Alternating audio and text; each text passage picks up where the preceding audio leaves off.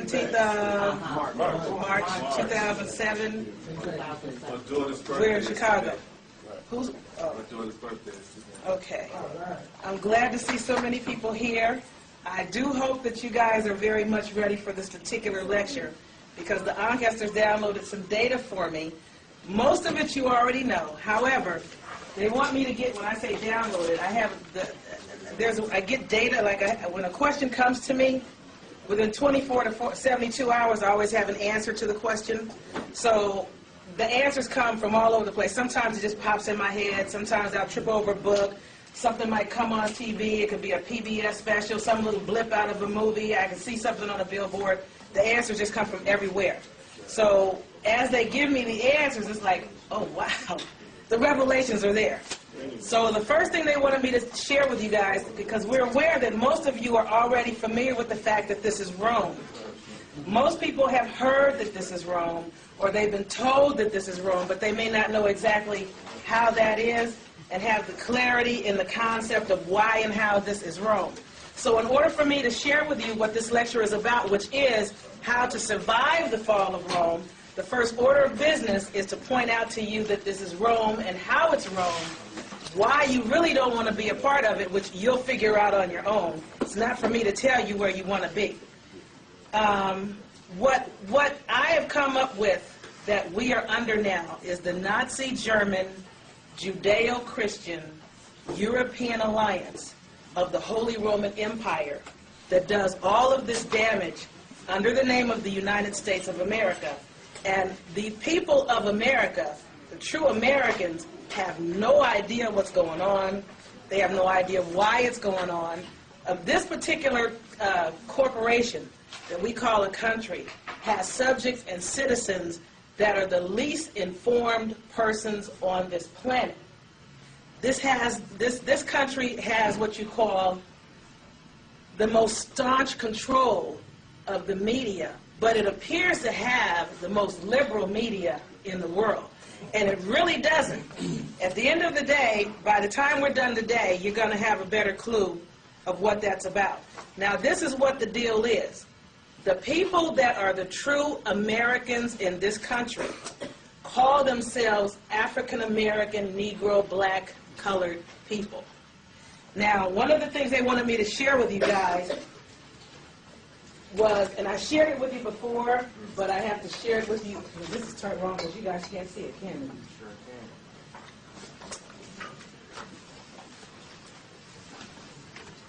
can. Is that better?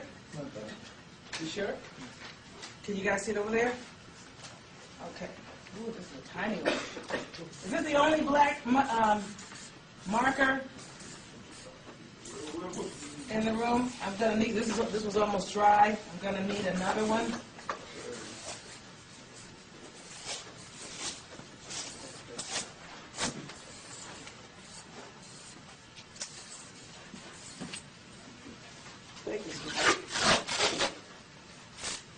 I'm sorry, I'll be right out of the front of the screen in a minute. Is there anyone here today that was not present when we did last year's lecture? Okay, that's several people. Those of you that were not present last year, were you advised when you came today that you should bring a dictionary with you so that you could see with your eyes what I'm saying and not just take my word for anything? Get your regular dictionary out and turn to the word American.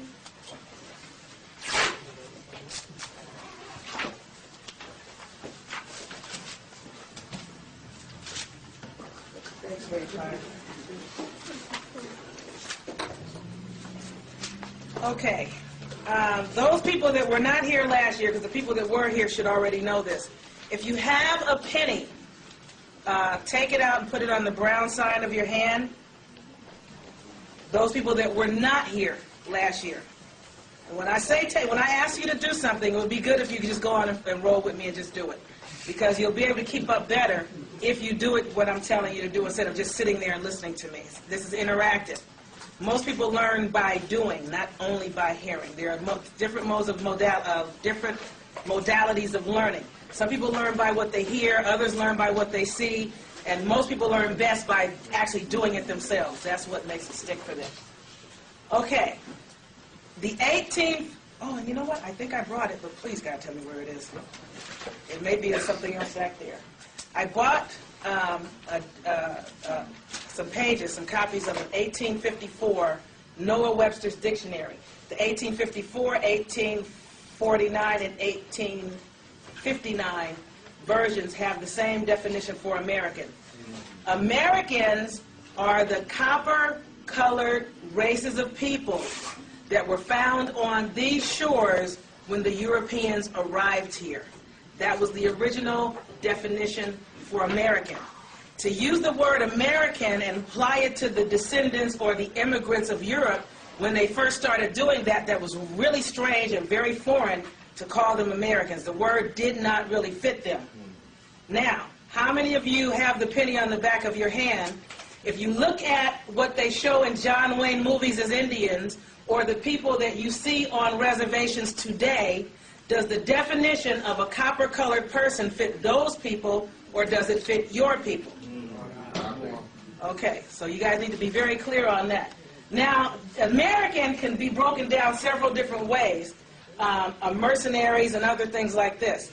But I had to figure out what the word, and I just figured this out about 3 weeks ago. The ancestors were like, you're off, come back, and then they showed it to me. The word breaks down to the word am. Turn in your dictionary and look up the word am, A-M. The word am is defined as essence or essential. The basics of something, the rudimentary, is the essence of a thing. Now, turn to your dictionary. Am I going too fast for those that are flipping? Okay, turn to the word Erica. Now, in your dictionary, it's going to say ericaceous or something to this effect. Now, for the am, remember how you guys came last year? Those that didn't come last year, I forgot. In order to see the definition that I'm giving of the word am, that is essentials, you need to get in the brackets, which look like parentheses, but they're squared. Because the word essential or essence will not be in the paragraph definition. You have to go to the brackets to find the definition. Is there anybody that's looking that didn't see that in their dictionary? Because if you don't see it, I'll come show you. You didn't see it? Does your dictionary not have brackets?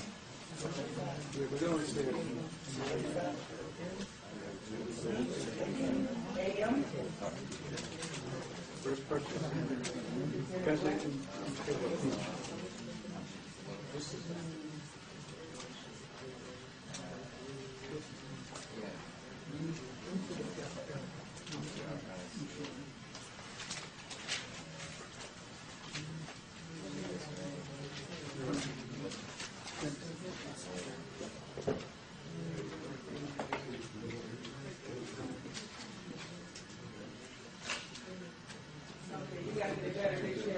You guys want to borrow mine since you two don't have dictionary back there? Excuse me, I'm sorry.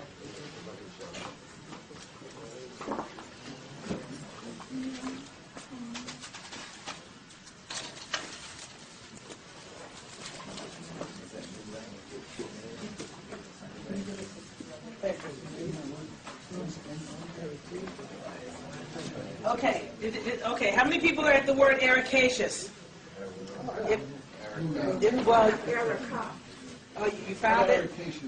Okay. Okay, well, it's a long word. I think it's something like ericaceous. I gave my dictionary away so I can't come up off the side. When you get into the brackets, it should have the word erica for the word ericaceous, which talks about trees and forests. And you'll notice the word erica, the letter A is inside parentheses, which means the A can be there or it can be removed, and the meaning of the word is still the same, Eric and Erica. Does anybody see it? Who does not see it? Okay, now if you look at it, the word Erica means woods and forests. Okay? Do you guys remember the Pocahontas story? Yes. How she was taught, when she went to England, she was telling them, you know, you guys are coming over and you're destroying the woods and forests of my people where we live, and what have you. Because you guys know she was like 12. She was only 12 or 13 when they came and took her. And she was a little sister looking like any other little sister that walks up and down the streets of what you call the hood today. However, that's what the word Erica means. Now get to the word A-N, And when you get into the definition of AN, it means a part of or connected to or belonging to a thing. So, an American, which is really Am-Erican, Am-Erican, that's what you are. Am-Erican, not American, because when you say American, that's plus American, which has to do with mercenaries and goods and taking property, which is really what they did, which is now why they're the Americans. You are the Am-Ericans, which means an essential part and belonging to or connected to the woods and the forests, which used to be here before they level it all down. The last thing they have standing is the Amazon rainforest, and they're swiftly trying to get rid of that too. Because when they arrived here, everything here looked a lot like that, what they call the rainforest today. Okay, where was I going at this point? What they're trying to do with this term American, when they go around the world and do all this damage in the name of the United States of America, they know that there is the possibility and probability that the people that today call themselves Negro, African American, Black, Colored, Moors, Moorish Americans, Native American Indians, Black Indians, whatever we're working with these days, are going to at some point, or may at some point, raise up and take their things back, like a lot of other nations have done. In the event that that occurs, by the time it happens, they will have destroyed and damaged your name so badly around the world that people are going to hate and despise Americans, the name American, the term American, or anything that's American or about Americans, even though my people are the least informed about what's really going on out here. But you are the Aboriginal, Indigenous, Autochthonous American. Do you understand? Okay. Now, there is something called the green-eyed monster, and what is the other thing they call the evil eye? Has anybody ever heard the term green-eyed monster? Yes. Has anybody ever heard the term evil eye? Yes. And how there are some people who walk around these little five-fingered hands that they call the hand of Fatima to fight the evil eye. Do you know that the term evil eye meant the possessors of blue eyes? Did anybody know that? No. Where did I find that? Oh my God, I was blasted. Now you guys know that the green-eyed monster is what? Jealousy. The blue eye is jealousy. Now see, this is the thing. The people that you guys call white, my people think that they hate us. It's like, why do they hate us so much? They don't really hate us. What it is they are jealous of you, and they are angry with you because they're not you. And it really makes them hostile. So their envy where you're concerned comes across to you as hatred, when really they are just mad as hell because they ain't you. And at the end of the day, they have you thinking you're inferior and that they're superior and this, that, and the other. But if my people are inferior, and brothers in particular, they lead you guys to believe you're the least thing that anybody should try to be on earth. But everywhere you go, everybody tries to be just like you. I don't care what brothers start doing. They want to walk like y'all. They want to play your music. They want to dance like you, rap like you, low ride like you do. They want to. If you turn your hats this way, they turn in their hats. If you start jive walking, they start jive walking. Whatever brothers are doing, Asians, Chinese, Japanese, Koreans, Vietnamese, Spanish, white, I don't care who they are. Everybody's mocking you or copying you. Why? They want to be you. If you are an inferior creature, what oddity but a total retard would run around and try to mock or emulate or mimic something inferior to them? You only model or emulate that which is better than you think you are. You want to be like somebody that has something you want to be like, that you look up to. How many of you run around and try to copy somebody you think is retarded? If you start trying to dress like somebody, you think that they're doing something that's got it going on. And you're trying to copy what you feel will get you where they are. But at the end of the day, they keep making you think you're nowhere. That's something to really think about. And I guess just wanted me to share that with you. Let me just, and I really wanted to have this on 3x5 cards. You guys have no idea. Today was just, the last week has been absolutely insane. It's been absolutely nuts. And I don't like doing lectures from notes and paper, but I've been acquiring this information for months. Here it is. This is what I found as the definition of the evil eye. The evil eye originally meant and still means the baleful gift of men who have light blue eyes. The evil eye is known by Arabs as a phrase called ain. This is a permanent marker. Let me just write this down.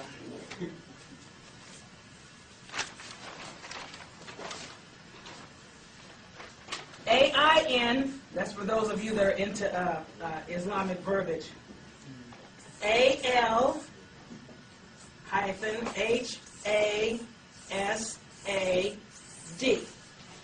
Ain al-Hasad. And that phrase means the eye of envy. These people are jealous of you. That's it. At the end of the day, they're jealous of you, and I'm getting ready to tell you guys why. Now, in ancient times, the Ancient or ancient Romans, and you know, anytime they say ancient, they're talking about your people. The ancient Romans declared that the evil eye was illegal, so blue eyes became illegal. I just thought I had to share that with you guys. That was something that the ancestors wanted you guys to know, because their position is that a lot is wrong. Now, they wanted me to point out, before I get into this lecture, how you're going to be able to watch the game that keeps getting played. Over the centuries, and me and my sisters don't think they're very much older than 1,000 years. Everybody's like, oh yeah, the white man's been around doing this for 6,000. The earth could not tolerate 6,000 years of the pink man's dominions. Look at how much damage they've done in the 40, 50, 30 years that you've been walking. 6,000 years of them would leave nothing left standing. So it's not possible that they've been doing what they do for 6,000 years. Okay? So don't let anybody screw you up with that. They're not that old. At any rate, originally, the buzzword for attacking people, because what they do is they create a word, and they use the word to induce fear in other people. And they make you decide, well, I'm not one of those people. That's those people over there. And everybody does not want to be connected or attached to this word by any strange way at all. The first word they used when they came out with this craziness was savages. Then the buzzword became witches, demons, devil worshippers, warlocks, and the like. Dealers in magic and the black arts. Then they came up with another set of buzzwords, which were heretics, pagans, heathens.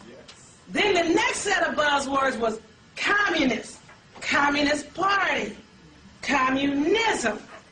Then they turned around and said, okay, it's all about the gangsters and the dope dealers during Prohibition time and the Al Capone days. Then it came out to drug lords, criminals, thugs during our day.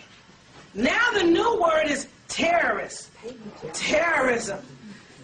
Once you get where you know what the game is and how they play the game, they don't know much. They don't got much game. We didn't give them much. Okay? You're dealing with 360 degrees of data. They're only working with 33 degrees or 33 degrees of information. They don't have much game. They use the same game, tweak it a little, and make you think it's a new game. But when you get where you know how they operate, you know their modus operandi or their method of operation, you always see the same thing going on over and over again. And the people keep falling for it repeatedly because they don't know what they're looking at, because they don't know how this creature plays the little bit of 33 degrees of game they got.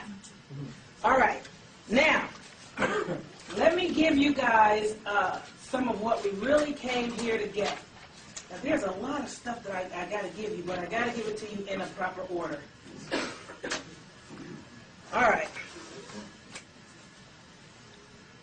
You guys are the autochthonous Americans on these shores. And you have been forced under the sea, which is spelled S-E-E.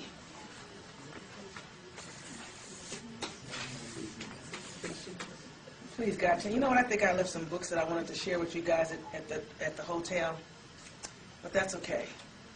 Who's here today that will not be here tomorrow? Oh, God. That's bad. Because today I'm going to give you the clarity on what Rome is and show you how that is. And tomorrow I'm going to give you the steps on how to survive the fall of Rome. So it's a two-part lecture, and they're kind of independent, but they do go together. At any rate, oh, wait a minute, let me give you this. On December 25th, in 48 BC, all the rabbis of Rome were Jewish in 48 BC. But on December 25th of 48 BC, a particular Roman priest named Caius Marius. You guys need to write this. C-A-I-U-S is the first name. Marius is M like money, A. R-I-U-S. He officially became the first human head of an empire that controlled both the heads of state and the heads of religion. Now remember, are you human? No. No. So this is not about you. He became you're man.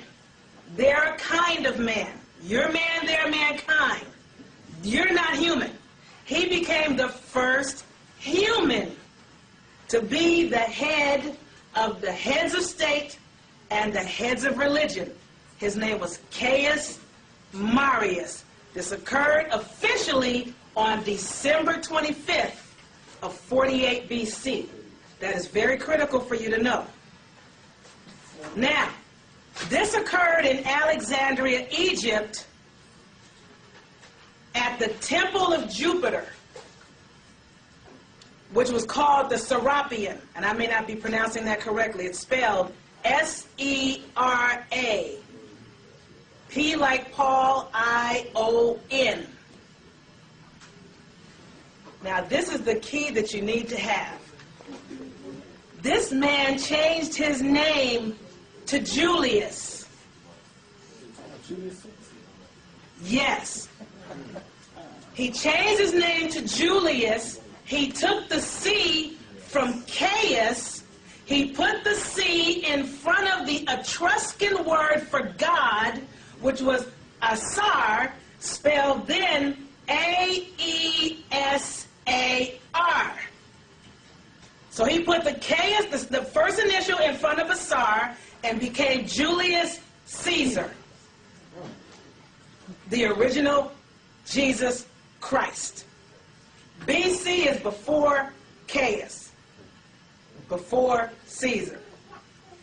All right. Now, see, this is deep. This is good. You guys are going to love this.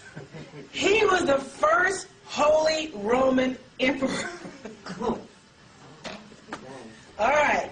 Now, he, at some point, I don't know if this occurred during his life or after his death, but at some point, the priestly college did an apotheosis on him. And let me write that down. It's spelled A-P-O-T-H-E-O-S-I-S.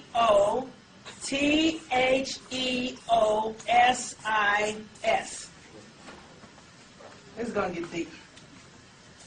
Now, the apotheosis is something that the priestly college gets together to do so they can declare a mortal man a god. Y'all got that? Mm-hmm. All right. Now, the reason I'm not making you look these words up in the dictionary is because we got a lot to cover and not a lot of time. So we started late to boot. Now,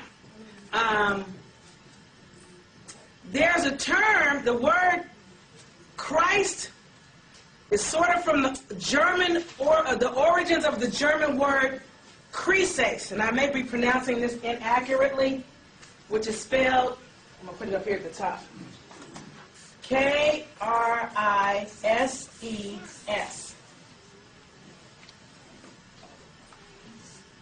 All right. Now, this word, crisis, is also the same as the word crisis. And this word means defeat. I know where you're going. Oh, yo. I'm going way far. Just keep up. This is how the people, especially our people, got messed up. Now, remember there was something about the Moses story and something about taking the people out for worshiping the golden calf? Yeah. Okay, now my, what's the word? I wanted to write it down in Hebrew letters, but I'm kind of rusty on my Hebrew. But I'm going to tell you this much. The word calf in Hebrew is pronounced eagle. Where do you see all these golden eagles? Thank you. Roman symbols, Roman authority. On the back of the dollar. We are currently under Rome, and I'm going to keep going, so you keep up. But the word calf, when you write it out in Hebrew letters, is pronounced eagle. All right. You guys haven't gotten anywhere yet. We're just getting started. The people began to worship the golden eagle, which is symbolic of Roman authority. And worshiping the Roman emperor, or the head of the Holy Roman Empire, which is the Father, God the Father, which is Papa, or Pope. The word Pope means Papa, which means Father. Our Father, Heavenly Father, all these prayers to the Father. You keep doing all these rituals, and you keep giving all this power of melanated people to the Pope of Rome, and all of your power and your wealth. What is energy follows thought. Melanated people give a lot of thought and a lot of energy and a lot of time to these prayers to the Father and the Father God, and it's all going to the Father, the Pope of Rome. And they're just going around the world just taking. That's all they do. That's all they're about. Now, the Pope is the only head of the Catholic, which is also known as the universal church throughout the earth. Turn in your dictionary and look up the word Pope. You got to see this for yourself. And if you not have a dictionary, ask her if it's okay if you look at hers, since you're sitting right next to her. Those of you that do not have a dictionary, look at somebody's next to you. It will burn into your memory and be etched into your mind forever if you see it with your eyes. Me standing here talking is not the same. It's going to go in one ear and out the other, because I'm going to say so much. You're not going to remember everything I say, but you will remember everything you see. Okay. All right. Does it say in there that the Pope is the head of the Roman Catholic Church? Bishop of Rome as the head of the Catholic Church, yes. Now, look up the word Catholic Church. And if it's not there under Catholic Church, then look up Roman Catholic Church.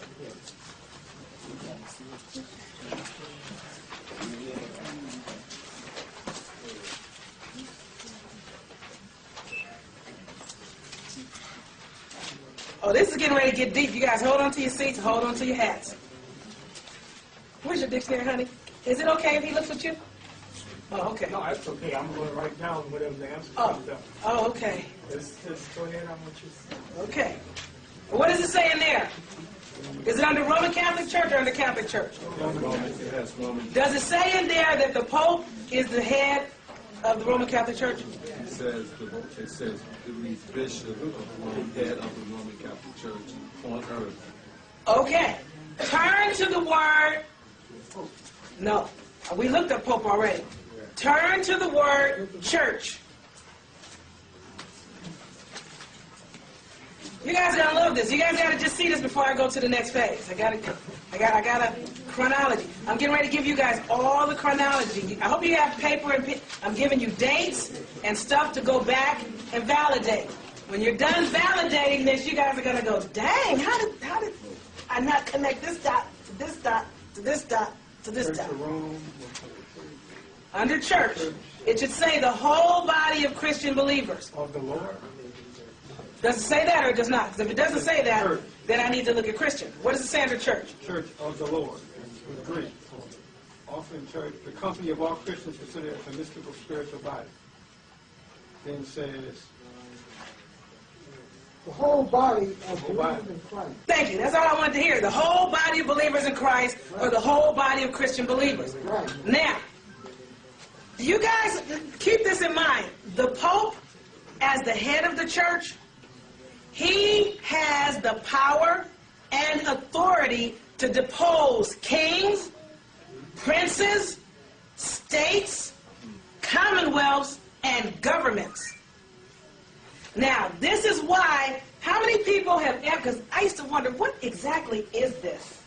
How many people have ever seen a crucifix of so-called Christ on the crucifix? And either above, usually above, but sometimes below him, you'll see this.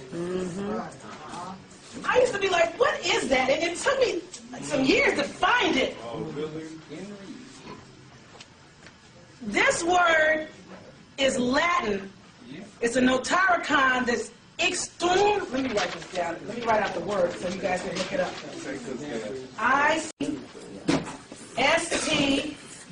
Stumnacaregimpios. Extumnacaregimpios. And basically what that means is, that's a notaricon. Notaricon is when you take a phrase and you drop a bunch of letters and you wind up with another phrase that's something else. Basically, it boils down to, it is just to annihilate impious rulers. It is just to annihilate impious, I-M-P-I-O-U-S,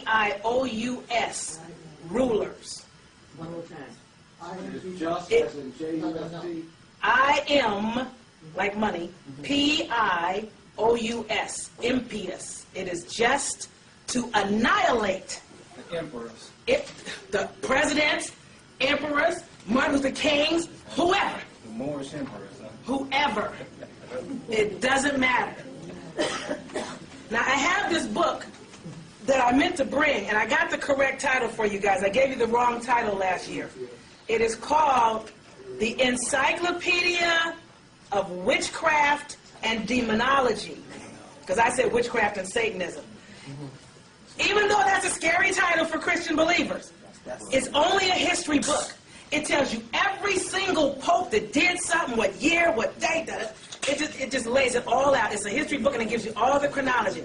Again, The Encyclopedia of Witchcraft and Demonology by Robbins, R-O-B-B-I-N-S. You can get it on the internet. It has a black hardback cover. The Encyclopedia Robbins, like Robin Robbers, R-O-B-B-I-N-S. All right. And in that book, it says in no uncertain terms that Christianity is the Church of Rome. It does not say the religion of Rome.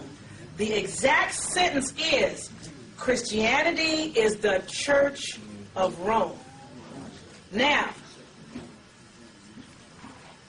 this new Rome, Christianity and Catholicism, you got to get insight where this is concerned, and that's what you're going to get today.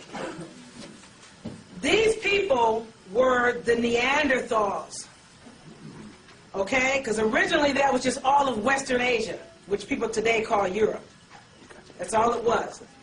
The Neanderthals, or Adam, or Captars, or the Almas, now these are titles for them when they were in their most furry, hairy state. And Caius Marius was the deformed type of guy. He was a horrible looking creature. He was deformed, very, very hairy. He looked like some kind of animal.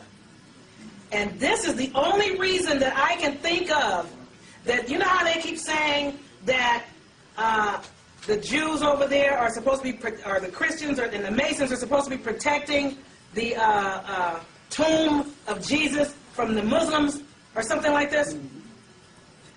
If you can entertain the fact and understand that it was Rome that is supposed to have crucified so-called Jesus, why would the Romans be over trying to protect his grave from Muslims? Unless the grave has something to do with the church itself, the wealth of the church, or they don't want anybody to dig that critter up. You think he's buried there? I don't even know, man. I'm sure he's buried someplace. I'm sure he's buried. In other words, as Neanderthals go, he fit the description. Oh, yeah. Now, it goes on. I got to tell you this, and I'm gonna show you this as I go. To our people considered these people the most unteachable animal we had ever encountered or come up with. They were horrible. Okay? These people were filthy in body, word, thought, act, and deed. They were furious, raging, obscene. They were, and still are, cunning, malicious, treacherous, extremely vengeful, and they were insolent and abject. They were cruel and cowardly. They're the type of people that will attack from behind and attack when you're not looking, when you're not ready. So, what they were then was very bloodthirsty. Now, human empires of Europe, England, Britain, France, Sparta, which is really Scotland, are the European portion. Let me not say that. Because remember, we were everywhere. We were the original everywhere, for lack of better words. But the human version of the people in these places and Ireland were deplorably filthy people to an extreme. The places that they lived in were extremely filthy places. I don't know how, most of their places were, do you know how brothers and sisters like space? And for example, Chinese people are used to being up close, you know, everything's packed in.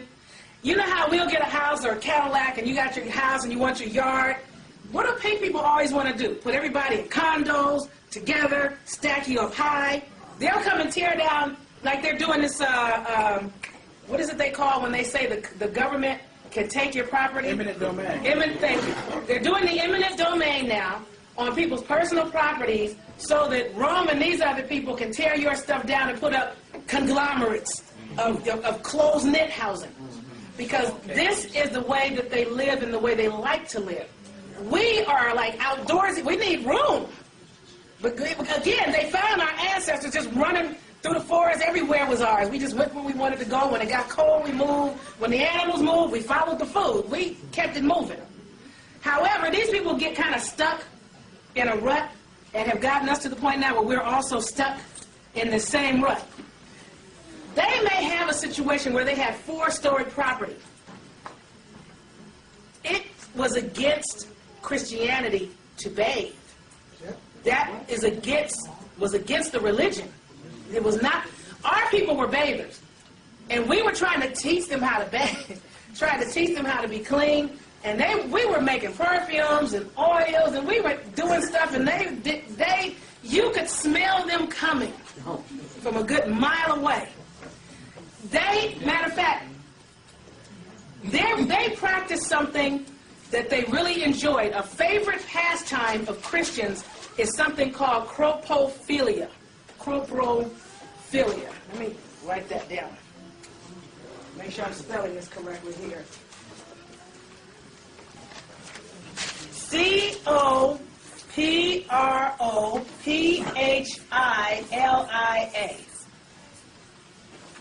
And you should turn to your dictionary and find that in there and look that up. Croprophilia. Huh? No. They worshipped filth. To the point, and this was a Christian practice. You know how I keep telling people it's not possible for somebody melanated to be a Christian? That's not your thing. But you know, most of the people that you know that look like us are die-hard Christians today. You can't tell them anything. Everything about Christianity is completely anti everything your people are about. These people would do things. Remember how they used to have the chimney sweeps back in the day? It was all about chimney sweeps, and they always show you these real dirty little pink kids in movies that were chimney sweepers.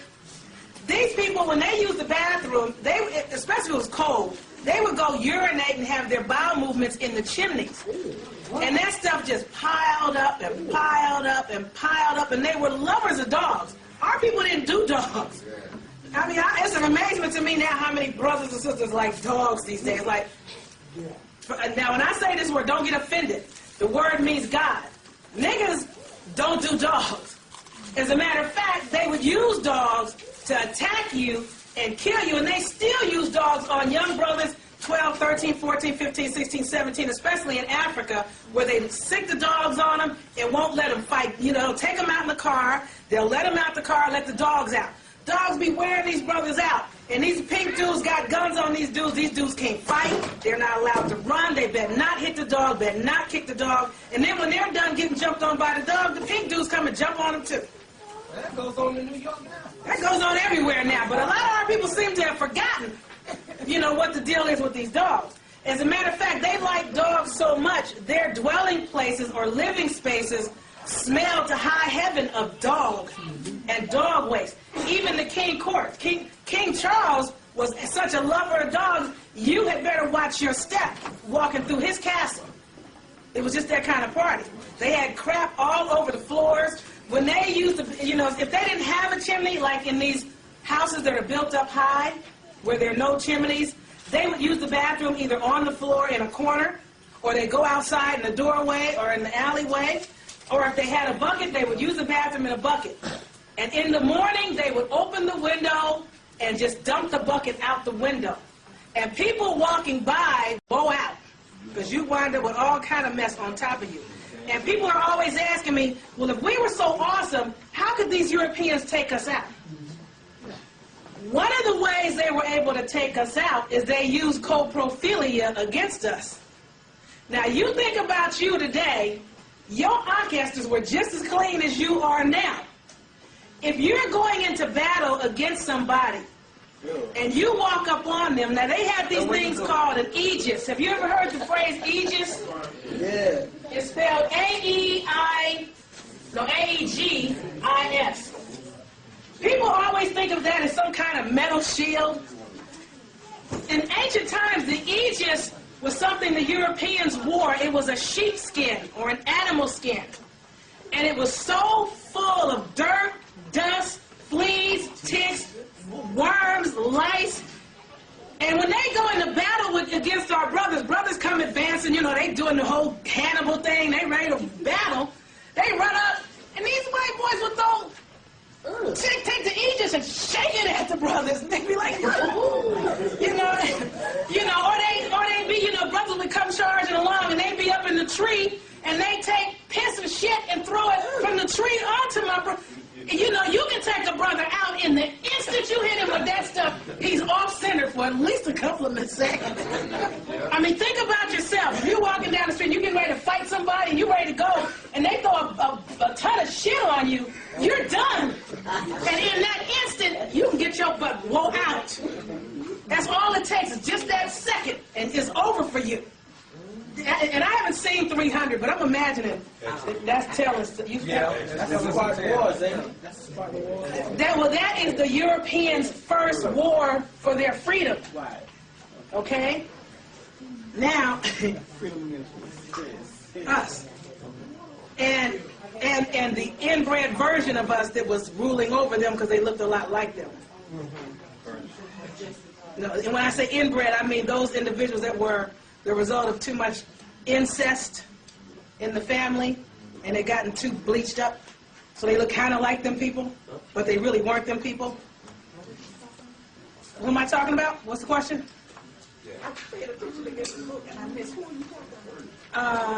Which part? The last thing you just said. I was talking about The brother asked me, fighting for their freedom from who? Was it Persian? Well, they said the Persians in the movie.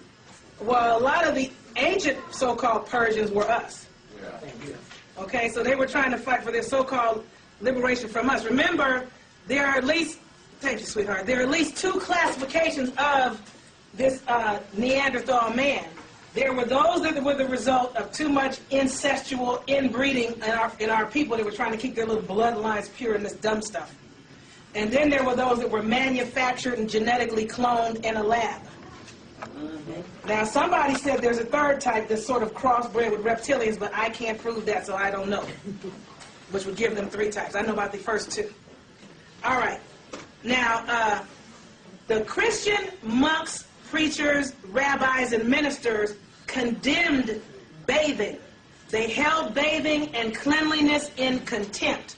Now, in coprophilia, one of the things that they would do is they would find the filthiest person they could find that had the most horrendous forms of leprosy and other such thing, where they had sores all over their body that were like weeping and oozing with pus.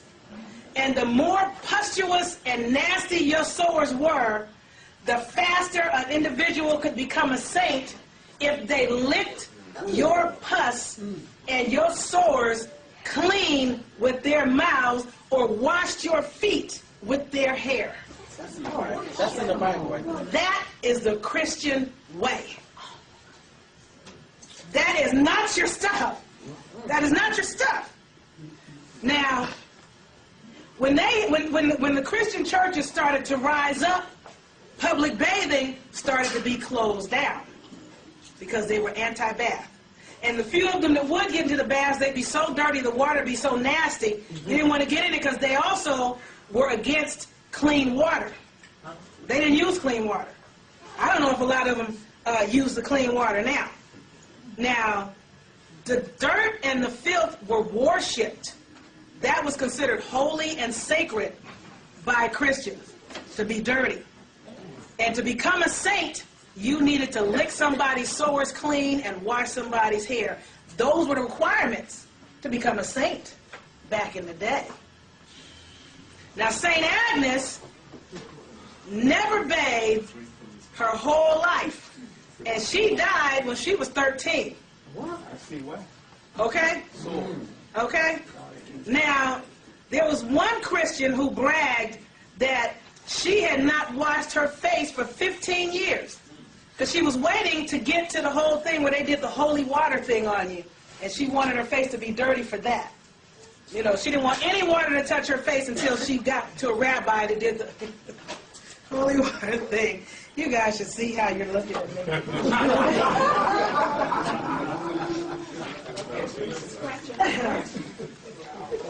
Now, this is why, and I know some of you have heard this phraseology, this is why they were known as the Lord of the Flies. The Lord of the Flies. Because they were just like reeking with the flies, especially in the summertime. The flies were just like, it was deep, they were just heavy in it. Matter of fact, Edinburgh, London, to this day, still dumps their waste in the damn city river. You know what I'm saying? I mean, this is their practice. Now, they did not change their clothing. They would go to work all day, sleep all night, have sex and everything else in the same clothes. And they wore these clothes for years until they either got so raggedy they were falling off, and frequently what they would do is they just go get some more clothes and put those on top. And then they get more clothes and put those on top. And then when these people died, which is probably one of the few times they got cleaned up, they would find that they had all these worms, fleas, ticks, and lice underneath the clothing. Yes? Well, we have a book on King James that describes word for word just what you said. What's it called? Let me tell you. I haven't looked at Well, it. there's another book that you can get that'll give you more clarity on this called Dirt by McLaughlin. Yeah, that's one of Terrence McLaughlin. That's one I'm gonna have. Yeah. Terrence McLaughlin. It's called Dirt. There's a pink dude telling on pink people. Because, you know, you guys will believe it better coming from him. A lot of our people don't hear nothing coming from nobody that looks like us. So, now I know I'm grossing you guys out, but I have to gross you out in order to get you clear on what the Christianity is so that you and people you know can see it for what, because even if you don't get them to listen to you, maybe you can get them to watch the lecture. And they can start to fall away from that which does not belong to them so they can come back to themselves so we can get our land back. So we can get our liberty back. And the reason we can't get it back, I'm going to point that out, is because of Christians, Masons, Eastern Stars. A lot of you people are helping Rome to keep us down, and you don't know it. A lot of these people took out Malcolm X, Martin Luther King, and all these other people. They keep setting people up because they don't know who they work for. Yes, sir. That's what I just said. But a lot of them didn't know what they were in either. See, a lot of people that are Masons, and I know there are a lot of people in the room that are. I know some of you that are. But a lot of you may or may not know where the secret orders come from at the top. Just like they used to show in the movie, the series, The X-Files, when they would say the truth is out there. Remember how Mulder and Scully would be trying to do their job, and they'd be trying to handle something, and all of a sudden they get called in by their superiors, and it's like, y'all need to back off. Why? Just because we got an order. From where? From higher up. Higher up where? Just higher up. A lot of this goes on where the orders come from higher up, and nobody's really sure where the orders come from. All you know is you're supposed to do what you're told without questions. Don't ask no questions. It's on a need-to-know basis, and you don't need to know. You understand? All right. Now, I'm going to finish going on. Did you guys look up coprophilia in the dictionary? Did it say the love of filth? Living on dung. Oh, they did used to live on dung, but I didn't. You know, I'm already grossing you guys out. I couldn't find it. You couldn't find it? It's not in this dictionary? Okay, somebody that has it, can you let them look at yours? Somebody whose dictionary does have it? Is it in the one that I let you guys borrow? Okay, cool. Now, let me finish this. One of the easiest ways to become a Christian saint was to do what I just told you. Another way to move up quickly in Christian ranks was to give them your little boys. To give them your little boys. He's grossed out. Thanks for coming. And I think this is not a lecture for everybody. It really isn't. He'll be back tomorrow. Okay. But it's still not for everybody. There are some people that you're going to try to show this lecture to, and they're going to be turning it off. Talking about, man, get this out of here. I don't want who's she. Anyway, they would have to give their little boys and sometimes their little girls to these people to go to some of these so-called Christian schools and whatever, because in order to avoid interactions with women, the Christian monks, rabbis, ministers, priests, bishops would have sex with little boys and female donkeys. What? Oh, yes.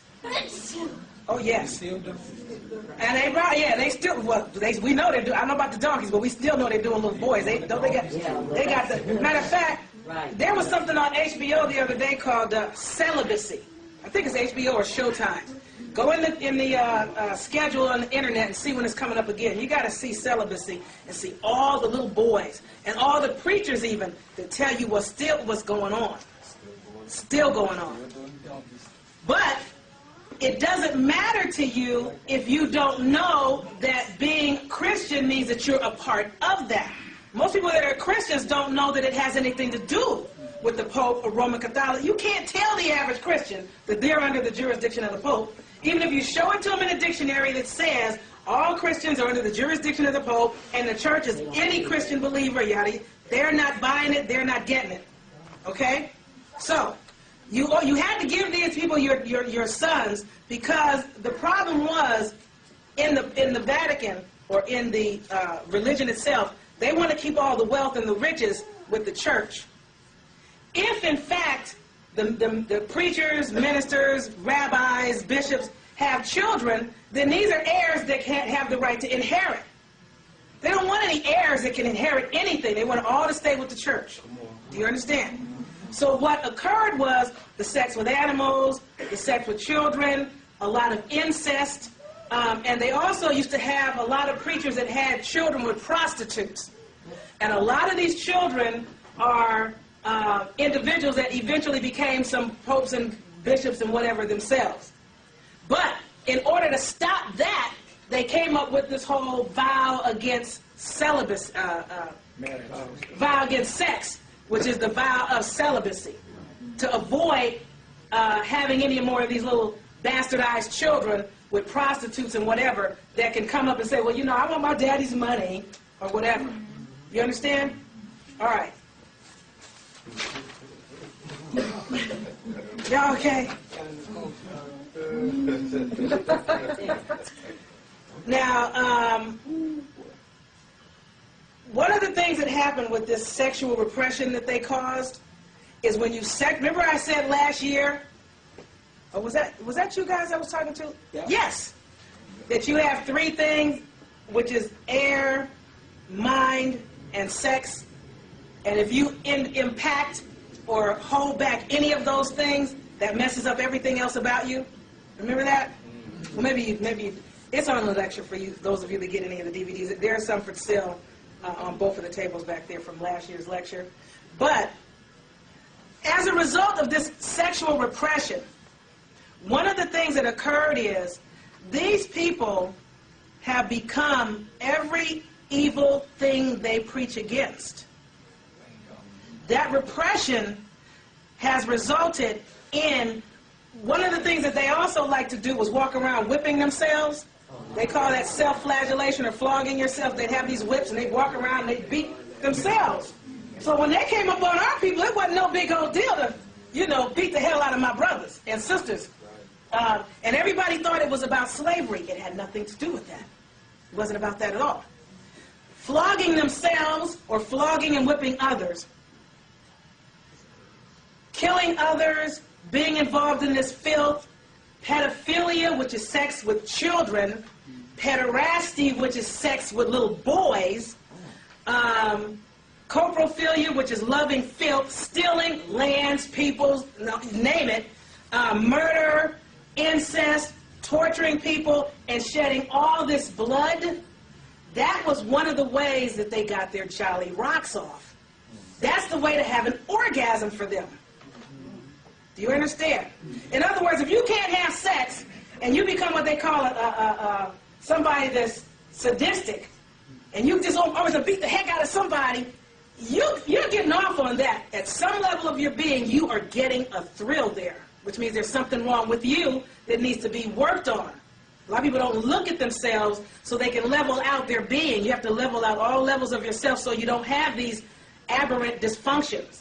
And that's not to say that people that have a dysfunction, that you're all bad. It means you need some more work. Now the difference is, melanated people are okay with work. Pink people don't want to work. They just want to take the seeds of your work and the fruits of your labor. So anyway, they exploit, abuse, torture, and oppress women, children, the elderly, the poor, and people that are heavily melanated. That's their whole key. Now, one of the things that they're going to do, well, let me skip past that. Let me tell you the rest of this. Another way to move up in the Christian ranks, it was to donate your land, your riches, or your wealth, or any land and riches. That's why a lot of people would come around the world taking land from other people, like coming here, for example, taking the Americas and giving them to the church, so they could get in. That moves you up. If you don't have a little boy to give them, well, then give me some land that you took from somewhere. Especially land, you know, it could be your land, but they really like land you took from someone else. Okay? Now, if you take it from a heretic, look up heretic. A heretic is one who practices heresy. And the word heresy is defined as to choose. One who chooses. So in other words, they had a problem with people that wanted to make their own decision and make their own choice. Isn't this a free will world? Aren't you supposed to be able to make a free will choice? Choice was anti-Christian. Did you guys look up heretic? And then go to heresy. Get in the brackets, you will see that it means to choose or make an intelligent choice. Yes? I just wanted to elaborate on that donating of their sons to society to move up. The gentleman who started the cop show after his son was kidnapped. Adam Walsh. His son, he's part of a Masonic order. His son was given up as part of a ritual, and they played it off as a kidnapping. And that's why he's founder of that cop show. Whoa. And a very wealthy man today. And there's several other people like him. That Benet Ramsey case is another one. That's why the kids are never found. Amen, for them to be They're found. not going to be found because they've been given over to that particular For order ritual. for rituals. And the Augustins wanted me to make sure you guys were aware of that as well. They said, for me to make sure you understand, because people are like, why are all these Hollywood entertainers and actors and these pink homosexual couples adopting our children? They need to adopt our children because, one, they have these sexual rituals, they have these torture rituals, and they have these Mangala-type experiments that they have to do on the children to what you call fracture and shatter their minds so they can compartmentalize their minds. Because a child, when you torment a child, you splinter their mind. And that is in order for the child to protect themselves. When you do something horrendous to a child, they will lock that in a little closed place to sort of separate themselves from the pain of what you put them through and try to forget about it. That's the only way they can move forward is to people that have been molested, raped, even adults. If you've been misused or mistreated, as a child or an adult, in prison or whatever, you're either going to wind up on drugs or strung out, or you're going to have to lock that away somewhere in order for you to function, or you'll become very dysfunctional. Multiple personality Right. disorder. And that does create a lot of symbols, yes. That Angelina Jolie is one also. As you can see, she can play various roles, and And in order to do that, you have to have something going on to take on all these different personalities anyway. But they wanted you guys to know that they're doing that because, one, something's supposed to occur where Europeans will not even be able to remain on the surface of the planet at some point because it's going to continue to get hotter and hotter. The only people that will be able to remain on surface is melanated people because melanin is a superconductor, a super microchip, a supercomputer, and a super processor. And with melanin, even though they have the hole in the ozone layer and the ultraviolet radiation levels keep climbing to the point of being what they call dangerous, for melanated people, because you have melanin, as the ultraviolet radiation levels climb and increase, the protective capacity of melanin just increases and keeps up. So the danger goes up, melanin just goes up. Goes up, melanin goes up. So whatever's going on, a lot of melanated people tell me, oh, it's hot outside. I'm like, man, you can get in the sun. People that are running around look like us got umbrellas, they don't get it.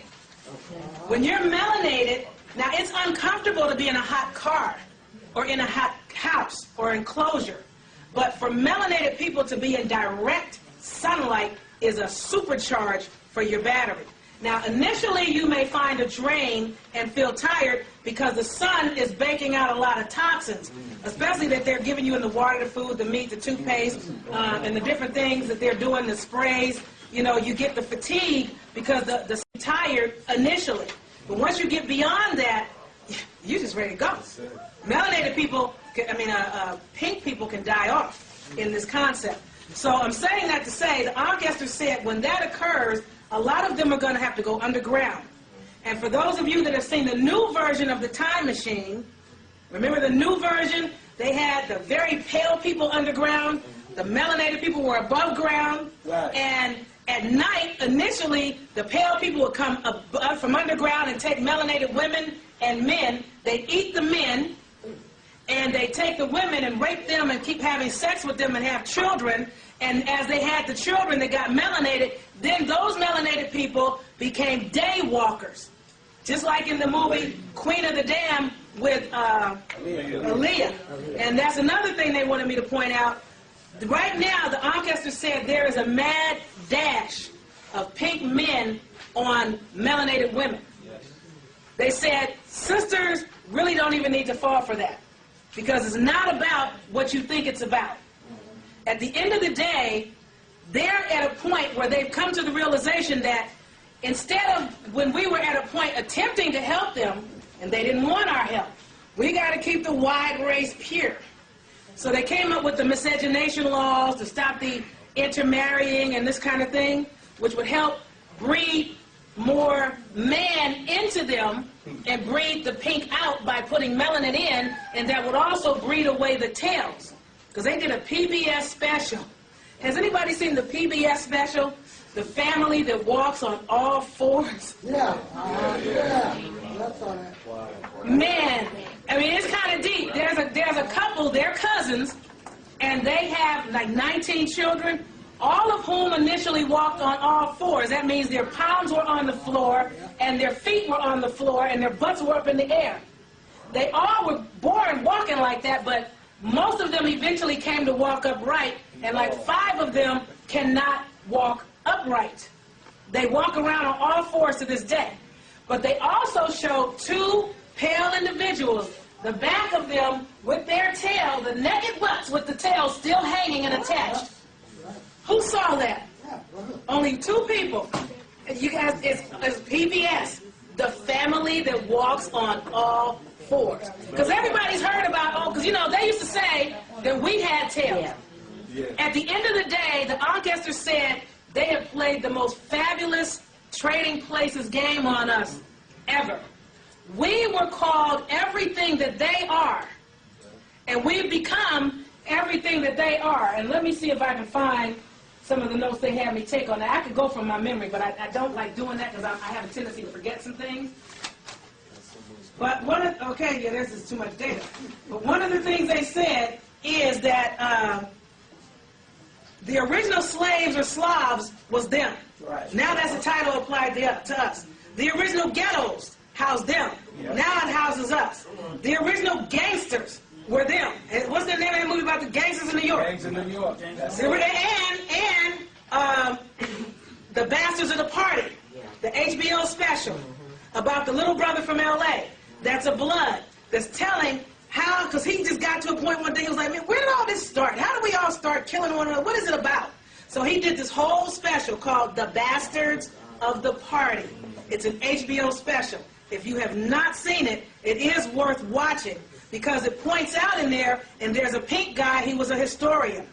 He gave them all this information. He exposed, well, the police lied about this, and he's pink. You know, you believe it when they tell you. The police lied about that. The news lied about this. They said the gangs were doing things they weren't doing. But by the time they finished filming The Bastards of the Party, that white boy was dead. I'm curious to know why. We know that probably was not, I don't know what the reasons were, but by the end it was in memory of him. So some of you guys have seen it then. Oh, that's deep. Now, one of the things is they had all these European gangs in L.A. that used to attack brothers, so a lot of brothers started coming together to protect themselves from the original gangs, who eventually became LAPD and LA sheriffs, who still beating the hell out of brothers today, you know, and they don't know. But the original gangs were them. Now we're called the gangbangers, the Bloods, the Crips. The original, yes. I just wanted to add that I saw with my own eyes that there was a white chick over in the projects over here in Chicago, dropping off drugs to gangbangers before the gangbangers and everything started to. Yeah, it was a white girl. He said a white girl was. He saw a white girl with his own eyes dropping off drugs in the projects before gangbanging really took off with our people. I guess is what you're saying. But remember, she's a Roman soldier, and I'm gonna keep going in a minute. But since we got on the tangent, I'm telling you what the Ankh is, because I got to tell you as it comes for me to give it to you, otherwise I might forget. But they said that these original terms were them. The original criminals and thieves were them. They went around the world stealing people's land, stealing people's countries, stealing people's peoples, you know. But now they call us the criminals, the thugs, and the thieves, when they're the criminals, thugs, and thieves. They're the masters of murder, but they call us a bunch of killers. All we do is kill each other. We haven't gotten to the point yet where we're turning the guns on them yet, or at least not in mass. So what they said was they have traded places with us, and they become us, and somehow we become them. And because we keep calling ourselves these things, we are going to keep being these things, because when you're melanated, it is what you say it is. We are what we say we are. If we say we're from the ghetto in the ghetto, well, we're going to be from the ghetto in the ghetto because we create the reality. But they said that the sisters need to understand that when it comes to the European man making the mad dash on them, and these pink people adopting all of our children, they're doing that so that when we rise up, or if we rise up, because whether or not we rise up depends on how many of us really get this concept that we're dealing with like today. If and when we rise up, Europeans want to make sure that they have these little fractured minds of Mangala, tainted, infected people that look like us, hoping that they can send them out with the kufus and the turbans and the tashikis and, you know, the whole Malcolm, whatever, coming out there looking like you and talking like you, but they're not you. But they look like you, so you bring them in the fold, and they're really sent there by the enemy, who can do a, what was that movie that, what's his name was in? The Manchurian Candidate kind of thing, and trigger them to turn on your people. They put them in there as an infection to create the chaos, so we can't keep it together. Yes, sir. Oh, it is a Jesuit order. I'm coming to that. See, he always gets ahead of me. I let his brother. You always get ahead. He's a leaper, and that's good. Is your hand up? Oh, okay. But what they're going to do, they said, is this. They're going to do like the new version of the time machine, which is to send these, they're going to use these children, take some of them underground, have some of them they're going to send out, hoping to take us out. And then when they send them underground, they can breed with them and try to keep some melanin so they can continue to survive, like they did in the time machine. But it's also going to be like they showed in the movie Queen of the Damned with Aaliyah. Now remember, she, like a lot of sisters, became tired of her mate and his not getting what she was about. And she took him out, like sisters are taking brothers out. See, sisters, I know they get pissed when I go here, but sisters are really helping to take my brothers out because they don't know what they're doing, because they don't understand what the game is. And they don't understand who the enemy is. Now, she took her mate out, and she found this pink guy, and he was all that as far as she was concerned. So she let him drink from her essence and get her energy and made him a day walker. And what he did is he opened, when she opened herself up, he let all these other pink people take her out. And after they took her out, and like she told them, you kill me, you kill yourselves, which is really what they'll do. But what he did is after he took her out, he took everything that he got from her and gave it to the pink woman. And that's what's going to happen if sisters don't get it. And that's fine for sisters that want to deal with pink men or whatever. That's your business. I would say a lot of them are there for economic reasons or whatever. Try not to give these people any children, because the ancestors said they'll do like they did way back in the day, which my people don't know enough history. Way back in the day, to infiltrate and get the land, because the wealth was passed through the women. That the pink man would hook up with a white woman, with a sister girl, do like they did with Pocahontas, take her to Europe, and somehow she never made it back. She wound up dead. He came back, claimed the land. They used to get with these sisters. They would declare her mentally incompetent or something, have her put in an insane asylum, and they'd sit on the wealth and sit on the children and do God knows what with these children. And a lot of these guys will take these children when they have them with these sisters. Hey, now they have what they wanted, a melanated child. And as sisters who are doing this for money, a lot of them, one thing about the pink man the ancestors told me to tell you is he will send your ass packing the way he found you. Too many sisters think, oh, he got money, I'm going to get some of his money. He'll get your baby, say there's something wrong with you, have a divorce. Even though he doesn't get you to sign a prenup, he's a cunning creature. He will still wind up with everything. You will not get half, and you will not get custody, And you may not have parental visiting rights, and he'll take off with the child, and you'll never see him or your child again. Yes. That whole layout is in the movie The Last Queen of Hawaii. Yep. Point for point. The Last Queen, they did a documentary on it. The Last Queen of Hawaii. Was that PBS too? I think that's a PBS special, but it's on DVD. But point for point. Went to school in Europe, got educated, came back. Christian boy came over, married her, and the Europeans ended up with the whole country. Wow. Short period of time. It So is so she deep. out there as queen, and the British. Now say it loud enough to be on tape. The British was outside saying, "Forget her. We're gonna do this sugar. Whether she queen or not, we're gonna take this land." And just ran all over her. And it was all done under Catholicism. Yeah. Did she provide an heir?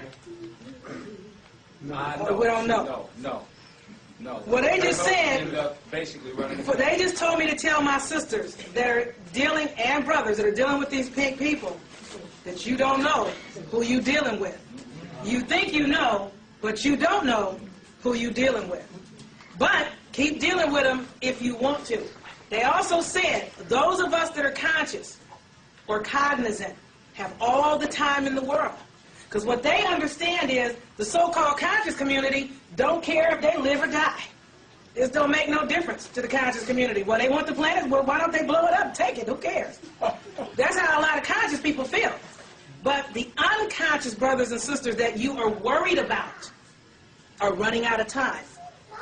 And because you are so worried about them, if you don't separate them from them temporarily and keep moving with the movement, they're going to do the crab in the barrel and pull you down and hold you back, and the movement will not move because you're too busy trying to bring your wife with you and she don't want to come. Or you're trying to bring your child and he don't want to go. And you're trying to bring your mom and she don't want to hear it. So their thing is, you're going to have to leave those people behind temporarily and set up what I'm going to tomorrow tell you they want you to set up. And when you set it up and everything starts falling, them people are going to do like crabs to need to jump out of the barrel, and they're going to be ready to come when it starts falling. But right now they're not ready, and don't waste no more time trying to get them ready. Because they're just not. They said drop the data, give it to them, but keep moving the movement. Okay? Now, back to what I was trying to tell you guys with the knowing about who you're dealing with. This creature is not the creature that you think. And let's go with some of the history and some of the timeline. In the 1200s and 1300s, Europeans had so many diseases that they were like the plague-ridden creature of the earth. Okay? They had scurvy, rickets, bubonic plague, fleas, ticks, lice, typhoid fever, smallpox, cholera, typhus, and malaria, just to name the ones you might know about. And a lot of the diseases that we keep hearing about now are still coming from them, and we don't know it because they're saying, oh, they came from Africa, and that came from the blacks, and this, syphilis started with the blacks, even though they started it. And the AIDS started with Africa, even though they started it. And all these other things that are going on is about their mess. Yes? Browse on the internet, they have, what's the place? India. India now is the AIDS capital of the world. You haven't heard nothing about it on the news. So far as we know, Africa is. But on the internet, it states quite clearly that India has the most cases of AIDS today. Let me add to that India piece. It's funny that you mentioned that because I forgot about that. The Augusters even gave me some insight into that you guys don't know. They said make sure they know about India too, because Hewlett-Packard, when you call for customer service, you're talking to somebody in India these days. Now the Indians and the Hindustanis seem to be getting kind of raised up. That is a Roman thing. They wanted you to know that the people, the men of India in particular, or what you call Hindustani men, are primarily a homosexual type male.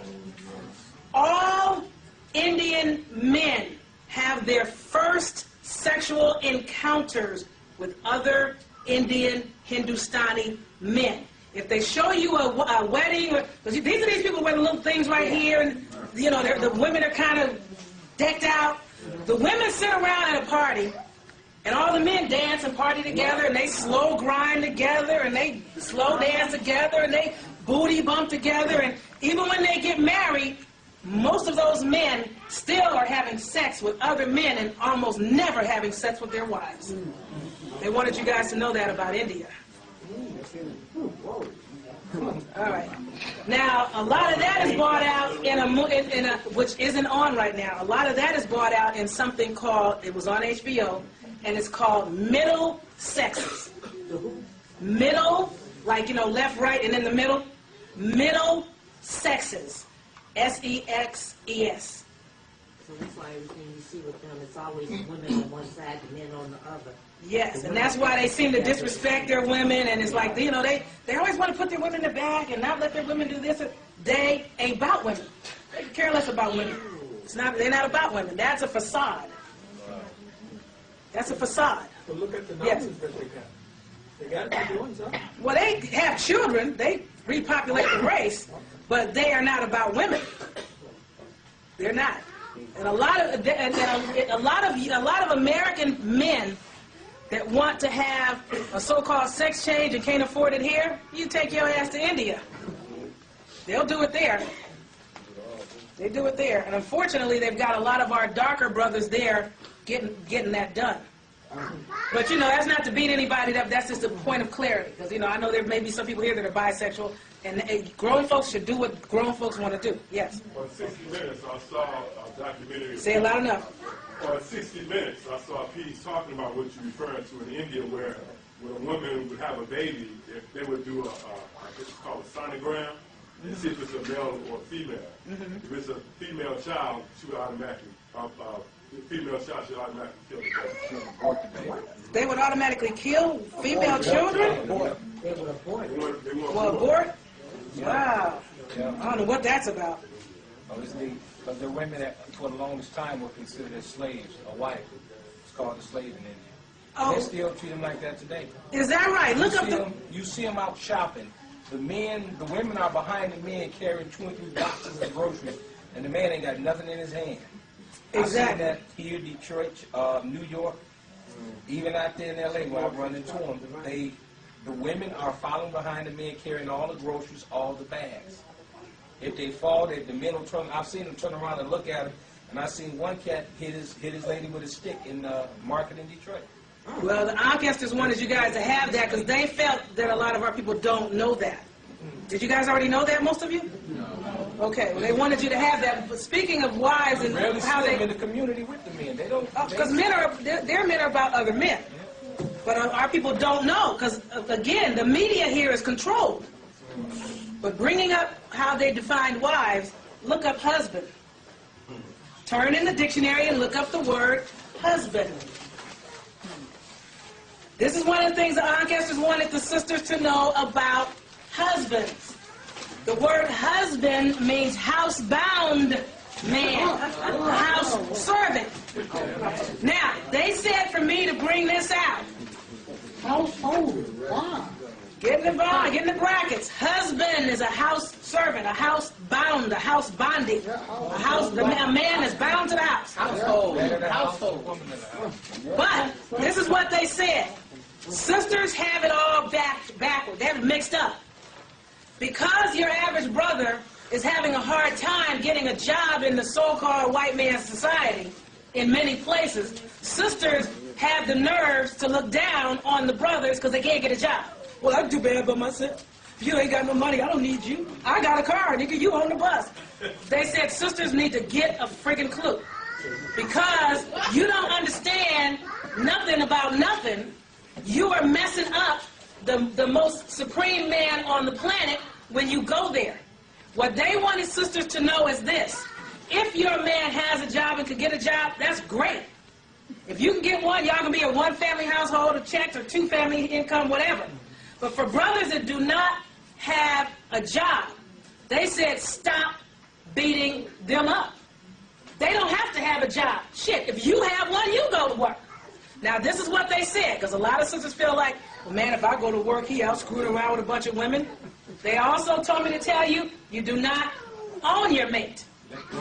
His body is his to do. Your parts are your parts. Now, this is what they want, and I know this is pissing some sisters off. What they wanted you to know is, when your man is with you, as long as he treats you like you are the only woman on earth and makes you feel like the empress you are, what he is doing when he is not in your face is really not your business, as long as he doesn't bring anything to you. And if you allow the man to be open with you about what he's doing, then between the two of you, you can protect yourself from his promiscuous behaviors. Okay? Because he's not your property. They said you don't own him. Stop owning this shit. Now, what they said is this. You got to look at the rest of the world and understand how you got messed up. A den of lions, the lion stays at the den with the cubs, slapping them around all day. Man, get away from me. Get away from me, man. Go play. Go on. Go on. And the lionesses go out and do the hunt. Right. And bring back the food. Right. If you got the job, you go get the, you bring back the stuff.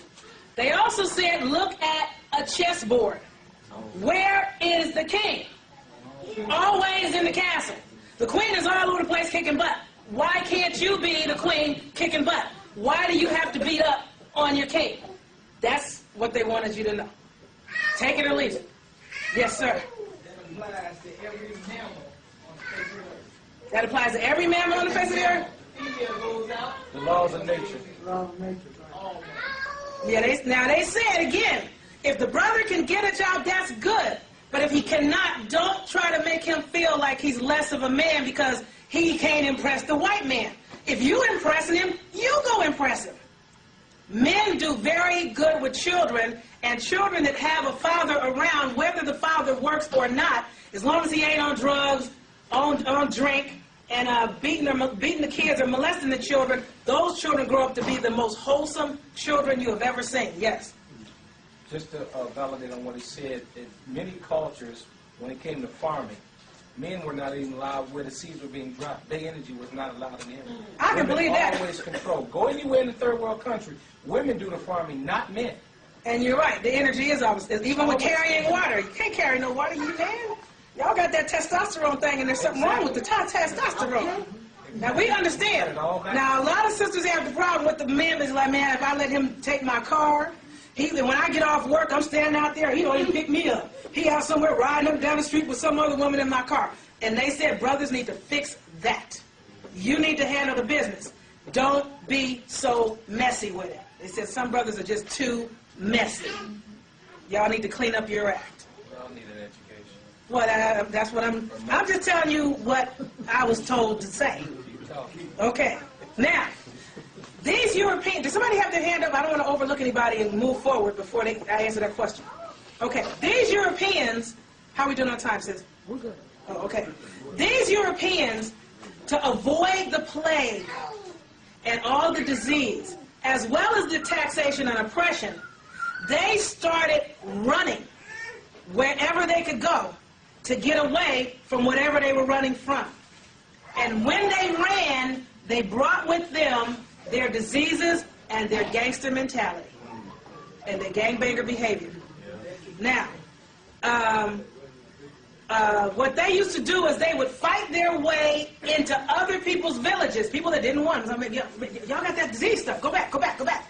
They would come in and fight and battle their way into your community and run you out your stuff. That's what they did here in Africa. That's what they did everywhere they go. They're running from whatever they're running from and bringing their madness to you, and we are becoming infected. We have become infected with their ways, their behaviors, their belief system, and the whole 9 yards. Now, the reason they did that is they were looking for food, shelter, escape, and abundance. And that's why Alexander the Bloody is Alexander their Great, because he was their great killer. Go kill and take, go kill it and take. Go kill and take. Okay? Let's see. They wanted you to know that France, London, Germany, Sparta, also Scotland, and England, the human side of those places were nauseatingly filthy. It's overcrowded, and the drinking water supply was full of dead cats, dead dogs, fecal. This is their drinking water. Fecal matter, all kind of bugs, piss, and they knew people were drinking the water. They just go dump shit in it. They go piss in it. This is their behavior. Now, keep in mind what America looked like prior to their arrival. Look at the water now. Look at the air now. Look at the lands now. Now they try to make it look like their neighborhoods are just so clean. Right. You know, and our neighborhoods are so dirty. But how many people know what's going on in the house? I've always said that. Because it's real nasty. Nobody knows what's going on behind closed doors. Everybody said, you don't know what goes on behind closed doors. They also said, priests, monks, and nuns are Roman Catholic soldiers. Don't you ever forget it. Now, one of the things they wanted you guys to know about is that when these people started running, the Pope and them and the Roman Catholic soldiers wanted to bring the flock back into the Christian fold and bring in new subjects as well. That's how they came over here. When they influxed here and made a swarm of infection here, they had to build so many, as the Irish and the Scottish and all these people came running, or the Franciscans came running here, they had to keep building more Catholic churches to keep up, to handle this populace. And everything is about this whole thing. Right now, America is a part of the Roman Catholic Church, and I'm going to keep going and bring that out in a minute. But I need to make sure I don't overlook any of these notes, things that you guys are supposed to know. There's something that they were doing called write this down so you can research this word. It's called AD, Patris, AD, separate word, P-A-T-R-E-S, ad Patris, which means to the fathers. They had to bring people ad Patris, which means to the fathers, but it's defined as dead. When they bring you to the Father, you're dead. And most people that you know that are Christians are mentally dead. They don't have a clue and they don't want a clue. Okay? Now, let's see. The Christian church, which you guys already know, is headed by the Bishop of Rome, which you just looked up, which is commonly known as the Pope or the Papa or the Father, which means Father. In the 9th century, from then till about 1520, the word church only meant Western Europe, or Western Asia, which is Europe. Now it's darn near the whole planet. China may not be, and that's because at one point when China was becoming infected with this Christian belief system, they just got where they killed off all the Christians because they were infecting their whole political process. The same thing happened in Japan. When Japan became infected, the Japanese killed off every Christian because they were infected. Unfortunately, we haven't figured out that part yet. And that's kind of what happened in Haiti. I don't know how many people know about the Toussaint Louverture, but it wasn't so much him as it was his right-hand man, Dessalines, the lion. Dessalines, he decided one day that he wanted every pink person on the island dead and hanging from a tree by sunrise. He made that, I want every white person on Haiti dead by sunup. And by sunup, a lot of people were dead, but not everybody. This was the problem. And this is the problem that our people are going to have, if and when anything ever jumps off. What happened was, Dessalines soldiers, a lot of them were half-breeds. Well, man, I can't kill every white person. My mama was white. My granddaddy is white. And they had that kind of dichotomy of loyalty. When you have your loyalty split, you can't be on any side. And unfortunately, our people are very infected because a lot of us have that, you know, these half-breed people that if anything ever goes down, you can't get to the white boy because you got to go through these niggas first. Okay, when I say niggas, we're not niggers. Niggers is them. They're the nigger. They were coming here wearing knickerbockers, and knickers means to cut, and they're cutting everything up and dividing everything up. Niggas and negas and nagas is another word for God, and I'm going to give you these spellings to look up at a future date. N-E-G-U-S, for those that don't know the definition, and N-A-G-A-S, for those that don't know the definition. Those were just melanated people that were, for lack of better words, gods. And you know I don't like gods because that means German. Your hand is up, sweetie? Yeah, when you was talking about add patrons, Mm-hmm. you said it was of the Father. To the Father. To the Father. Okay, now you said any dead entity. No. The phrase ad patris, when you in Latin it's ad patris. It translates in English to the phrase to the Father. But when you look it up in a Latin dictionary, the definition of the word ad patris says dead. Right, that's where I was going. Okay, now you said these are like gifts to the Father. Yeah. Meaning, Yeah, they're bringing everybody. meaning all dead people, right? Uh-huh. Okay, so now, as of Say it loud. as of the 14th Amendment and the every railroad, Supreme case, everyone is considered dead. Yep. Why? Because you never said anything about your status, who you were, and what's going on. So in the United States of America, every single person that resides within the Atlantic or Pacific Ocean is dead. Yeah. So you are automatically given to what you just said, and patrons. You just right off the top, right That's there. what the 14th Amendment did. You're right. Okay. Okay. Gave it all over. Now, here's a piece that you guys may need clarity on. In 1540, write this down. In 1540, Francisco Vasquez de Coronado came to America looking for the 7 golden cities of Cibola, or Cibola, and Quivira. That's C-I-B-O-L-A and Q-U-I-V like Victor, I-R-A. The word Quivira means the Wichita villages of Kansas. Snap. Snap. Whoa. Now, the Wichita villages of Kansas. Now that's taking you back to the Empress.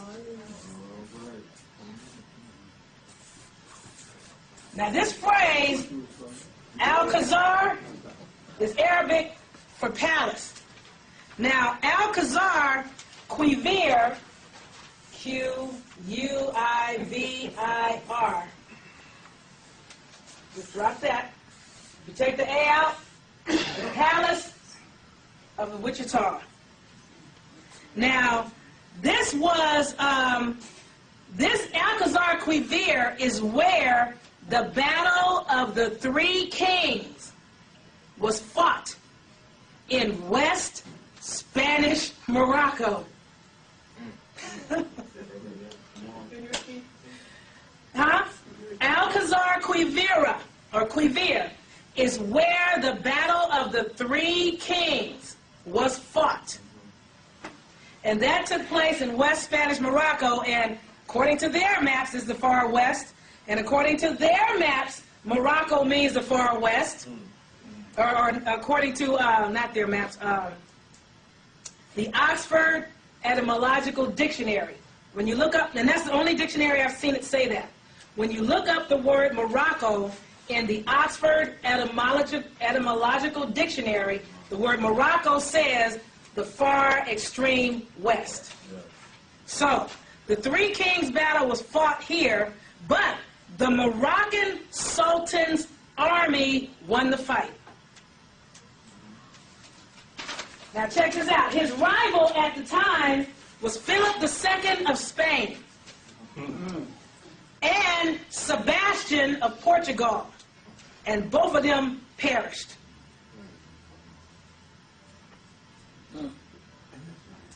Now, this is what I wanted to point out to you guys about how they play with words.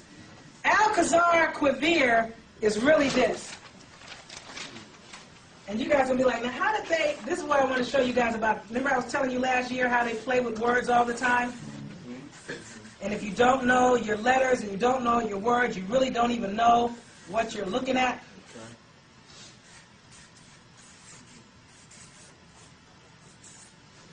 That's that.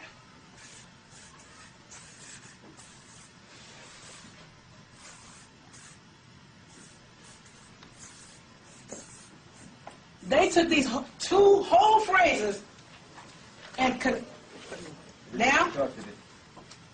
Oh, okay. Okay. They took these two whole phrases, Al-Khazar Al-Kabir, or the alternative, which is Khazar Al-Kabir, and shrunk them down into two words, Al-Khazar Quivir. And they told me to give you guys a 10-minute break. Have a break. Hold on. Quivir is the Wichita, right? That means Wichita villages in Kansas. Okay, we don't care what that word. Wichita is Washita. Yes. And Washita breaks down to the cat people, and the cat people are children with souls. Whoa. Washita breaks down the cat people, and cat breaks down the people or children with souls. There's the soulless people, and the people with souls. The cats are the people with souls. And you know what's really deep? Is when you look in the dictionary and you look up the word Negro. Now, we know we're not Negro, but we know when they use it, they're talking about us. When you look up the word Negro in the regular dictionary, it says in there, people that have soul. This is a phrase that is applied specifically to Negroes. Melanated people. Or, well, we know it's melanated people, but they say Negroes. I'm trying to use their... One more for you, the brother gonna bring to take tomorrow. Sing it louder. Psychiatry. Psychiatry breaks down to the study of the soul. Soul. Everybody the study of. The R, Y on the end is R-I, which means head. That's an Russian Hebrew. The C-H-I-A-T means is cat. What is the cat? The cat is the head soul. What are we talking about? Us. You. Us. Psychiatry, study your soul. That's they trying to study you. And I guess I said that. You got to go in yourself. Your answers are inside you. But they want you guys to take a break. And everybody keeps looking at me like, hey, girl, give me a break. Now, it's claimed that the Christian Crusades commenced in the 12th century, which would be around 1100.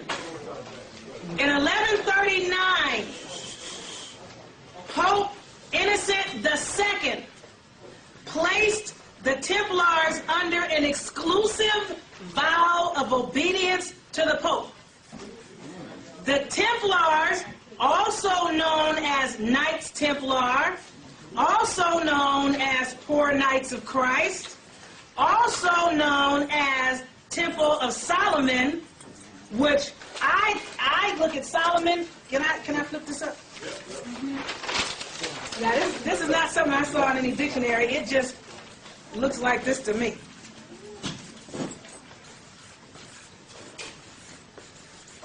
Now, this can go a couple of ways. It could be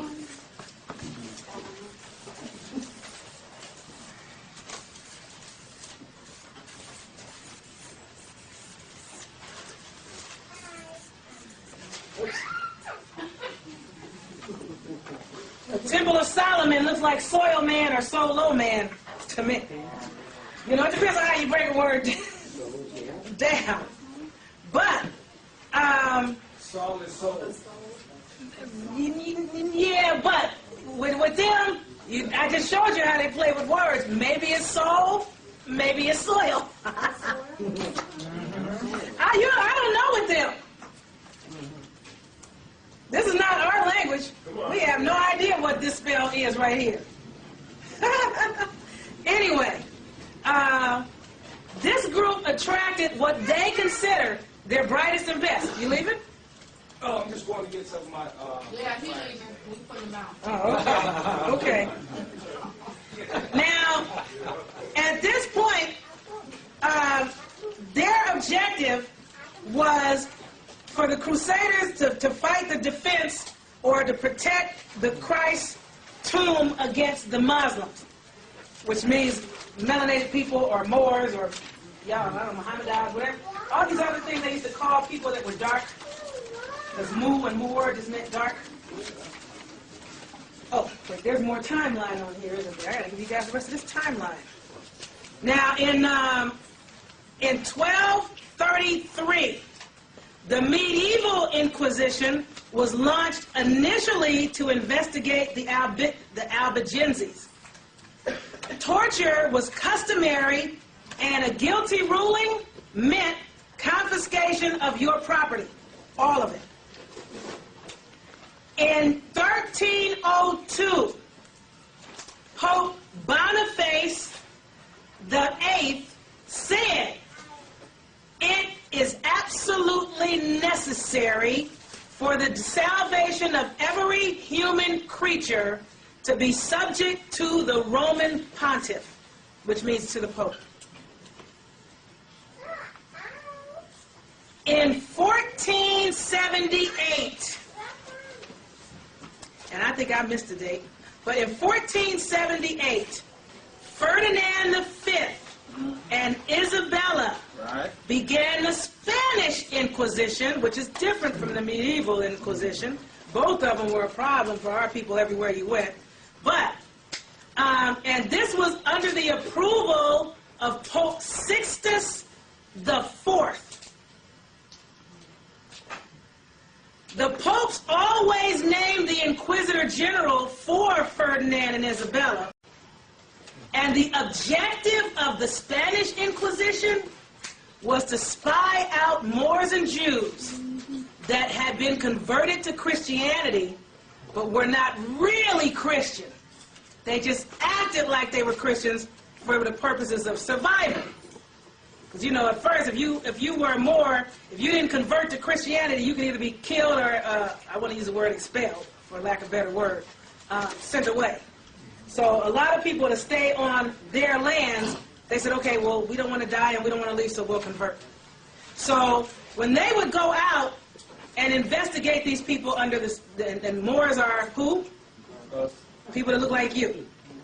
And remember, some people say, oh, it's a religion, oh, it's the temple. I don't care what you say. Basically, their definition of a Moor is just any dark-skinned person, period. Now, we may or may not be that, but that's what they meant, okay? It also means death and a bunch of other things like that, but at the end of the day. Now, when they would go out and find these people, their punishment was usually extremely harsh. And 99% of the time it involved death, or at the very least, maiming and disfigurement.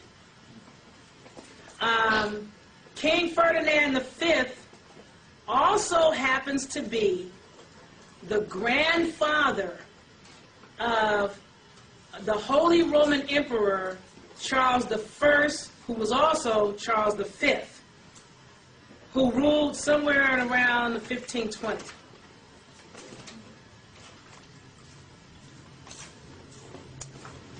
Now, Pope Honorius II, or Pope Honorius, which is spelled Honorius, and I'm spelling it out because it doesn't really sound like it's spelled, ordained the Templars as the church's most highly esteemed religious order. Upon joining the order, all initiates were required to donate property, primarily land, as well as money. And most of the land that they donated is land they took from melanated people. Yes. It's loud enough to be on the mic, baby. In astrology, Louder. the number 90 means something that you must overcome. Astrology. 90 miles from Chicago, right here, where we are, is this basilica made out of gold. 1,300 pieces of 23-karat gold. It is called Notre Dame University. If you want to see a replica of Notre Dame, you go to the west side of Chicago on Central Park and Washington. It's called the Garfield Park Golden Dome. And it has Christopher Columbus, Isabella, and Ferdinand over a pool quarter in the front and facing one in the back, showing you the sun rising on the east, rising on their empire, and in the back, Christopher Columbus showing the sun setting on their empire. That's interesting because Christopher Columbus came over here under the red cross of the Templars. See, a lot of people don't know these connections, but I'm going to connect these dots for you guys, and y'all just going to be like, oh, shoot. Because you know all this stuff I'm telling you. Most of you have heard all these things before, but you just need to get the overview and the big picture to connect the dots so you can follow just how this went down. Now, when Pope Innocent placed these Templars under an exclusive vow of obedience to him, approximately 10 years later, Pope Eugenius III gave the knights the exclusive right to wear the Rose Croix, spelled C-R-O-I-X, which is also known as the Rosy Cross, which is also known as the Red Cross. And when New Orleans went down, where did everybody send their money? To the Red Cross of the Rose Croix of the Roman Pope. And people in New Orleans are still trying to get their little issue. Because we don't know or didn't know the game. You got to know the game. When you get the game, it's like, oh, snap. I'm not falling for it anymore. Yes, sweetie. Loud. In this book by the Rosicrucian, the book is titled The Rosicrucian Cosmic Conception. It says that the people, the black people that reside in North America, are the direct descendants of the ancient Lemurians. Yes. They are the direct bloodline descendants Of the Lemurians. of the ancient Lemurians. Yes, we are. That's what even the Emperor said that. What's the name of that book again? The Rosicrucian Cosmic Conception. The Rosicrucian Cosmic Conception. By who? Max Heindel. By Max wrote that? Max Heindel. He's got some other stuff out. Now these knights called themselves Brother Mason, known today as Freemason, because they were convinced that they were building a new world.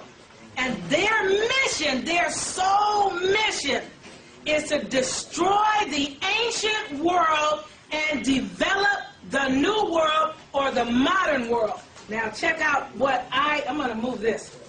Check out how I look at this. Because I'm just looking at the game with the words. The words develop and modern. I see the word devil up. Get the devil up. Bring the ancients down. I also see modern or modern or modam. To damn the Moors or darn the people of Mu to bring you down and bring the devil up. That's what I see. Word develop, because isn't that what it says? The mission of the Freemasons, Brother Masons in here, is to develop, to destroy the ancient world and develop the new world or the modern world. So get the devil up, Mo's down. Mo's damned, Mo's darned. And ancient, let me see where that is, because I wasn't going to give y'all the words just yet. Let me see if I can find that in these notes real quick.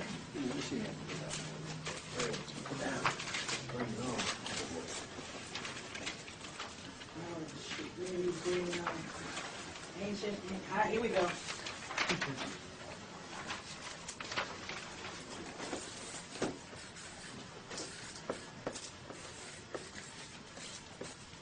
Ancient. Now, in the law dictionary, according to them, anything that's 20 years or older is ancient, according to Black's Law definition.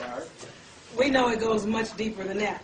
But ancient, if you sound it out, ain, which equals own, look it up, look up AIN in the regular dictionary. call myself waiting and nobody doing this, I'm going to keep going. I'm saying look it up, and then nobody picked up a dictionary. Look up the word key, which means words. Oh, that's an R. Codes. Symbols. I know I'm blocking the board for some of you guys. That clarify a problem.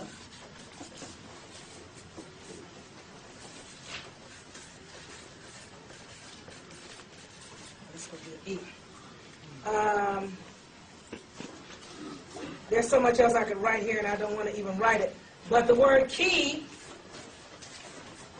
also equals ka, or the word kai. And ka, when you look in the dictionary, people talk about the ka and the ka and the kaba and the kabbalah and the kabara, because Kabbalah is really the kabara, because L and R are interchangeable. So the word ka, I'm going to get you in a minute, second brother, is pronounced, when you look in the dictionary, it should be pronounced K. K-bottle. K-bottle. So the word ancient, now remember, C's, K's, and Q's are interchangeable. That's why I say it's ancient. But if you say ancient, that's still okay, because A means own. It's your own. You need to go, and where's ent? When you look up the word ent, E-N-T, back here, it tells you that this is the same as the word E-N-S,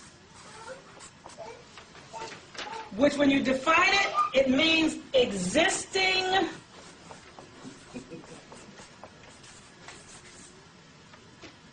real thing. Also means to be. So, they want to take down your own capacity to use your keys to decode the words, codes, symbols that will clarify a problem for you so you can be a real thing and just be.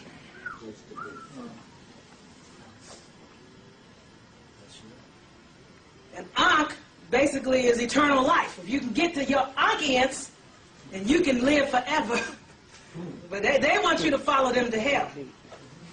Okay, now, who had their head? Yes. I had ancient, of great age, very old, of or relating to the very far past, especially before the fall of the Western Roman Empire, AD 476. Okay, they must be talking about the ancient Romans on the West. And then it goes into ancient again, then insignia. The pink people, they ain't failed. That empire is still standing the way I'm looking at it.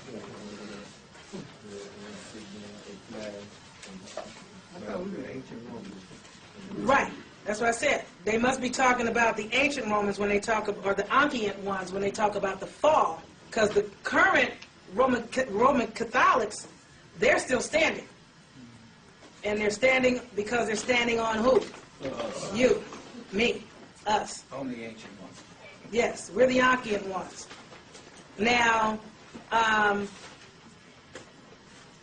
the word K or Ka, when you get the key, which is K and Ka, Ka, which people say Ka, but it should be pronounced K, is defined as a spiritual entity that is an aspect of the individual that lives eternally. So they've taken out that which is real and meant to be here forever, that has, as the brother said, a real soul. The soul man. They took the soul man and made him a solo man. Under Solomon. Right? All right. Now, let me get back to where we were going. On Friday, October the 13th, in 1307. No, wait, let me back this up. In 1302, when King Philip IV of France asserted his sovereignty on his own freaking soil, which, by the way, challenged the sovereignty of the Vatican and the Pope and the Holy Order of the Temple.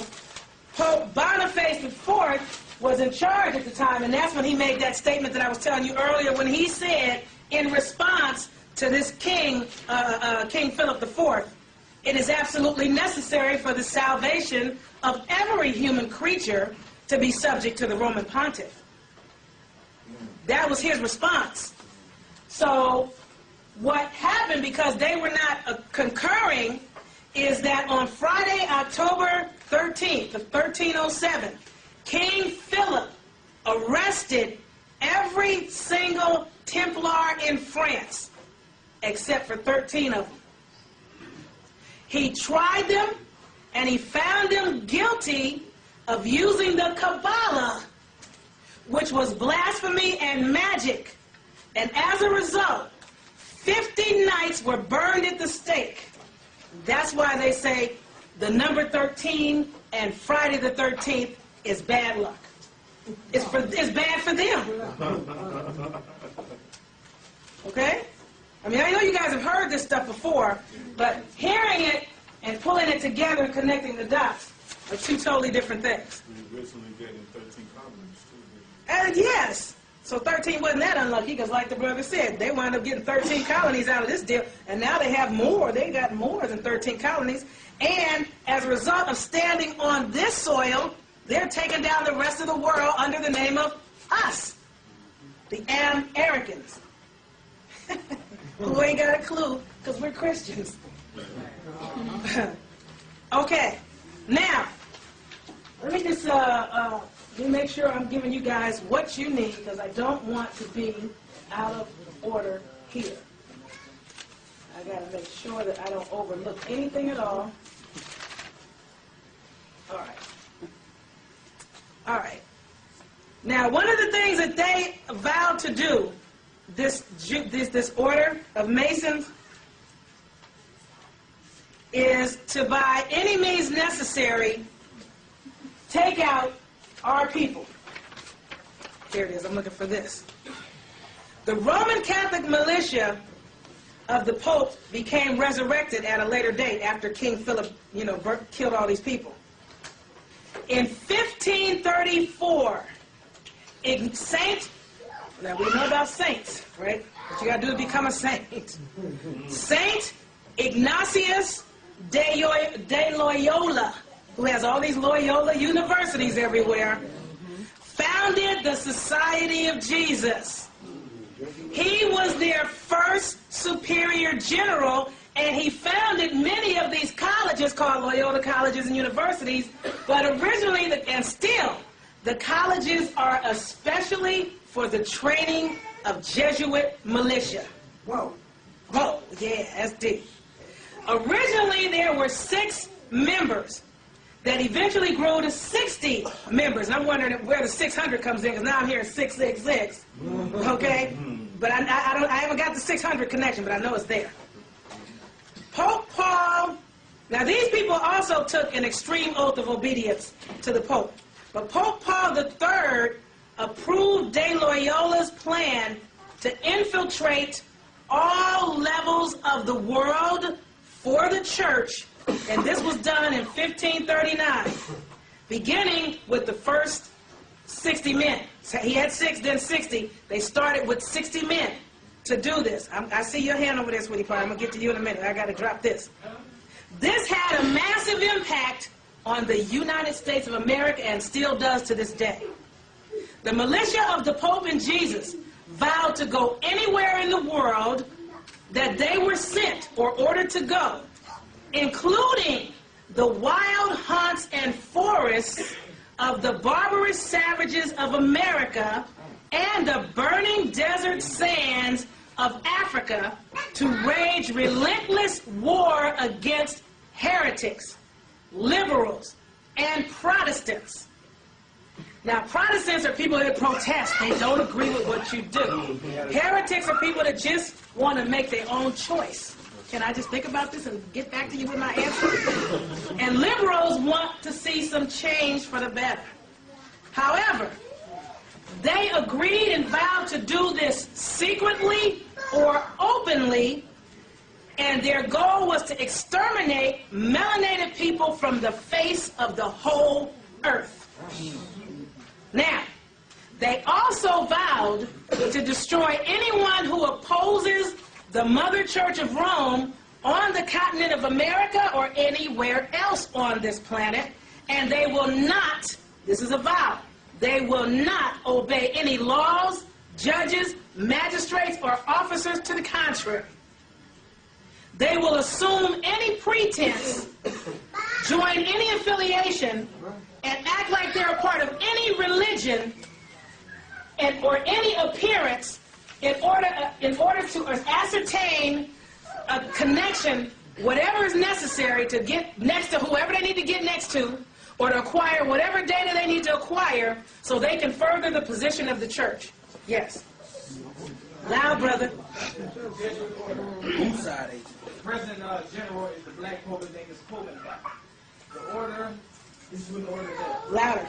They go across the country, they go across the planet, and they set up governments. When they set up the government, they put in, or have the people so-called vote in a president. The president, to give you this democracy, okay? Now, Crazy demons. He's the president of the corporation, but he's the commander-in-chief of a military occupation. He's just a chief. And there's a general that's over him. He's just a chief. A little Indian. Like Bush. They all on the planet. But the Jesuit general is the general over every country on the planet. That's absolutely accurate. Now, these orders that are given by this general are to be followed. They vowed, now listen to this. This is stuff that you guys used to equate to slavery, but it's really the Roman Catholic Inquisition. Even though they no longer have an organization that they call the Inquisition, you can best believe the Inquisition's still in order. They can change the name of Sears and call it Kmart, but it's still Sears at the end of the day, if you ask me. So, they vowed to hang, burn, waste, boil, flay, strangle, bury alive, rip up the stomachs of women's bellies and wombs, crush infants' heads against the walls, execrable race. Who did they do that to? Us. And we didn't even know that that's what it was about. We thought it was something else. So anyway, if they cannot do this openly, then secretly they're going to use poison, bullets, knifings, strangulation, or whatever is necessary, and it doesn't matter what honor, rank, dignity, authority, wealth, or position of the person. Malcolm, Martin, Huey, keep it going. Keep it going. Toussaint, keep it going. Nat Turner. All these people were taken out by this little Roman Catholic militia. And some of the people that took those people out and helped take those people out look just like us. They didn't even know who they were working for and didn't even know what they were doing. When it's over at the end of the day, when they get through with their agenda, has anybody seen the most recent version of, what was that movie, baby, we were talking about? About the Indian chief? Geronimo. Where they got these so-called Indian scouts to assist the Europeans taking down other so-called Indians. They come along and they show the European where to go, and they'd interpret for them, and they tell them everything they needed to know. And at the end of the movie, which is, depicting the true story, they have all these scouts lined up with their guns, the Indians, which we know at the time were Moors. And they went down the road, they told them stand up, they went down the road and took everybody's gun, and they still standing there thinking everything is cool. Now, they finally, after they captured Geronimo and had him on the train to go to jail or whatever they call the jail, just to get him out their way, because he was a major problem for them.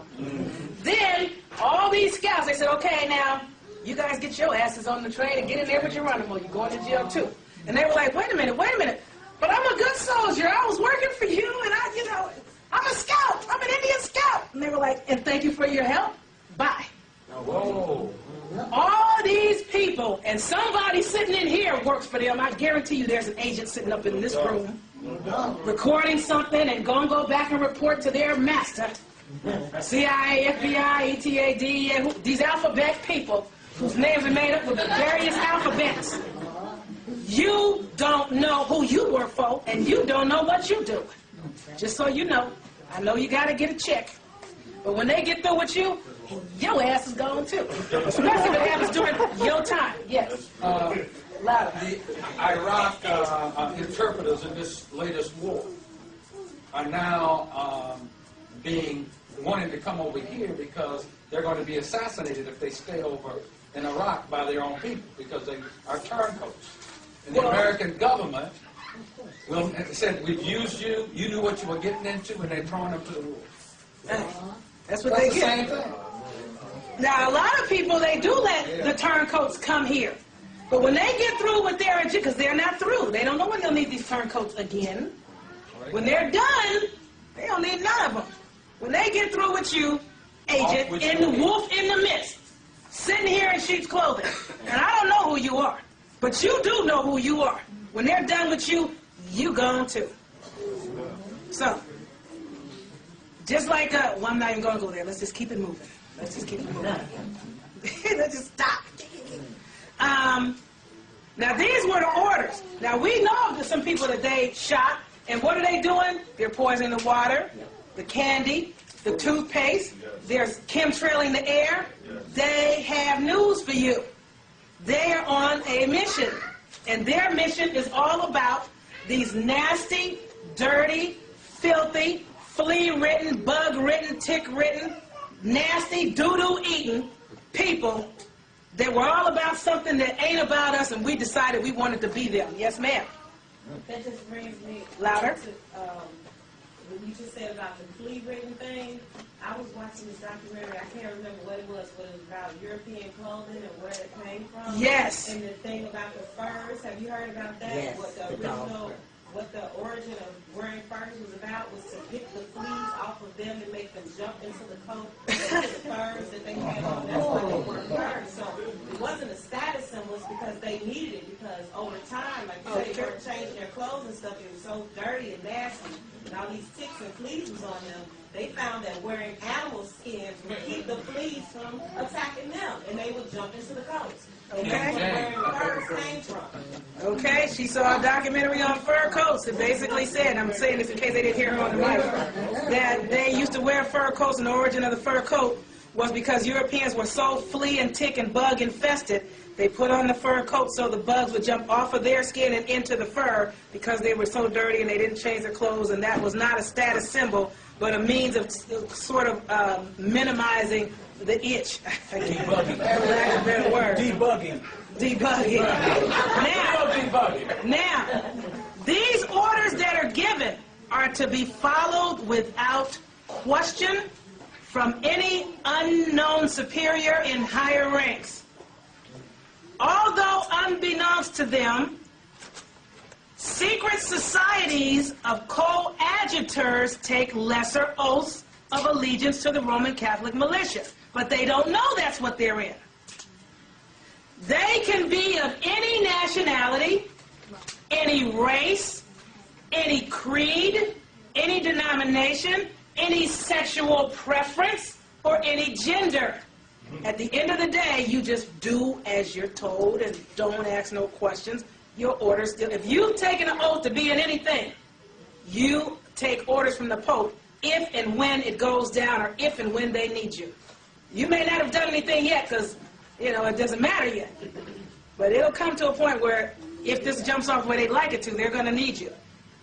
Jesuits are authorized to use the arts of war, cunning, intrigue, deceit, hypocrisy, espionage, prevarication, craftiness, casuistry, mental reservation, manipulating public opinion, plots, scheming, trickery, cheating, guerrilla tactics, cloak and dagger, diplomacy, or any other means necessary to propagate the agenda of the Roman Catholic Church. In 1584, Pope Gregory XIII issued the Directorium Inquisitorum to officially give Jesuits the right to deal in commerce and banking.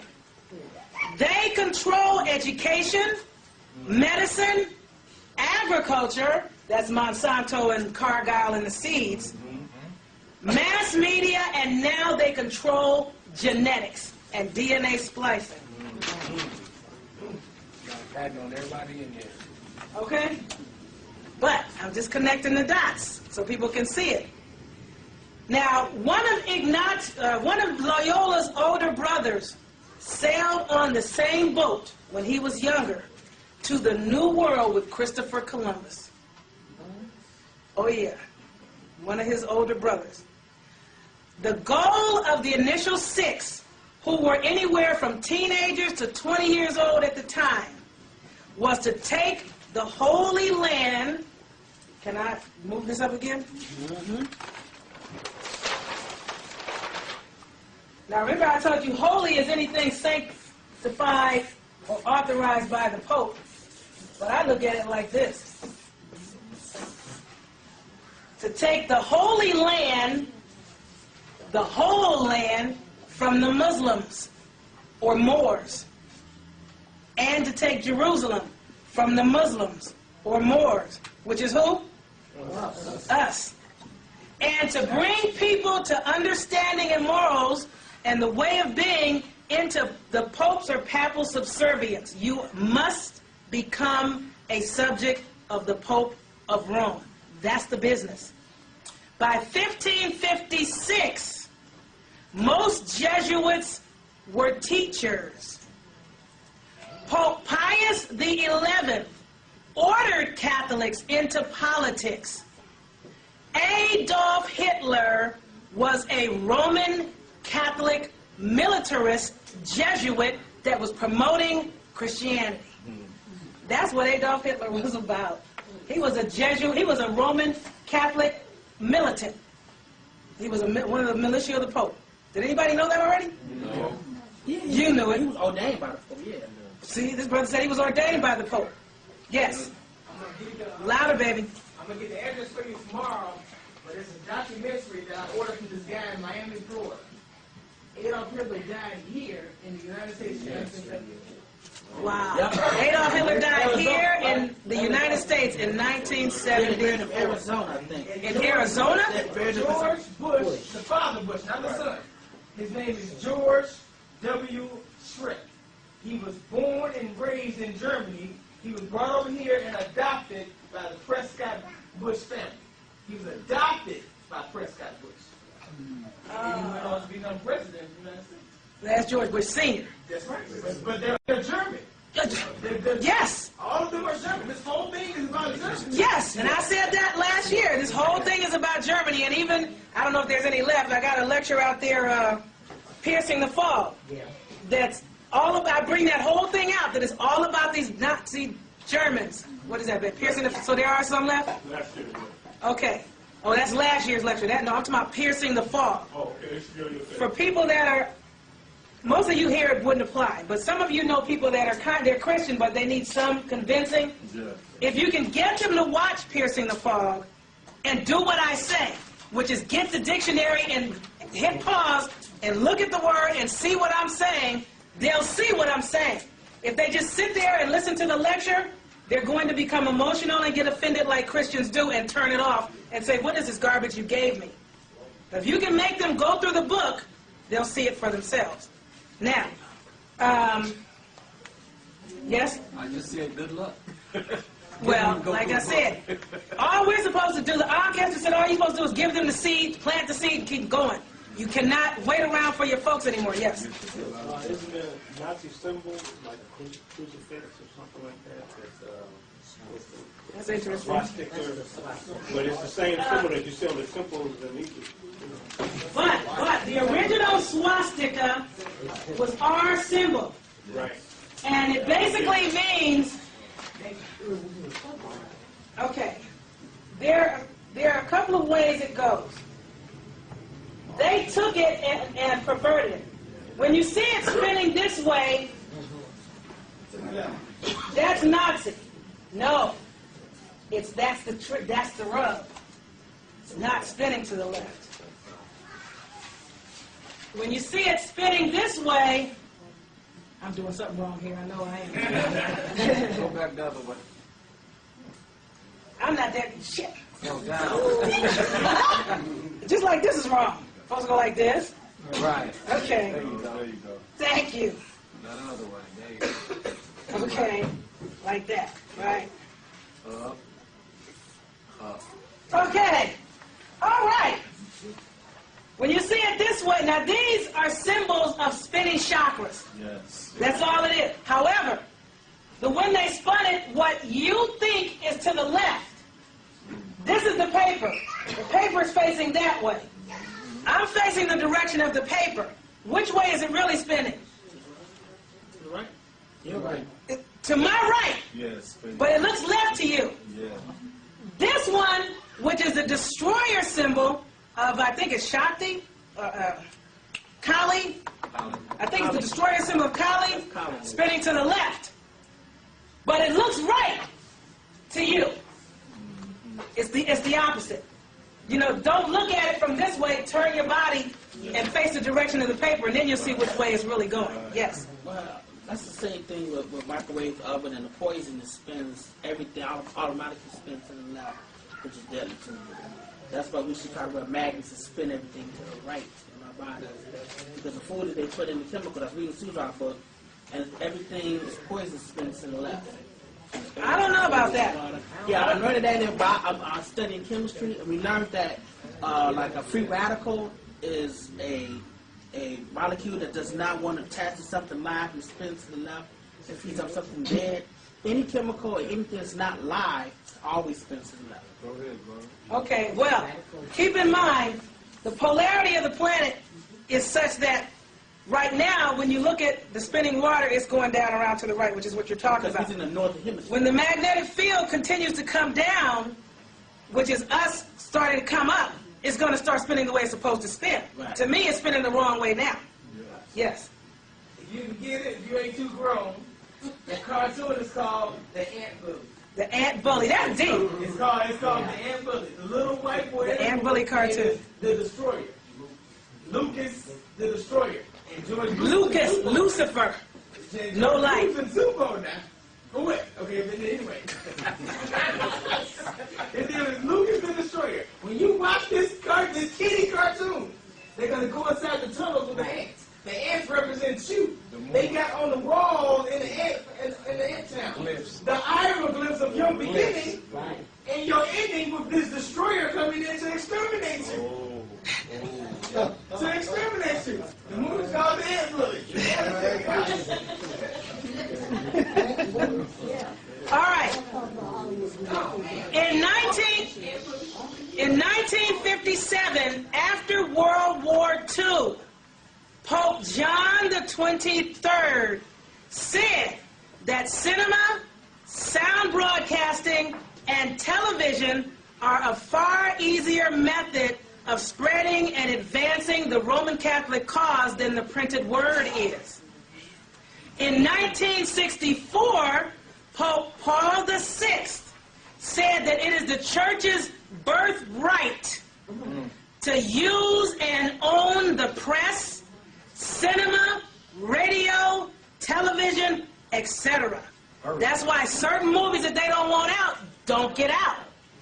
And like they said, Men in Black come in with their craziness. And way back in the day, when Moors or our people used to try to come up on Europeans to try to help get them together, these ugly, dirty, nasty Men in Black, which were the popes and the bishops, would show up to get the people. No, you don't bathe them. You don't bathe them. They were Men in Black then, they're Men in Black now. They keep telling you about the Men in Black that we just didn't put it together. Yes. Now, you ain't gave a definition for the word black the last time you was here. Right? Yes. Many colors. Changing many colors. Okay? As in 1933, we used this new Logo dictionary. We jumped from Bouvier's, was dealing with the Franks. And Franks were Moors. So now we have, what's it called? Blacks. Black. And so who we talking about? Pales. The pinks. The men in black, they're really probably the men that are black. The original black man is what y'all keep calling the white man. Right. You're not black. Right. And everybody that was here last year knows that you are not black. Who in here still thinks they're black? Black, if you know the definition, can it even possibly apply? No. No way. It's not possible. Not by definition. You can't be black. Just like by definition, you cannot be Christian. Look up the word Cretan in the dictionary. Now, C-R-E-T-I-N. Now, when you look up Christian, you will not see Cretan. But when you look up Cretan, you will see Christian. And a good definition, a good dictionary, when you get into brackets, will say a Cretan is a stupid idiot, a stupid, obtuse person. Sounds about right. Huh? Sounds about right. But it'll say, in the brackets, it'll say, from Christian, it's Christian. The origin of the word, you see it? The origin of the word means Christian. And the word Christian means stupid idiot. Now, you can't tell some Christians that. Do you see it? Are you looking? It's got Christian in here. In the brackets, it says Christian. Does it say deformed? That's the root. Stupid idiot of mental deficiency. Whoa. It has. Sound like somebody nice. Now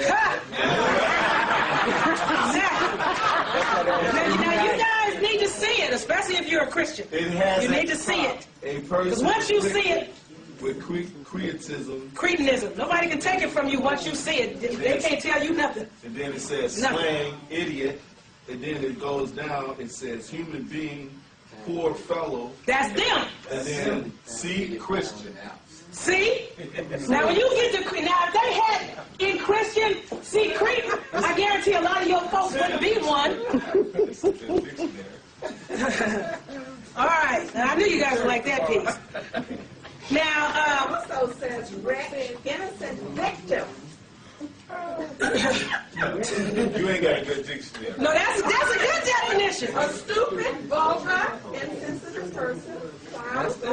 Oh my goodness gracious. Now, unfortunately, I used to be one. I used to be a Christian. I think all our people were. Most of the people running around today that look like us, you are here today most likely because your ancestors converted to survive. So most likely, your grandmother, great-great-grandmother may have been a Christian. You may have lost it somewhere along the way under your mother because around then, depending on your age, you're talking about the 60s and the 70s and the drug era, your parents were too busy, some of them getting high to take you to church. You understand? So, you were the lucky ones because you didn't get caught up too deep in it. Because if you were caught up that deep in it, you couldn't be here today sitting here talking to me or listening to me. You'd have got up and left long ago. Okay. Now, remember, one of the ways the Jesuits did do what they do and keep control is the current Roman Catholic Church is primarily an Italian institution. Right. And they bring that out in, what's that? No, there's a movie, there's a movie, about the gangs, the mafia. Godfather 3. The Godfather 3. A lot of the mafia in lead with the Roman Catholic Church, they came away from that whole gangland obvious method, and they started grooming their children to be doctors, politicians, lawyers, to infiltrate corporate society and infiltrate positions of government, and they've just taken over. The mob has taken over. Because that's what they are. They are the mafia with the mob mentality. That's them. Is your hand up, sweetie? Oh, okay. Now, as a result, a lot of high pink people in high positions of power, that most of them aren't Christian Catholics, what do? They go and confess their personal, most vital family secrets, political secrets, government secrets to the Jesuit militia in confession. So they got all this ammunition, and they know what they're doing because these people come and tell them everything. because they don't know who they're talking to. They don't know who they're dealing with. And they just think, oh, he's got on this, this little collar, and he's just a little square. Some of them, man, them Catholic priests and bishops were some of the coldest killers you ever saw. They're a cold piece of work. Especially the extremely higher level initiated ones. They're a piece of work. Now, what a lot of people don't know is, remember I was telling you how to raise up in the societies? A lot of these people would give their boys over. A lot of these boys, especially if you became the favorite of somebody, you could wind up being the governor or a cardinal or a bishop yourself. And you could molest more boys. It's a game that they're playing. So all these means are used against anyone of any status to bring them into the Christian see, which means the jurisdiction. The word see, S-E-E, means the jurisdiction of a bishop. And in every community, even in the hood, it ain't 6:30 yet. What's with the bells? We have 10 minutes for questions and answers. And after that, class is over. Continue. We're not doing questions and answers, are we? No, we're doing it now. Just continue. Go ahead. I'm looking at the time, sweetie. I know you got a baby, and I know you won't go home. Go ahead. The sea also represents water, and the Pope is the Holy See, which means that since everybody is now Underwater. artificial, and they're on the water, they're all under my control. Well, once you're under the Christian see, they can bring you into the Christian see and or exterminate you, as well as confiscate your property, your goods, your wealth, your children, or whatever. And I want to say that even though I didn't finish giving you guys this rest of this, oh yeah, there I got 2 more things. Let's go. By 1560, the Jesuits secured Austria and almost all of South Germany to the church. In 1761, a Scot, which is a Spartan, named John Stuart, the 3rd Earl of Bute, got teenage King George William III's people to pass a law enforcing writs of assistance as revenue-raising warrants under the royal seal, securing law officers to take possession of lands without trial and without jury for the Americas.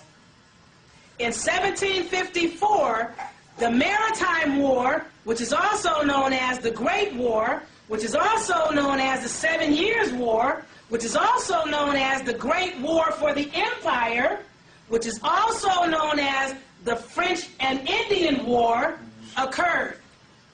Now, this caused British Virginia to be attacked by the Franciscans, which is the Roman Catholic Church, who was helped, aided, and assisted by the frustrated Indians.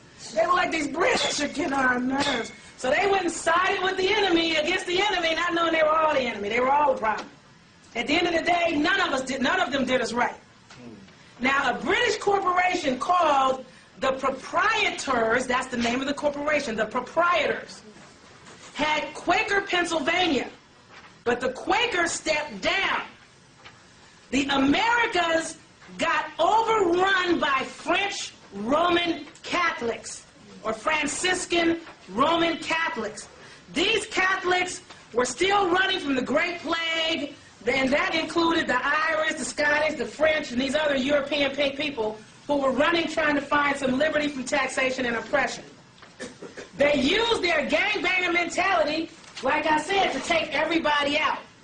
The Templars became known as the Teutonic Knights and the Rosicrucians in Germany and Austria. The Scottish Rite in England, Edinburgh, London, and Americans Freemasonry. And because, you got to keep in mind that all of the people that signed the Declaration of Independence were Masons except for 5. The Illuminati is what they were called in Spain and Portugal. So you got to know that all these people are the same folks. And like I said, Columbus came here under the Red Cross of the Knights of Christ to take possession of Los Indias, which is the Americas, for King Ferdinand V of Spain, who happened to be the grandfather of Charles I and V, which was a Holy Roman Emperor. He wasn't at the time, but he was going to be the future Holy Roman Emperor. And Loyola was Charles's best friend. one of his best friends.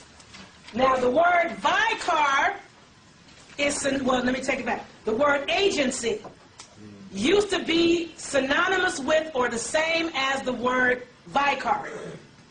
The name or word city, in every single case, the word city signifies a bishop's seat. No place in England was called a city unless it was governed by a bishop. Rome is a federal city in the See of Baltimore, Maryland, that you now call Washington, D.C.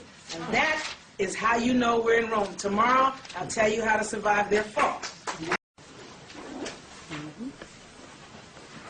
Good afternoon, everyone. Welcome to Chicago, Illinois. Common Law Lectures. What is today's date? Sunday the what? 18th. Today's Sunday, March 18th, 2007. Yesterday when we left, this lecture that I'm doing is about how to survive the fall of Rome. Yesterday I had to clarify for you that this was Rome and show you, and the evidence that you can go and find and research. That's why I gave you the names, the years, and dates, and things like that to validate that what I'm telling you is accurate. Because in order for you to know that this is Rome, you have to see that for yourself. In order for you to survive the fall of Rome, you have to know that you are in Rome, and a lot of people were not aware that this was Rome. One of the things that we left here yesterday closing on was that Rome is a federal city in the See, S-E-E, of Baltimore. And the word See means the jurisdiction of a bishop. Now, Baltimore, Maryland was some land that was secured by Lord Baltimore for the Vatican. Now, at this time, that area, or a part of it, is what was given over for Washington, D.C. The reason I'm bringing that up is because on July the 10th, write this down, of 1984, at the invitation of President Ronald Reagan, the smallest country in the world, which is the country known as the Vatican City, and its ruling head, which is the Pope of Rome, or the Roman Emperor, the Holy Roman Emperor of the Roman Empire, officially opened its first embassy, which is called the Apostolic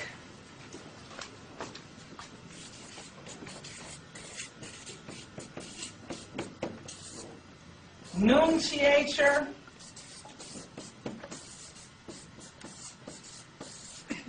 of the Holy See.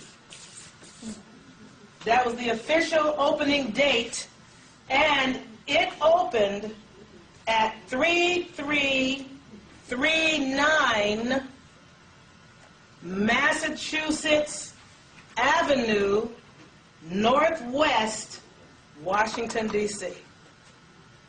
That is the embassy for the Vatican. That's when they set up shop for real and made it official. They were always running stuff, but for those that didn't see it before, you really need to see it now. Yes. Address again?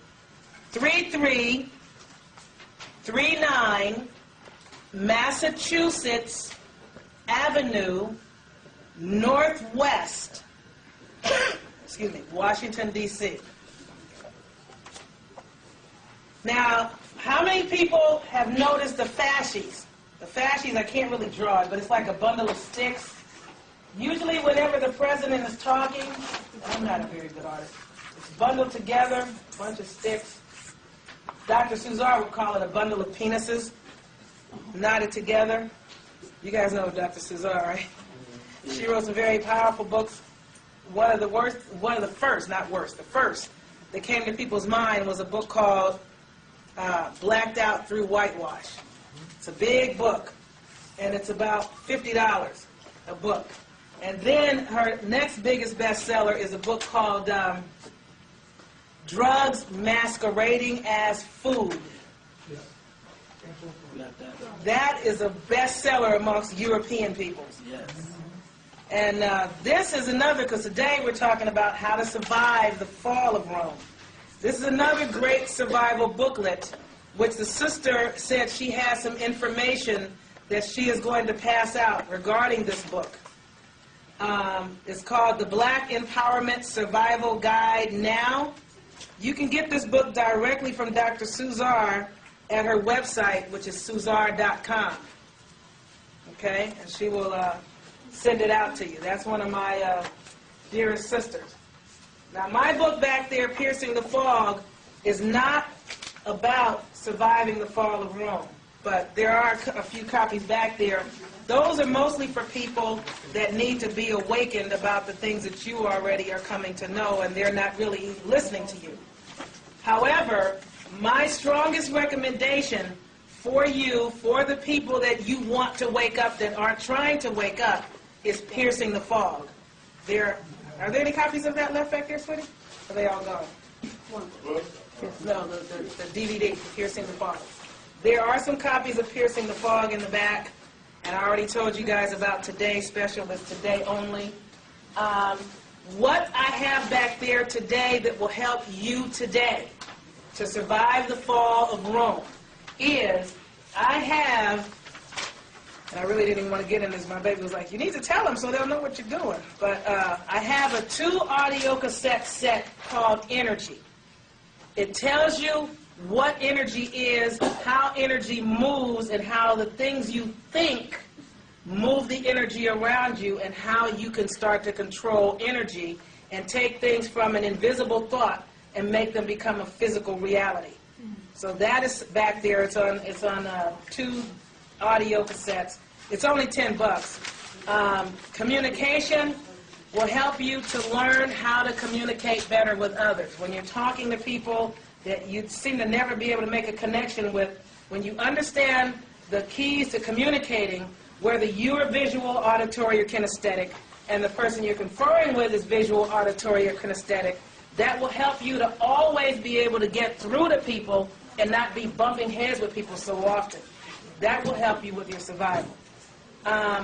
Opening spirituality is probably one of the better things I have back there. Basically, that is a compilation of all of the things that had to do with closing out personal power and moving into spiritual power, which is where you guys are going to have to start going in order to survive this fall. Your primary key here is going to be to find out what you should be doing for and about yourself. And you are going to find those answers inside yourself. The Ancestors gave me other things that you need to do individually, as a collective, as a people, as an empire, but they want you to know that you are going to master the fall when you master you. Okay? Astral Emissions is also a very good book, a lecture that I did. It's a 3-disc CD set. And that is for people that want to learn how to astral project, where you do it deliberately and intentionally. You do it all the time anyway. You just do it when you're sleeping and you don't know you're gone and you don't know you're doing it. But if you want to get where you deliberately do it and you're going out there and you're coming back and you're conscious about the whole thing, that particular set tells you how to do that. There's some other stuff back there, but the PowerPoint is also very good. Those are the things that will help you the most to survive this fall of Rome. Now, what I want you to also know about this thing called Rome is the fasces, as I was telling you, is a symbol. Whenever George Bush or whoever the president at the time may be is speaking or addressing the nation, they always have the fasces right beside or behind the president. You will not see him doing a State of the Union address and the fasces are not there. Whenever you see the fasces, that is always a symbol or an ancient emblem of the legal authority of the Holy Roman Empire. Okay? So that is another key for you to know that you're dealing with Rome. But, how many of you have heard that America is the great experiment? Has anybody ever heard that America is supposed to be an experiment. Yeah. Does anybody have a clue what that's about? Or you just heard that and don't know what that means? America is the very first Febronian nation. What we live in is what they call Febronian, F-E-B-R-O-N-I-A-N, America. That is the great experiment.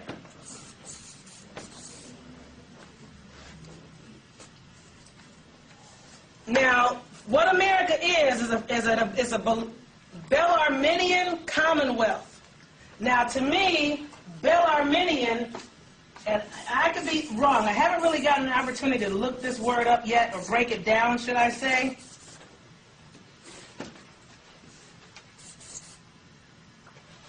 That's an answer. B-E-L-L-A-R. Can you see this? Yes.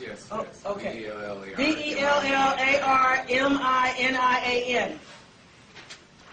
When I look at Bellarminian, I see Bella, and I could be wrong, which means war and belligerence. This is what I see, and I'm running out of space here to write this. I see army, and I see minions. That's what I see when I look at Bellarminian. I see a warring army of minions. You know, but I could be, again, I haven't broken it down. When I just first look at the word BAM, that's what my eyes pick up. And that is really what the corporation called the United States of America is. A warring army of minions that goes around the earth just waging war against anybody and everybody that has anything they want to take, and they take what they want and leave the spoils, if they leave any spoils at all. But what it is, the concept of a Febronian America is, involves the decentralizing of the Roman Catholic Church into independent, secular, national churches called states. And those states are ruled directly by kings and princes. You notice you don't hear queens and empresses, you don't hear females. But by kings and princes united under the Pope and paying tribute to Rome, or the Roman Catholic Church, Vatican. That's what a Febronian America is. This is the very first Febronia. That's what the experiment was about. Now, this is the correct political term for it. America is the first Febronian, Bellarminian, Democratic, Republican Church state. That's what it is. We are the first. Okay? Now, this particular church, as I said, they're paying all this tribute to the Holy Roman Empire, or the Roman Catholic Church, or Roman Catholic Vatican. And a lot of people need to come to the understanding or the knowledge that the Rothschilds, which are guardians of the Vatican treasury,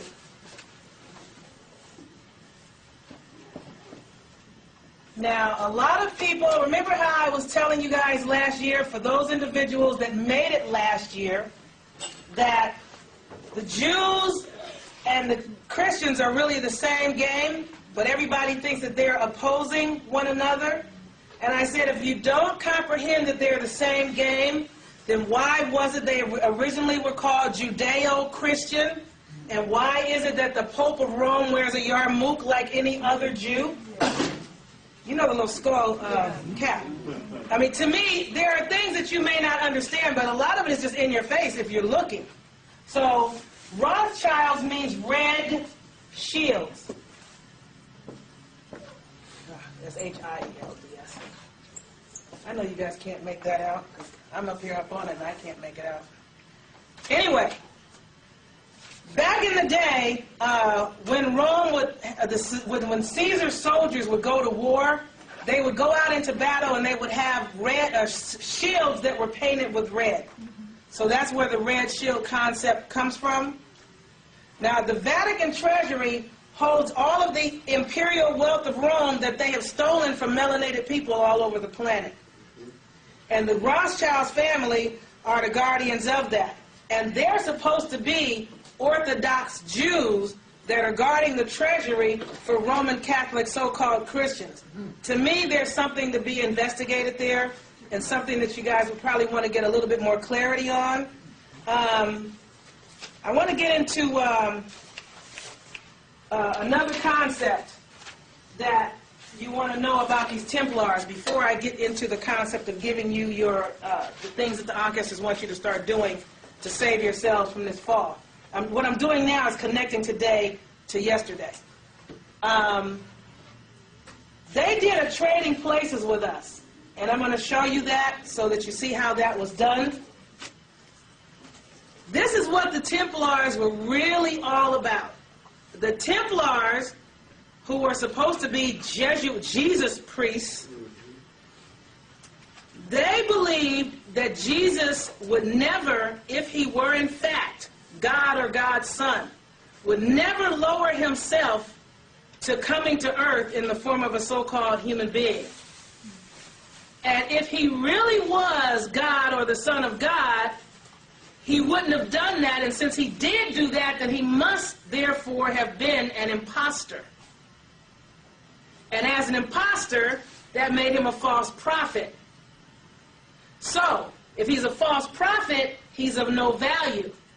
And as being someone of no value, then he deserved to be crucified anyway. Now, they felt that he was sent by the powers of so-called darkness, and nobody really should care what happened to him. So, in the Templars' opinion, the true God was not Jesus, but his evil twin brother, or evil brother, which may not have been a twin, I may be wrong on that part, whose name was Satanael, S-A-T-A-N-A-E-L.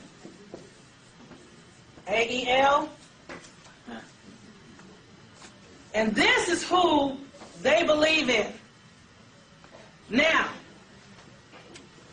they feel that apparently he is supposed to, Satanael is supposed to have lordship over the material world, and he alone can enrich mankind.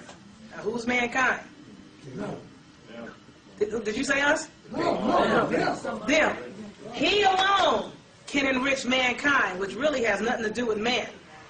Satanael is represented by the Kabbalan goat head, or you see this pentacle I have around my neck? When they turn it upside down, that's supposed to be symbolic of a goat head. But a lot of people used to wonder, well, why do Moors fly the Moorish flag, which is a green flag or a red flag with a green star in the middle, upside down? It looks like a satanic goat worshipping thing when you do it that way. The reason the Moors were flying the flag upside down is because our nation was in distress. Whenever a nation goes under attack and they are having severe calamity, they turn the flag upside down as a sign to others that we're in trouble and we need help. So when the Twin Towers, for example, were taken down in New York, if this nation was doing what it was supposed to do, and I don't know if they were or not because I don't watch the news, then the so-called United States of America flag should have been turned upside down because we went under what they claim was an attack. You understand? Okay. However, the way this particular nation of people, the Adamites, or the Templars, or the Jews, or the Christians, or whatever you guys want to call them, Europeans, white folks, call them pink people, I don't know. And don't think that I dislike pink people. My stepmother was pink. I have sisters and brothers that are pink, and I love them. I have one sister, she's blonde-haired with greenish eyes, and she passes every day for white, and that works for her. Her son looks white, and he used to date a very dark sister, but now he married a white woman that had children and has white-looking children with her. They're doing the wrong thing. One of the things that people want to know, we were discussing something yesterday at dinner last night, all of us, and Omari, and he was saying our people still haven't figured out that we need to apologize to Europeans for the way they were treated. And I was telling him, you kind of have to understand that our people did do an apology for the treatment. What our people did, according to the Ancestors, is they deliberately put themselves into a dormant, unconscious state. And as a result of that, it's like that story about the tortoise and the hare. You're the tortoise. You can always stay in front. But here comes the little hare. In order for the hare to get half a chance in this race, the tortoise had to go to sleep. So we deliberately went into this unconscious, we don't know, we don't remember squat state, so they could evolve spiritually and catch up. However, now one of the things that some of us did, and I think this is where a lot of the disagreements occurred, a lot of our people did not feel that we were supposed to crossbreed with them because they were, since we made them out of part animal, it was against the law to have intercourse with an animal. However, there were some people that felt like, but this animal has been genetically enhanced and modified to be very man-like. And in order for them to continue to become more man, we're going to have to crossbreed with them to breed more animal out, breed more melanin in, and breed their tails away. That, I think, is where a lot of the conflict between us came from. Has anybody ever heard how the Moors were fighting amongst themselves? Yes. That was something kind of to fight about. Yes. So, some people went on and did the interbreeding, but Europeans did not understand what we were trying to do for them. What we were trying to do for them was make up for the mistakes we made with them. Making them was a mistake. Enslaving them was a mistake. Treating them badly was a mistake. And the only way to make amends for that we could come up with was to go in a dormant state, in a sleep unconscious mode, and become like dead people so they could evolve spiritually, and for those that wanted to go there, to interbreed with them to darken them up. As they got more melanin and got darker, they were going to become more man and less a kind of man. Do you understand? As they got darker, they were going to get more soul, they would get more compassion, that would make them, as we were talking about yesterday, with some of the movies like the new version of The Time Machine and Queen of the Damned, to make them day walkers, for lack of a better word. You get them the melanin, that gets rid of the blue eye and the inability to see that well at night, or the inability to see that many colors, or because they have color blindness, they have night blindness, that's a blue eye problem. They don't hear this, like we hear certain things, they don't hear the beats that we hear because they need more melanin to pick up what we pick up. You feel more when you have more spinning superconductors. However, instead of them breeding in, as the Holy Bible talks about, I forget which version of which book, but one of the books talks about them needing to be grafted in. They were supposed to get grafted in. And early in the day, we were grafting them in, and then somebody in their camp decided, no, we're going to have miscegenation laws. It's against the law to interbreed and crossbreed, and I guess some people on our side made that same decision. But the fact remains, there were those that were breeding with them and those that were not. Those that wanted to go into the unconscious state and those that didn't. So we didn't agree on how to handle it. But at any rate, they did not, most of them did not take the time to evolve spiritually. And a lot of them refused to breed in and be grafted in. We got to keep the white race pure, is what they say.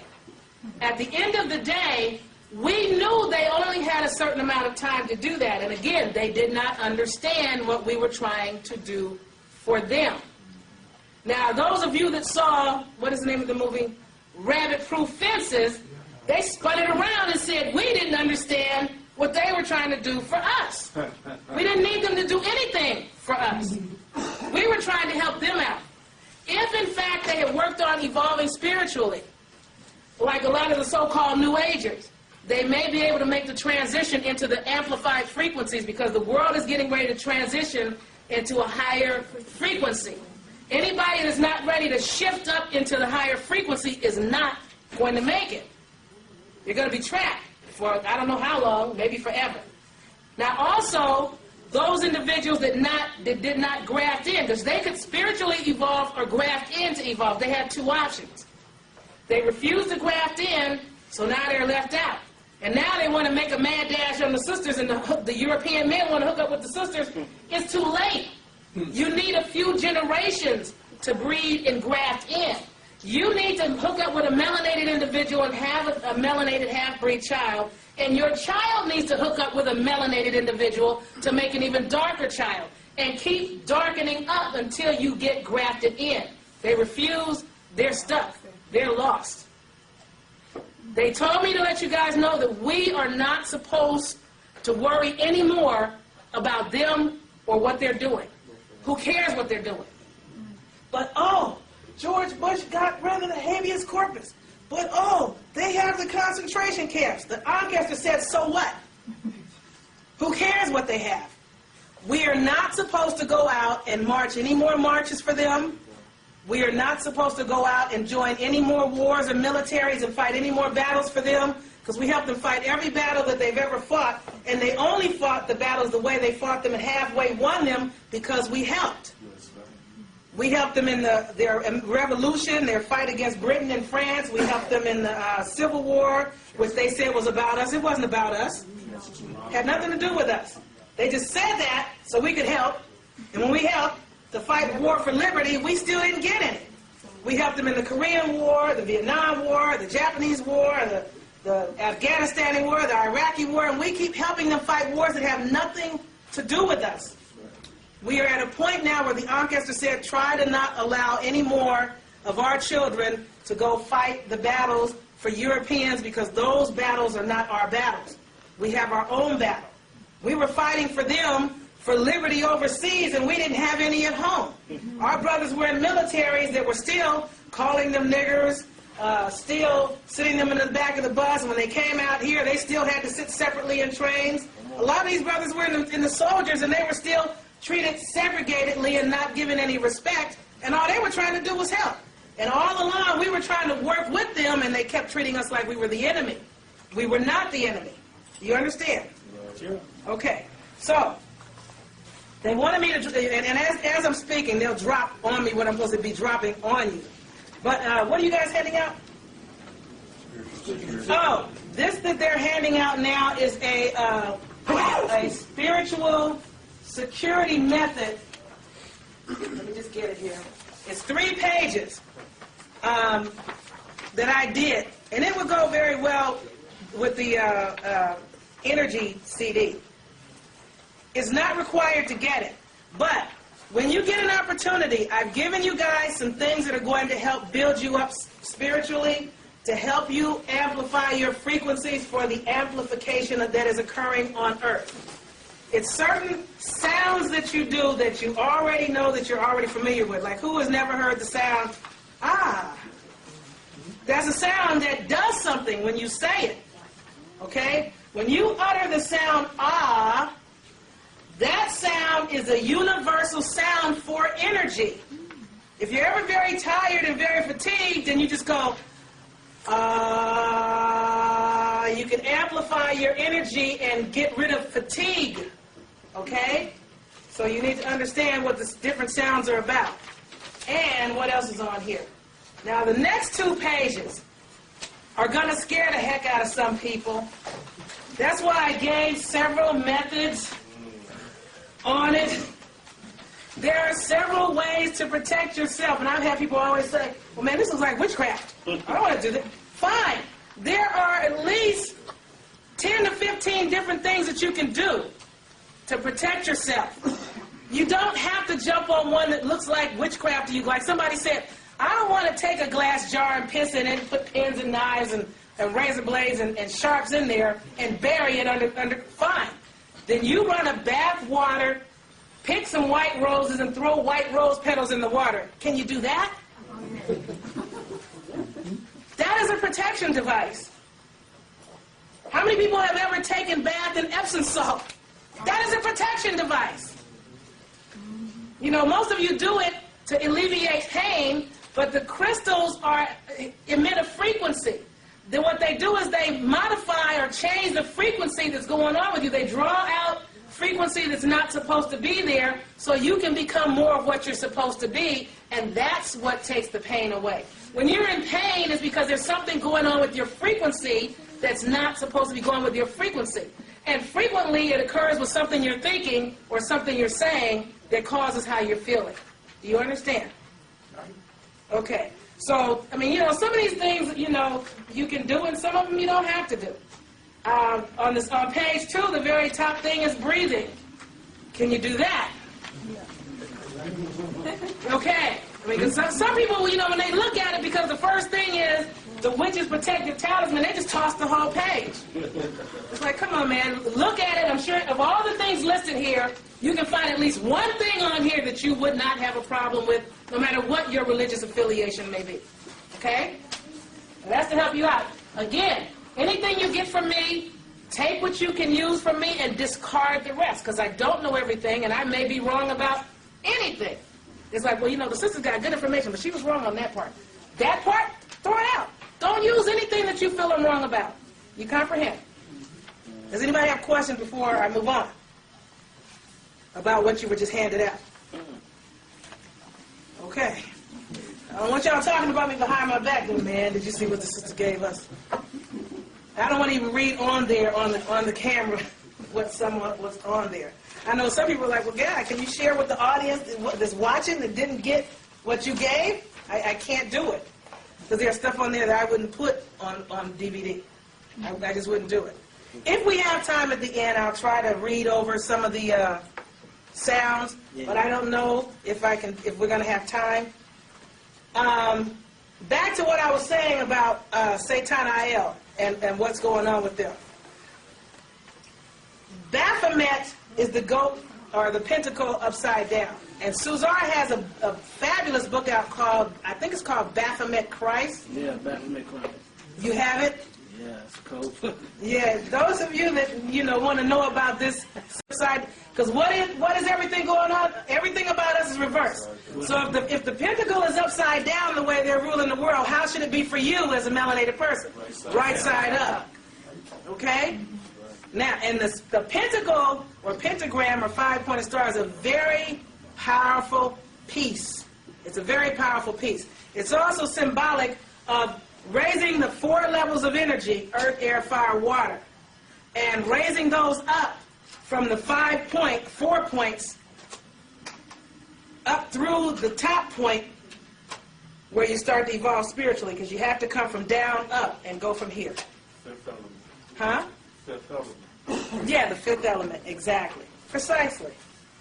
All right, now, the Baphomet, according to them, when some of them were cast out, because those of them that we were able to train, remember I said yesterday they were very unteachable people. We had a hard time teaching them to bathe. We had a hard time teaching them to speak, to just get them to do the language. It was very difficult. A lot of them still don't speak as well as they should. A lot of what they call Ebonics is really just Southern drawl from the way Europeans spoke English to us, and us trying to speak it back to them because it wasn't our language. You understand? Because we were speaking something else when they got here. Most of our people learned how to speak English from so-called Southern, so-called white folks. That's the way they spoke.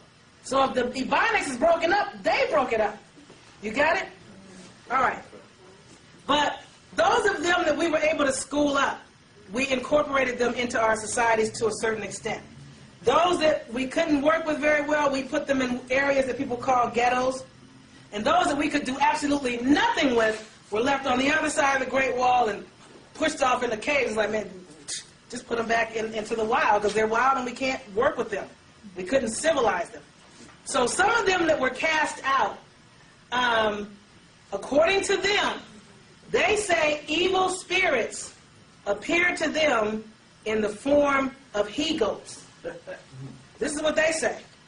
And that the he-goats gave them secrets to controlling the world and to share with them anything that they wish to know. This is what the he-goats claim to be going to do for them. It also says that, has anybody heard of this Jewish holiday called Yom Kippur? Yes. Do I need to write it? Yeah. Where's the marker? No. No? Well, somebody said yes, so that means yes. If any one person says yes, that means yes in here. Yomkippur. I've heard this a long time, and it just didn't add up until very, when you put it, like I said, when I put a question out, the ancestors go bam. I'll be looking for something else and find the answer to the question.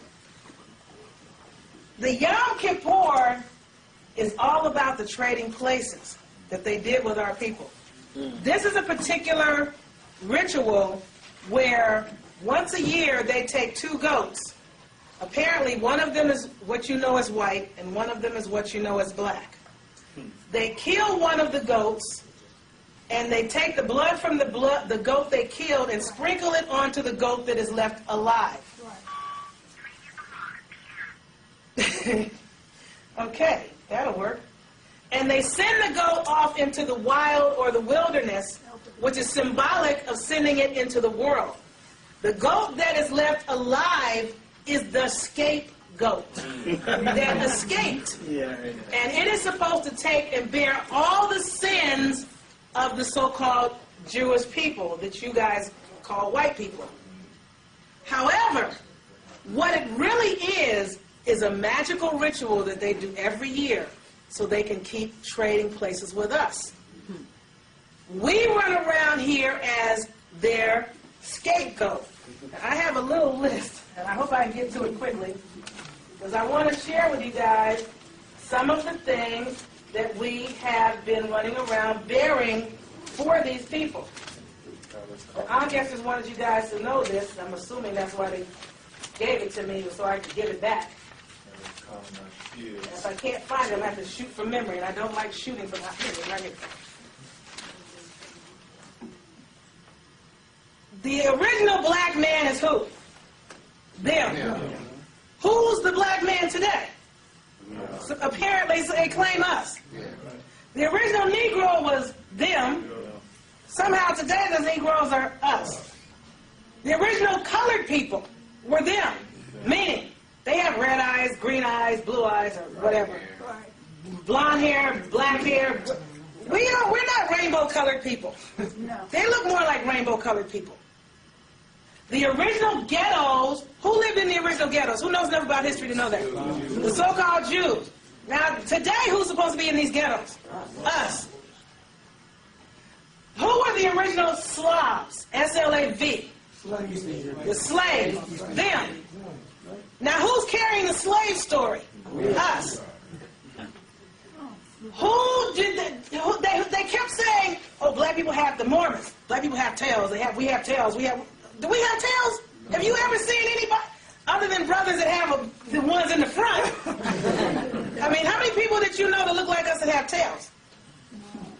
I've never encountered any melanated individual with a tail. I know people that have encountered European people that have tails. Some still in place, some that have been cut off. Now, again, PBS ran a special called The Family That Walks on All Fours. And they show the backs of 2 pink people, naked butts out, with the long tail still attached, hanging from the back. But they keep saying that we have tails. Now they keep calling us what? Monkeys and apes. What did we make them from? Monkeys and apes. Now, they are the lovers of dogs. I told you guys yesterday about how much, and you guys know how much they love dogs. Man, they dogs can be up on the table. They can be eating dog, licking them in the face. They trying to eat, but they like, okay, dogs. And my brothers today are calling themselves one another what? Dogs. Calling each other dogs. Okay? Who are the, they are some of the best and coldest killers you ever saw, but they keep calling my brothers the killers. They keep calling us the thieves when they've stolen entire continents, entire countries, and entire tribes of people. But we're thieves. Who's the thief then? They are. The original thugs and gangs. What did I tell you yesterday about how they were running to get away from their situations? They ran into other people's villages and communities, and they came with a gang mentality, like they showed in Gangs of New York. But who are they calling gangs today? My brothers. So, we're called the criminals, the dealers, but the last time I checked, it's the Europeans that have the planes and the boats and the friends that are customs officials that they can look the other way or pay them off. Do you know any young brother in the hood that got it like that they can pay off a customs official and get any massive amount of drugs here? You know any brothers that got customs officials that are friends that'll look the other way?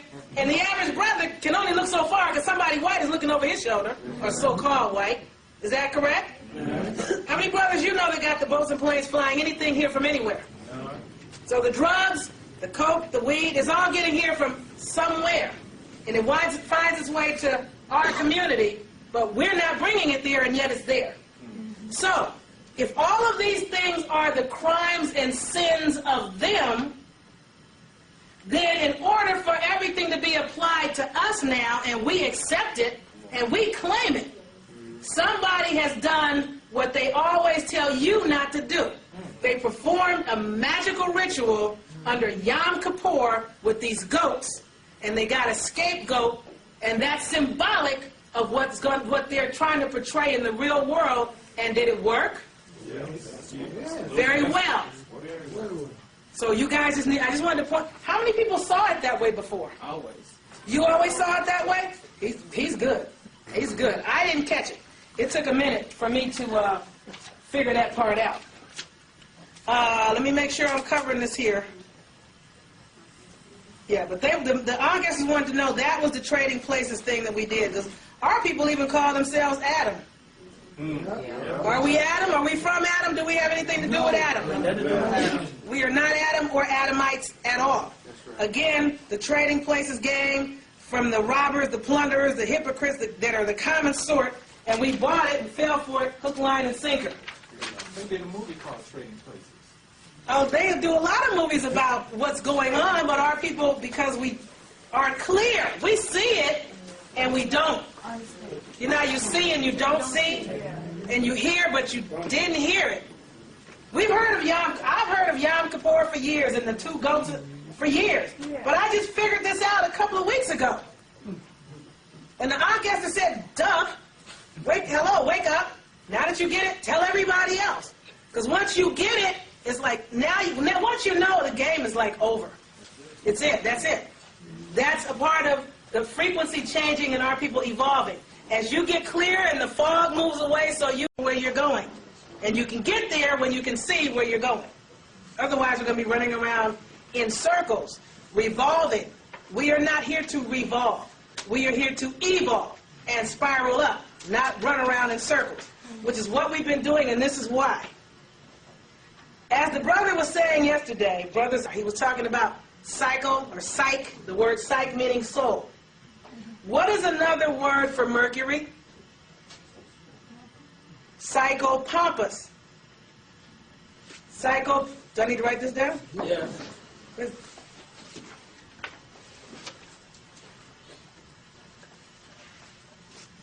Can I erase this? Yeah. Is it possible to get some soap and water, or did you guys already try that with this board? We'll try it. We can try it now. Because I want to make sure that this can be legibly seen on the camera. Psycho is one word, but I'm writing it big because the board is so great looking. If I write it any smaller, I don't think you'll be able to see it.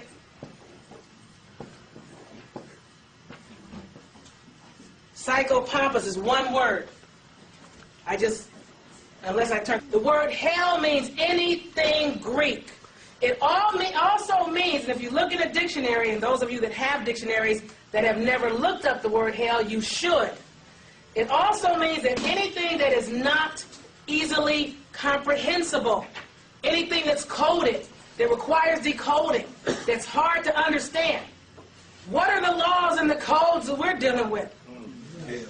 They're hell. Most of what's going on is so complicated. All a lot of people are trying to do is get free, and they can't get free because they're having such a hard time figuring out what this game is, because it's not easy to comprehend. But as one of my sisters said, Yaffa, they're Ma'at. Y'all have heard me talk about her. The Ma'at thing is, look, they're chimps. How hard could it be? We're melanated. The problem we're having is we're thinking too hard. That's her speech. She'll tell you quick. We're more, so we do more and think more and figure there's more to it. It's not. Her thing is they are chimps. There couldn't possibly be that much to it. It's probably so simple, we're missing it because we're just looking too far, and we're looking out there and it's right here. You get it? Right. So, what this is supposed to do, as those that are not appropriate, which is what you guys are all in the process of becoming. Appropriate means one's own. You're going to evolve to your own thing, your own thought, your own frequency, marching to your own drummer, following your own heart and gut, and feeling your own way. You do not need leaders. You are a leader. If anybody's going to follow anybody, they need to follow you, because you're not going to follow anybody. That's not what you're here for. Your ancestors didn't go through what they went through for us to be trying to find some savior for us. We don't need a savior. You save yourself. However, those individuals that follow, thank you, sweetheart. Now that is so much better. That is so much better, Dave. I appreciate that. That'll be helpful for those that are looking on the video camera. Those individuals that continue to follow Mercury, or Europeans and their way, or the Roman Catholic Church and the Vatican and the Febronians of America, because what is America supposed to be? The light of the world. Everybody's supposed to follow this country, and this country is what I would consider Satan's hellhole. Some of the most obscene, unnatural things occur in this country. Isn't this, well, who said that? Say that again. Great Satan. America is like the great Satan. This is like, and anybody that wants to follow the way things are done here is going the wrong way. That's right. However, the individuals that keep following Mercury are going to wind up stuck in hell with Mercury, because Mercury don't want to be there alone. They need melanated folks to go with. Huh? Misery loves company. She said, the sister said, misery loves company. That's true. The individuals, however, that are left behind, how many times have you heard that? Those are going to get left behind. Those are going to be left behind. Those that get left behind that are not following Mercury, those are the people that are worth messing with. That's going to be you guys. Because you're clear enough now, I hope, to see the game that we were all so stuck in. And it's a bigger game than we thought, but it's not as big as we thought, because everybody that I talked to, I know all of you, now that I'm bringing this all stuff to your attention, yesterday, today, last year, didn't you already know it? You just didn't see it that way. Right. And now that you see it, it's like, how come I didn't catch that before? Why didn't I look in the dictionary before? And I've seen these brackets, but I didn't see the brackets. You've seen them, but you didn't see them, right? Right. Tell the truth. I've seen them, but you ain't paying attention. Right. But so the game is there. So now the jig is up for them when it comes to you guys. So hopefully you can get your people to catch up, but if they ain't catching up, the ancestors got a plan that they want you to do. What they want you to know is your answers, again, are inside yourself. They are not in the church. That's right. And if you keep following the church, and who's the church? The whole body, Rome, and the whole body of what? Christian believers that are ruled over by who? The Pope. And the Roman Catholic military soldiers that are preachers, priests, nuns, bishops, and the like. The Jesuits are the severe army. But Military arm. now these people had a tendency to go around the world in the name of what? They come along in the name of peace as missionaries. Oh, we come in peace. There was a science fiction movie once called Come in Peace or something like that. No, there's a better movie called The Missionary with Robert De Niro. He was younger in it. That's an excellent. There's a better movie called The Missionary. And they came in peace. The missionary came first, and the mercenaries came second. Well, that's exactly what really happened all over the planet. And then the hell and the confusion occurred. So now we just got to get clear and get out of the confusion. We're not going to keep following this critter into hell anymore. Something else that our guest has wanted me to bring to your attention that some people are getting angry about. Back in the, I think in the 80s or 90s, how many people are familiar with the fact that the Seminole Indians in Oklahoma had decided one day, I didn't even see you slide in back there, honey. How you doing? They had decided one day that the so-called black Negro type Indian ain't a real Indian because they had all this money from the so-called federal government. Now, a couple of weeks ago, there was an article in the paper that basically said that the so-called Cherokee of Oklahoma is trying to play the same game. These black Indians of Negro ancestry aren't real Indians, therefore they're not entitled to the rights or monies of real Indians, so we're going to remove them from the rolls. How many people have heard that? Yes. And a lot of people got what about it? Because you know that you're what they call the so-called Indians, you know that was your people. That's right. A lot of our people got P.O. The Ancaster said, don't. Forget them, screw that and what they're talking about. This is what they wanted me to bring to your attention. One, slap them upside the head with their own garbage. When they say the black Indians aren't real Indians, you need to whip out their dictionary and go, I think black says pale. Look at you. And here's a definition of American that says copper-colored races. You get your copper penny out. Let me get my copper penny out. You tell me, am I the black Indian or are you the black Indian? This is what the Ancestors told me to tell you. Come on. And when they talk about the Indians of Negro ancestry from Africa, isn't that what they're saying? Mm-hmm. The Ancestors told me to tell you this for them. The Europeans are currently doing all this DNA and genetic testing and tracing. Let them tell it. Everybody's traced back to Africa through Lucy. So if I ain't a real Indian because I'm traced to Africa, you ain't a real Indian because you traced there too. That's right. The Ancestors told me to tell you guys, don't get bent about it because they ain't talking about nothing. They're just doing that to upset you and throw your frequency off. Because when you get a little angry, your frequency gets a little distorted and your thoughts get a little scattered. They said, don't listen to the pink man and what he's talking about. Don't follow him and what he's doing. Just stay on your focus. Stay in your 360 degrees because you have to be an unmoved mover, which means you cannot be moved by him and his games and his garbage. You comprehend? All right. Now, there's something else that they wanted you guys to know. There's a legal term called aboriginal title and a legal term called Indian trust.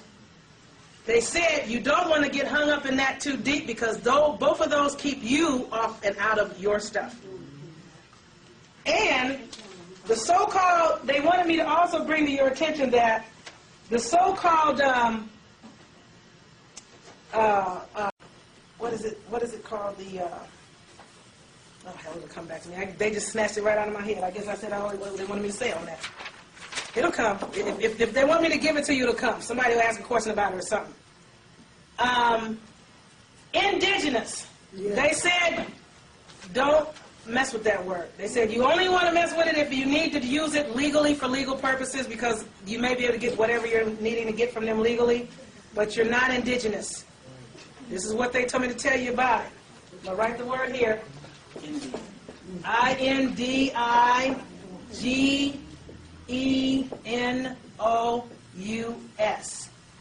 Turn to indigenous in your dictionary now. I looked up that term last time when you told us to look up Autochton. Autochton, yeah. The indigenous came up with. Yeah, well, they're trying to connect back. It is and it isn't, okay? Just like if your name could be Michael. If your name is Michael and somebody calls you Mike, you know they're talking to you, but is Mike your name? No. So, just be clear on that. Now, I want you to look. Remember I told you when you're looking up a word, you should look up every word above and below the word. When you get into the brackets of indigenous, you'll see Indi plus Gina. Right. And indigen with the A in the parentheses. And it'll also, is that right? Indi plus Gina. But look at the word above it that says indigene. Right. Indigene. That says indigenous or native. Also indigene. And look in the brackets. It says indigene.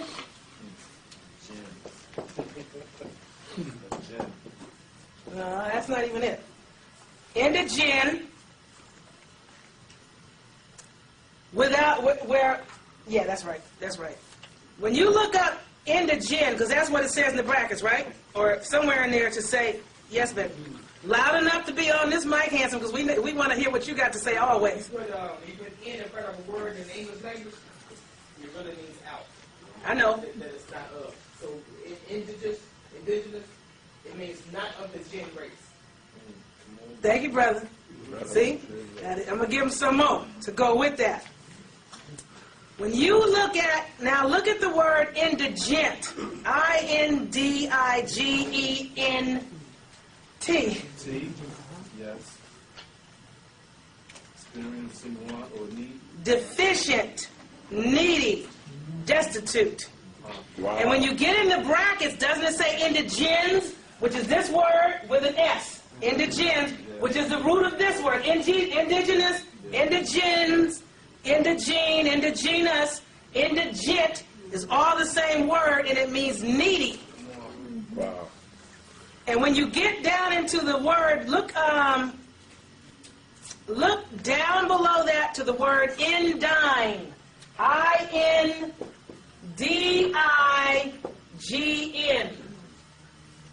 Not worthy. That means you're not worthy. Unworthy. And what do the Europeans go around this world taking everything from melanated people saying? You don't deserve it. You ain't worthy. We should have it. And they did that because they have, what do you call that? The green-eyed monster and that Ain al-Hassad, the blue-eyed envy. Do they hate you? Yes. With a pair. No. They're just jealous of you. They want what you want, and they want to be what you are, and they want to have what you have, but they're not you. And they're upset because they're not you. They're very angry about it. We gave them the opportunity to become us. They rejected it. And it says that in the Bible. It says something about they rejected the builder's cornerstone or something. The cornerstone is the foundation. Come on. They rejected it. So they can't say that we didn't try to help them. Because some people are like, well, we owe them an apology and we still haven't learned our lesson. They don't understand what we were doing for them, and a lot of us didn't understand what we were doing for them. Now do you guys kind of see what we tried to do and how we tried to make up for the error of our way? You don't see it still. It's okay if you don't. It's okay. It'll come. I see it.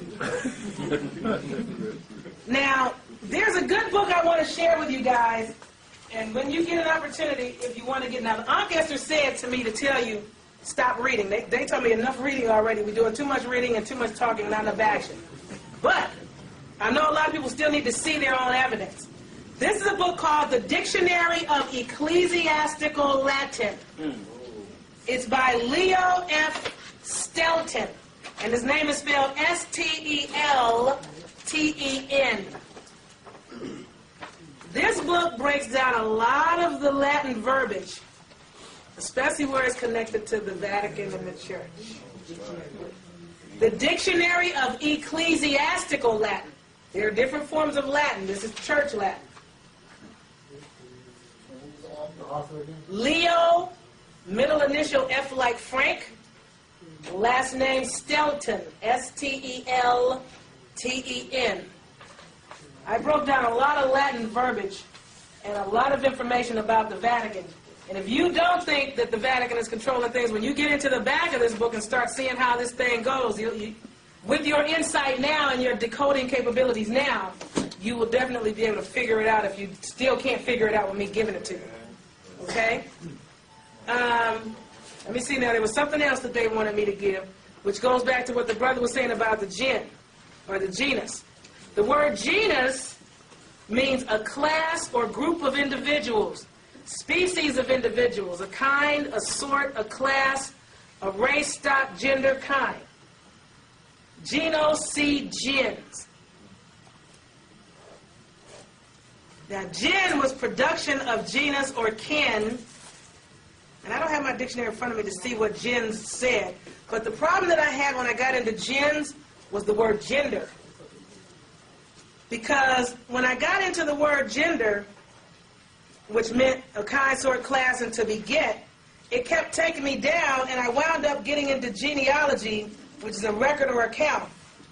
But I can't find it right now. There was something I had found out about that word that had to do with the language.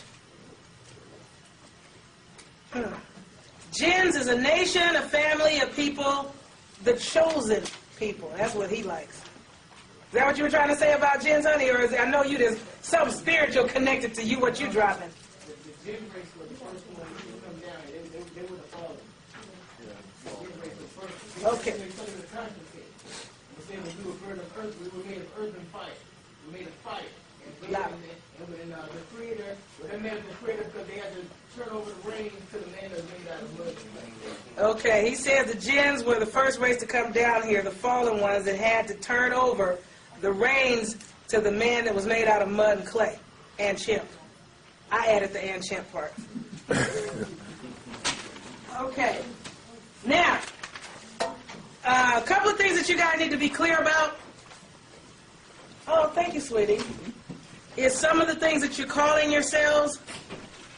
The ancestors want you guys to get out of some of the things you're calling yourselves. Like, for example, yesterday. How many brothers in here now want to be called husbands? No. Housebound servant? What brother wants to be a house slave? Look up the word family. F-A-M-I-L-Y. When you look up the word family, and you get into the brackets, and you may not even have to go to the brackets, it'll tell you that a family is a bunch of house servants and slaves. Oh, man. You see it? Who sees it? Somebody see it and want to read it? Loud enough to be on the mic? Because, I mean, if you don't see what I see, then I need to go get my dictionary and come up here and read it to somebody. A fundamental social group in society typically consisting of parents and their offspring, two or more people who share goals, values, having commitments to one another, resides usually in the same place. That's not what I'm looking for. Get in the brackets, man. What's it say about family in the brackets? It says family, household, family, servants. It says servants. Family, household, servants. How many of you guys thought you had a family? Tell the truth. You thought you had a family. And that you thought you were a part of a family. Now that you know the word family means slaves and house servants, how many of you want to have a family? How many of you want to be a part of a family, including the family of nations? Is that why I got treated so bad? I don't know why we got treated so bad. There are a bunch of you guys sitting in here that did not look in your dictionary. And I'm going to tell you now, I don't like that. When I give you a word and I ask you to look in a dictionary and see for yourself with your eyes what I am saying, there is a reason why you need to see it, and you're not supposed to believe me. The Aunt Esther told me to tell you, stop doing that, to quit believing everything that people tell you without verifying that what they're saying is accurate. Yes. That's why we're in this condition now. We believed everything we were told about slavery, about being brought from Africa, about being families with husbands. Yes. Being black. Black's Law, 4th edition, got 2 pages of family. And we not finna spend 2 pages to find out what Black's Law got to say. That's 4th edition? It doesn't say what you said. Huh? It's got 2 pages of different definitions for family. And none of them say what I just said. Not initially. I don't see no brackets either. Well, we're in a regular English dictionary. Legal term. Family, that's legal court verbiage. That's why I said, they said you can use what you need to use to get what you need to get, but be clear on what you really are. Just like if you're trying to get a loan and they ask you, are you a U.S. citizen. Citizen is a servant. That's a problem. You know, until, I don't know what to do yet. Until we figure out, you can either do like Valor says and scratch no and write something else and hope they don't have an issue with it, or you can check yes. And just know that, well, it ain't me, but I don't have no other option. I don't know what to tell you. You know what I'm saying? So what you're looking at is legal terms. Maybe someone should show him a regular dictionary, because like he said, if he looked, and the way he worded it is, I don't see nothing about what you just said. That's kind of like, sis, you ain't telling the truth. Because this book don't say that. So somebody show him a real dictionary so he can see that I'm not saying that. Am I saying that family means slave or servant? Who says it? Where does it say that? In the dictionary. We got Merriam-Webster's right here. Random House. Houston Mifflin. Oxford. Thorndike.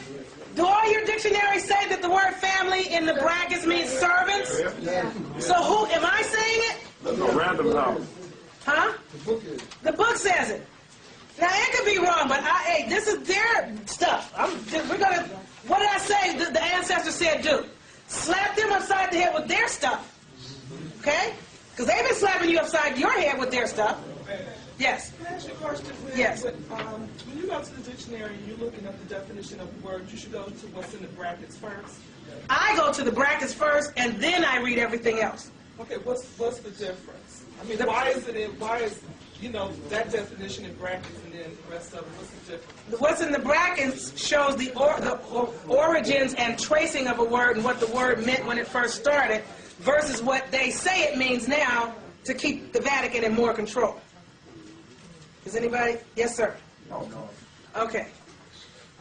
You got some more that you want to add? Because I look at you sometimes and tell me you want to say something. You can't wait till it's over because we got to stop. No. Opening. When I look at you, that's your opening.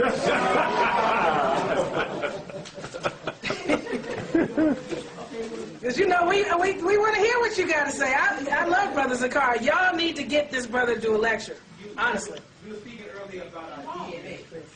Our DNA. Right. And what we're not understanding is, see, someone else has rewritten the script. Yes. So, and it says in the Bible that the serpent tribe is now sitting in the sea. They are the lost. Right. The serpent tribe is the tribe of Dan, D-A-N. So if I'm going to mimic you, and I'm going to put everything coded, and you're going to trace your genes, you're going to call it DNA, but that's me. Yours is our transportation system. It's called the CTA. Okay, he's saying that DNA applies to the rulers of the world now, and for us, we shouldn't call it DNA, we should call it CTA, which goes back to the cat. To the cat. And what is a cat? It's your soul. He's a people's soul. He's a soul chick. Okay, now that's important. And then, one more thing. Yesterday, you was talking about this, Quivira. And you said the translation of Quivira was Wichita. Wichita villages, in Wichita villages, something, I don't even remember. Right, which is Washita. Right, Wichita, Washita, the wits. The witches, the wits. The Washita nation. Which means to know. Our tribe, the nation, called themselves the Kitty Kitties. The kitty kiddish. Wow. When the Jesuits came over here, like you were saying before, about them staying in the Army Road first, they come over the Christian assholes. When the Jesuits came over, they called these people the cat Nation. The Cat Nation. That's what they were called. The Cat Nation. He said when the Jesuits first came over here, we called ourselves, or the Wichita Nation, which really was all of us, but called ourselves the Kiddish. The Kitty Kish. And the Jesuits came over here calling us the cat race, or cat people, the Cat Nation. And it's just after you go up on the internet and you look up the etymology of cat, or Egyptology. And they'll tell you that the cat is as influential in Christianity and what you call Mohammedanism. The word Muhammad breaks down to the doorway to the black cat, and a Christian breaks down to the cat. And both of them giving their homage to this Christ, which is cat, and Muhammad, which is the cat. Well, the Christ is not the cat. The Kara essence is the cat. The Or the C-R-I-S-T K-Ra. is cat. It's a head cat. It's the R-I means head. The C-T means cat. Okay. Okay. Question for the brother. Huh? Question for the brother. Go ahead. Loud. Is that what the Cherokee really called Kituwa? All of them had CT without their name, without throwing their name. CT, KT, or something to that effect. All right. Now, how many of you guys have a mate and you're here with your mate? I'm not even going to make you look it up, but when you get a chance, you should look it up. The word mate means meat, meal, or food. That's the word mate, M-A-T-E. Now you know what you have? You know what you have? And this goes back to even what the brother is saying. This is what your people are, and these may or may not, and this is going to get back to what you and I were discussing earlier, Carl. This is going back to what he said. The first letter is C, last letter is T. Cat. You have a consort. Turn to the dictionary, in regular dictionary, look up the word consort. You don't have mates and wives and husbands. You don't have boys and girls either, because the word boy means a knave, a servant, and it also means dishonest. When you get a chance, look it up. That's the word boy. And they kept calling our brothers boys even until they got to be old enough to be their great-granddaddies. And the word girl means young person. So for now, we'll just say we have progeny until we come up with something better. You know, which is toward and for the genes. Gens, yes. Just like on the bathroom doors. When you go to the bathroom and touch that boy and girl, it says guys and gals. The gal is a cat and the guy is a thing. The guy is a man portraying to be a woman. The gal is a cat. Whoa. Okay. Guys are cats and gals are fae? No, gals are cats and the guys are... Guy is a male homosexual. A gal is a cat. Okay. Golly. The word consort means in accord with. Ships accompanying one another. To unify. To accompany the spouse of a royal person. Like that's my consort sitting at the table back there. I don't have no mate. Okay? Or a housebound man servant. Husband. All I'm saying is that I just want you guys to be clear on what you are using to address yourself as. And your people that you have much compassion for. That you want to be in accord with. Okay? All right. Does everybody see that? All right. Now, there's a lot going on here, but I'm not going to go through every little detail because, we got a short day. All right. These are some of the things that they want me to tell you to do. And as they gave this stuff to me over the last months, I just wrote it all down. First of all, they want you to determine who's running this operation.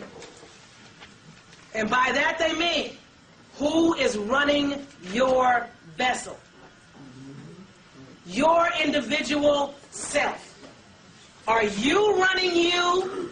Or is your employer running you? Or are your children running you? Is your so-called mate, spouse, wife, husband, consort running you?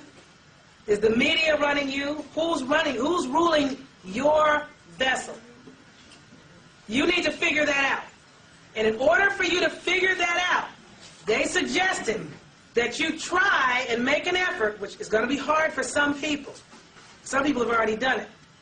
Make an attempt to go 1 week without watching any of their television, any movies, or listening to the radio at all.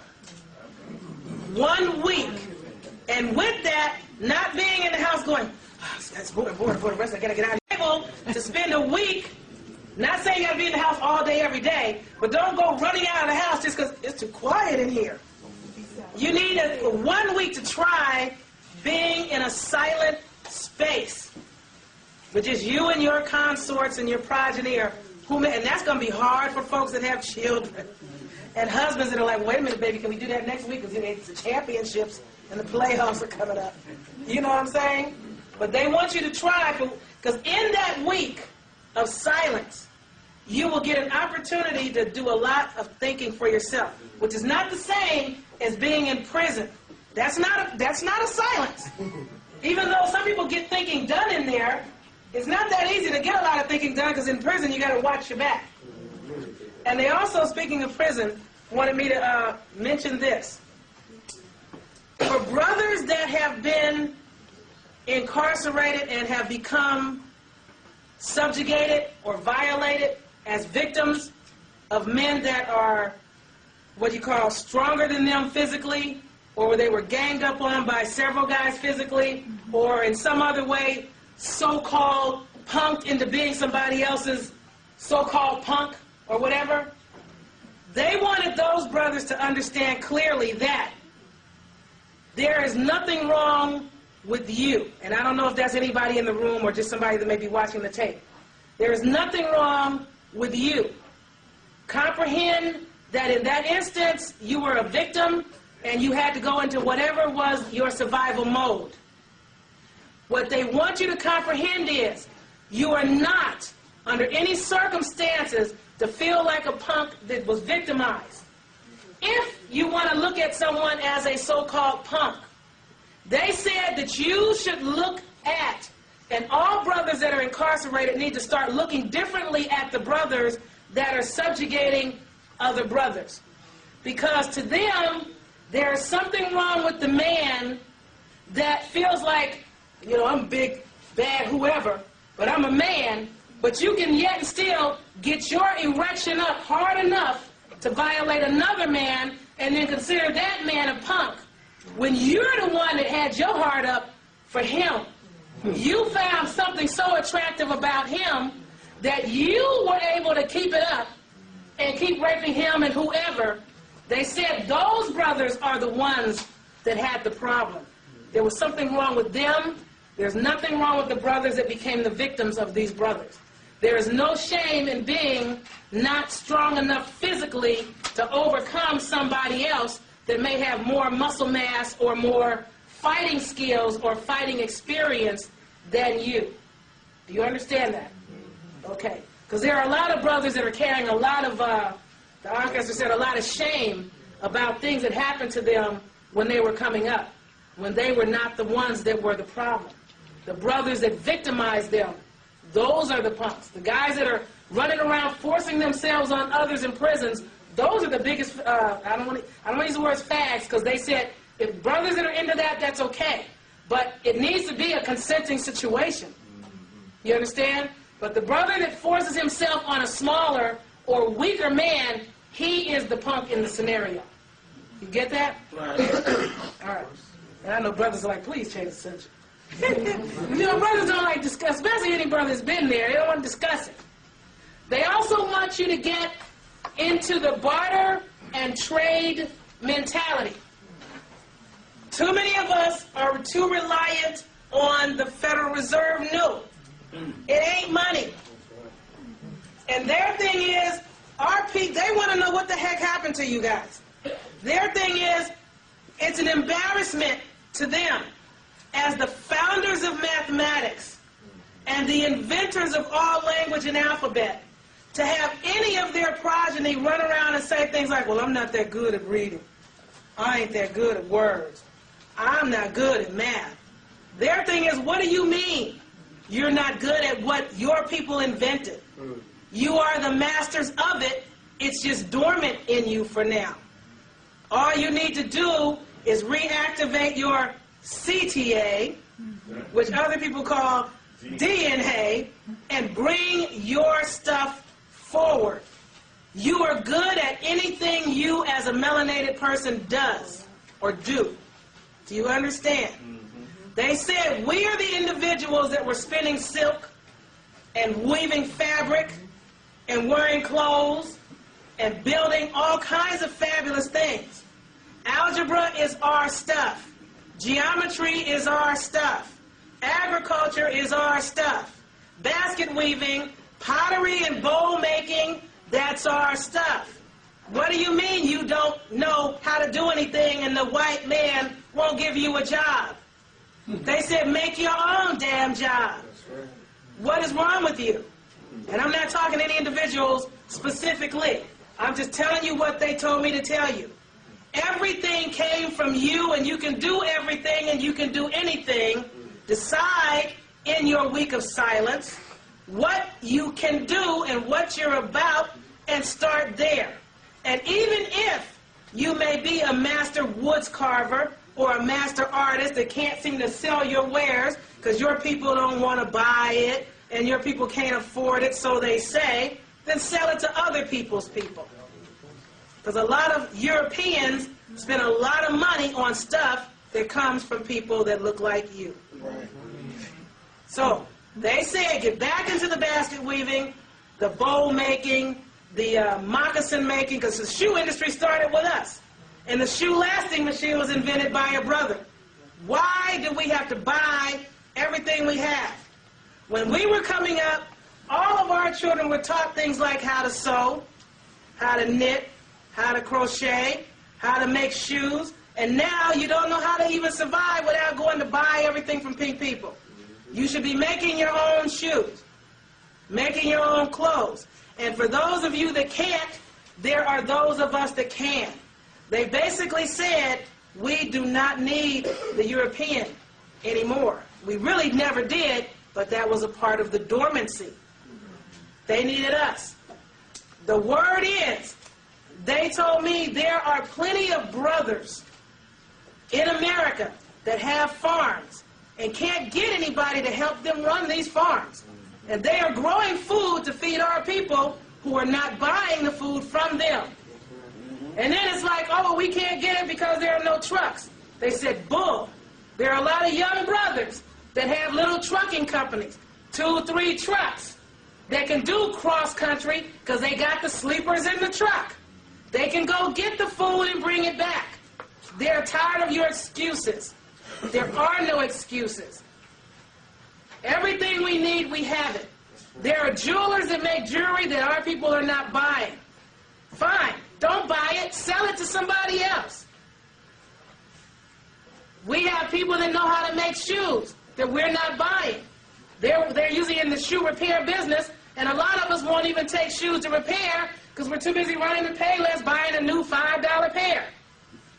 Instead of keeping the other brother alive by spending $5 to get the ones you got fixed. Do you comprehend what they're asking me to tell you? Is there anybody that has a question about it before I move on to the next thing? Now, getting back into the consorts. Right now, we are in what appears to be a dire state. And Carl and I were discussing this in my consort back there, OJ. We were discussing this. One of the things that they want our people to understand is this. The cognizant community is a very small group of people. And that does not mean that everyone else is not coming along. But we are what they call the first wave. It is our responsibility as the first wave to do the job of laying the foundation for those that are not trying to hear you right now. Right. Which I brought up yesterday. There are a lot of people that it's like, come on, Mama, you want to come to this? The sister's here. She's talking about some stuff. We need to go. It's like, no, I'm going to church. or your children don't want to hear it. You got people that you want to bring that ain't coming. Leave them behind. They're following who? Psychopompas. They're on their way to hell. And if you keep trying to bring them, you're going to get, it's like crabs in the barrel. Either they're going to drag you back into the barrel or you're going to get out the barrel and keep going. And when they finally get out, everything is already in place and they can just come. Do you understand? Lay the foundation. But these individuals that are your so-called consorts that are not ready, in the cognizant community, or what other people call conscious, but to me that's not the appropriate word, because conscious just means you're awake and your eyes are open. There are people out on the corner, you know, that are awake and their eyes are open, but if you try to start talking about anything, they don't understand what you're saying because they're not cognizant. They are not asleep physically, means they're not knocked out on the bed. Looking at me is conscious. Understanding me is cognizance, or comprehending me is cognizance. This community is going to have to get into what a lot of our people don't want to get into, which the Ancestor said. Brothers back in the day had brothers, and their brother would transition over. Frequently, the brother would take into his fold the wife of his brother, so that the children would have a male role model to follow and look up to. It does not always mean that he was having sex with his brother's wife. In some instances that was the case, and many times it was not the case. And also they want you to know that when it comes to, as I touched on it yesterday, how you sisters do not own your man's vessel and your man does not own yours. What people have to understand is the individual that is inside the skin is the only individual that knows what that individual needs and requires on this journey of evolution to become a whole and completely fulfilled being. Oftentimes, you have a guy that has a sister that's his consort, or vice versa, and this guy, he loves his sister, for lack of better words, but she's not the best cook in town. So here's a sister over here, he likes to go over here to eat. Man, this sister, she gets down in the kitchen, and that's where the food is. But when he tries to talk to either one of them, they're almost airheaded and there's no conversation. So then you have a brother that needs to go find another sister that they can sit up all night just talking, just shooting it back and forth. It does not mean the brother is having sex with all of these individuals, but each individual is multifaceted and has several components to them that needs to be nourished in order for them to continue to grow and thrive. If your man has more stimulating conversation with us, she may not be sexually appealing to him at all, but mentally she is off the chain in his mind. Then there are sisters that, man, they can bang out sex all night and day, but when they get out of bed, there is nothing to talk about with this sister because there's just nothing there. Do you understand? So, just because a brother has a sister over here he likes to eat with, and vice versa for sisters, and a sister over here that he has sex with, and a sister over here, because you might have a sister that she can do lots of things, but you might want to go out dancing. Your woman don't go out and dance. It's like, well, can I go out with my friend so-and-so? I want to go out and dance. Because she likes to dance. And when we get through dancing, I'll come home. Too many sisters say things like this. I'm your woman. If you need to talk to somebody, you talk to me. He can't talk to you. You don't have enough there to talk about or discuss with. Do you understand? Now, they're not attempting to insult. They're just saying each individual has to fill themselves up with what they need, and they have to get what they need from wherever, and that no individual on this planet is going to be with you forever. Your mom, your dad, your children, your wife, your husband, you can pick every individual in your life. Not one of them has been or will be with you forever. The only individual that will be with you forever is who? Yourself. You're the only individual that knows what you yourself requires. You're the only individual that knows what you yourself is needing. Your parents and their judgments about what you do is not what you should focus on. You must focus on completing your journey and evolving as highly spiritually as you can on this journey to make yourself as complete as possible so you don't have to come back. You understand? Is your hand up, sweetheart? Come on with it, brother. We're presently going through these vices. This book right here is called Astrology of Cosmic Science. Astrology of Cosmic Science? A Cosmic Science. Oh, Astrology A Cosmic Science. By who? By Isabel M. Hickey. By Isabel M. Hickey. How are you spelling Hickey? H-I-K-E-Y. H-I-K-E-Y is the last name of the author. Come on. We have entered the age of the Aquarius. Right. The Aquarian age is governed by Saturn, which is Satan, and Uranus, which is heaven. To show you Saturn's influence, whatever you like, he gives you in plenty of. If you like drugs, all the drugs you can get. Smoking, drinking, sex, whatever it is, I have to throw this out there for you, because you cannot come and enter my heaven. I have to clean and rid you of all your filth, so you won't enter when Uranus comes in and governs the Aquarian age, which is heaven. To show you that I am on point. Motor Trend's card of the year is what? Saturn. All day long. They feed you something back to you on a regular basis. Thank you, sweetheart. You are the cosmic science, but you won't connect back up to what's going on. A lot of the reason why people are not connecting back up is because of psychopathos, Christianity, guilt trips, other people's judgments and opinions, and you are not allowed to be you. Right. And you're not allowed to live because everybody tells you what's right for you, best for you, what you should do. The television dictates, oh yeah, our brothers are this, and they do drugs, they do, and you become what you're told you should be instead of getting a silent space and figuring out for yourself who you are and determining for yourself what you should be. Somebody might say, you know, girl, your skirt's too short. Your clothes are too tight. Nobody can tell you what's too short or too tight for you. Back in the day, a lot, depending on where in the world we were, because we had many cultures across the planet. Some areas, sisters ran around totally topless. Yeah. Some areas, they ran around totally nude. And then you had the areas where a lot of people wore what they call the, for lack of better words, the Arabic harem type attire with the see-through type pants and the midriffs and the V things here.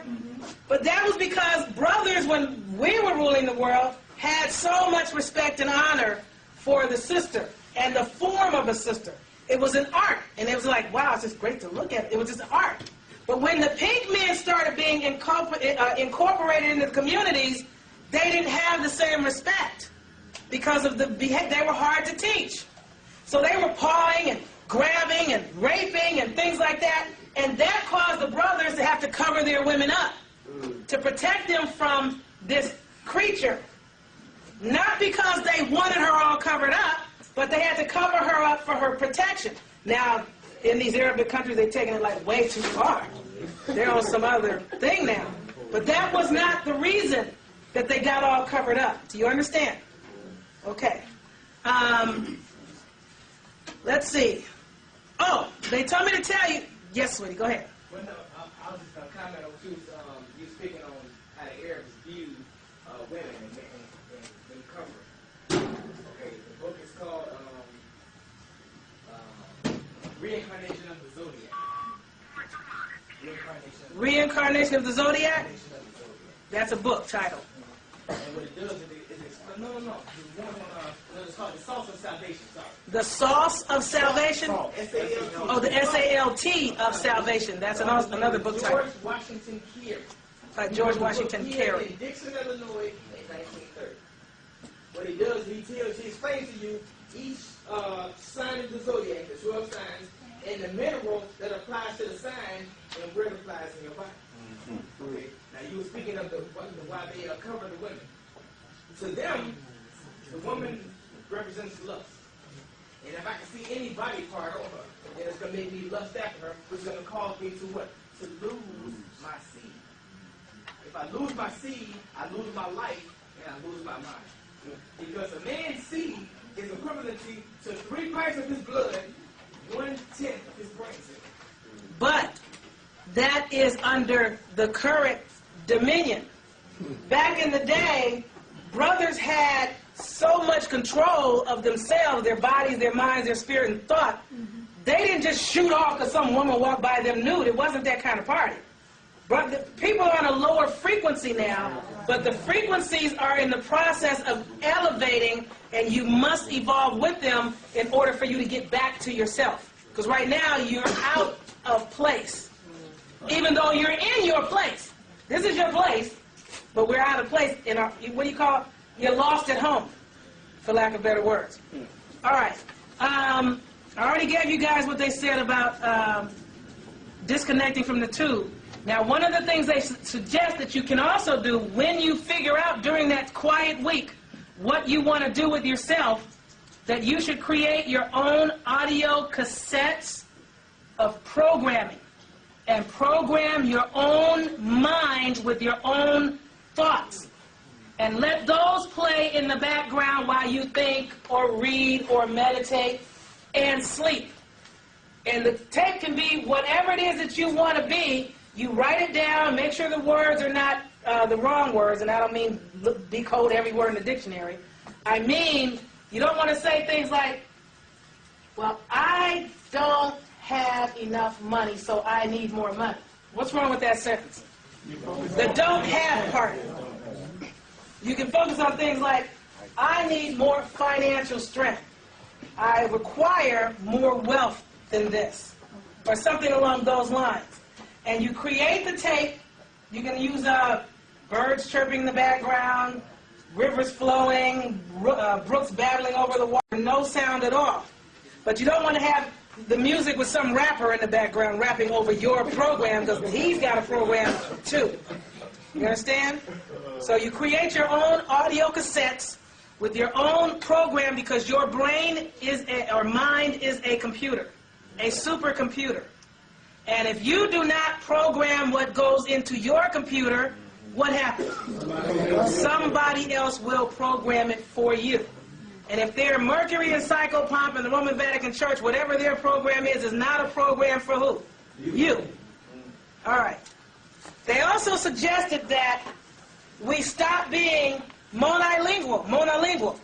Our people were multilingual people. Has anybody ever seen, and somebody asked me today why I didn't bring this movie up yesterday. Have you ever seen the movie The 13th Warrior? Yeah. With Antonio Banderas. In that movie, what role was he playing? Who was his character? A Moor. When he went amongst now remember, he was sent off because some guy was jealous of him and the relationship or attraction between his wife and him. So he was sent off with these creatures, and you guys that saw the movie, you should have saw the parts that I was telling you about yesterday. When they had the water, and they were washing their hands in the water and blowing their noses in the water and gargling in the water and then passing it to the next person who went into the same water, and they passed it to the brother, and he was like, oh no, I'm good. Go ahead. That was how we were when it came to them. It was like, oh, okay, no. But he didn't understand their language when he first got with them.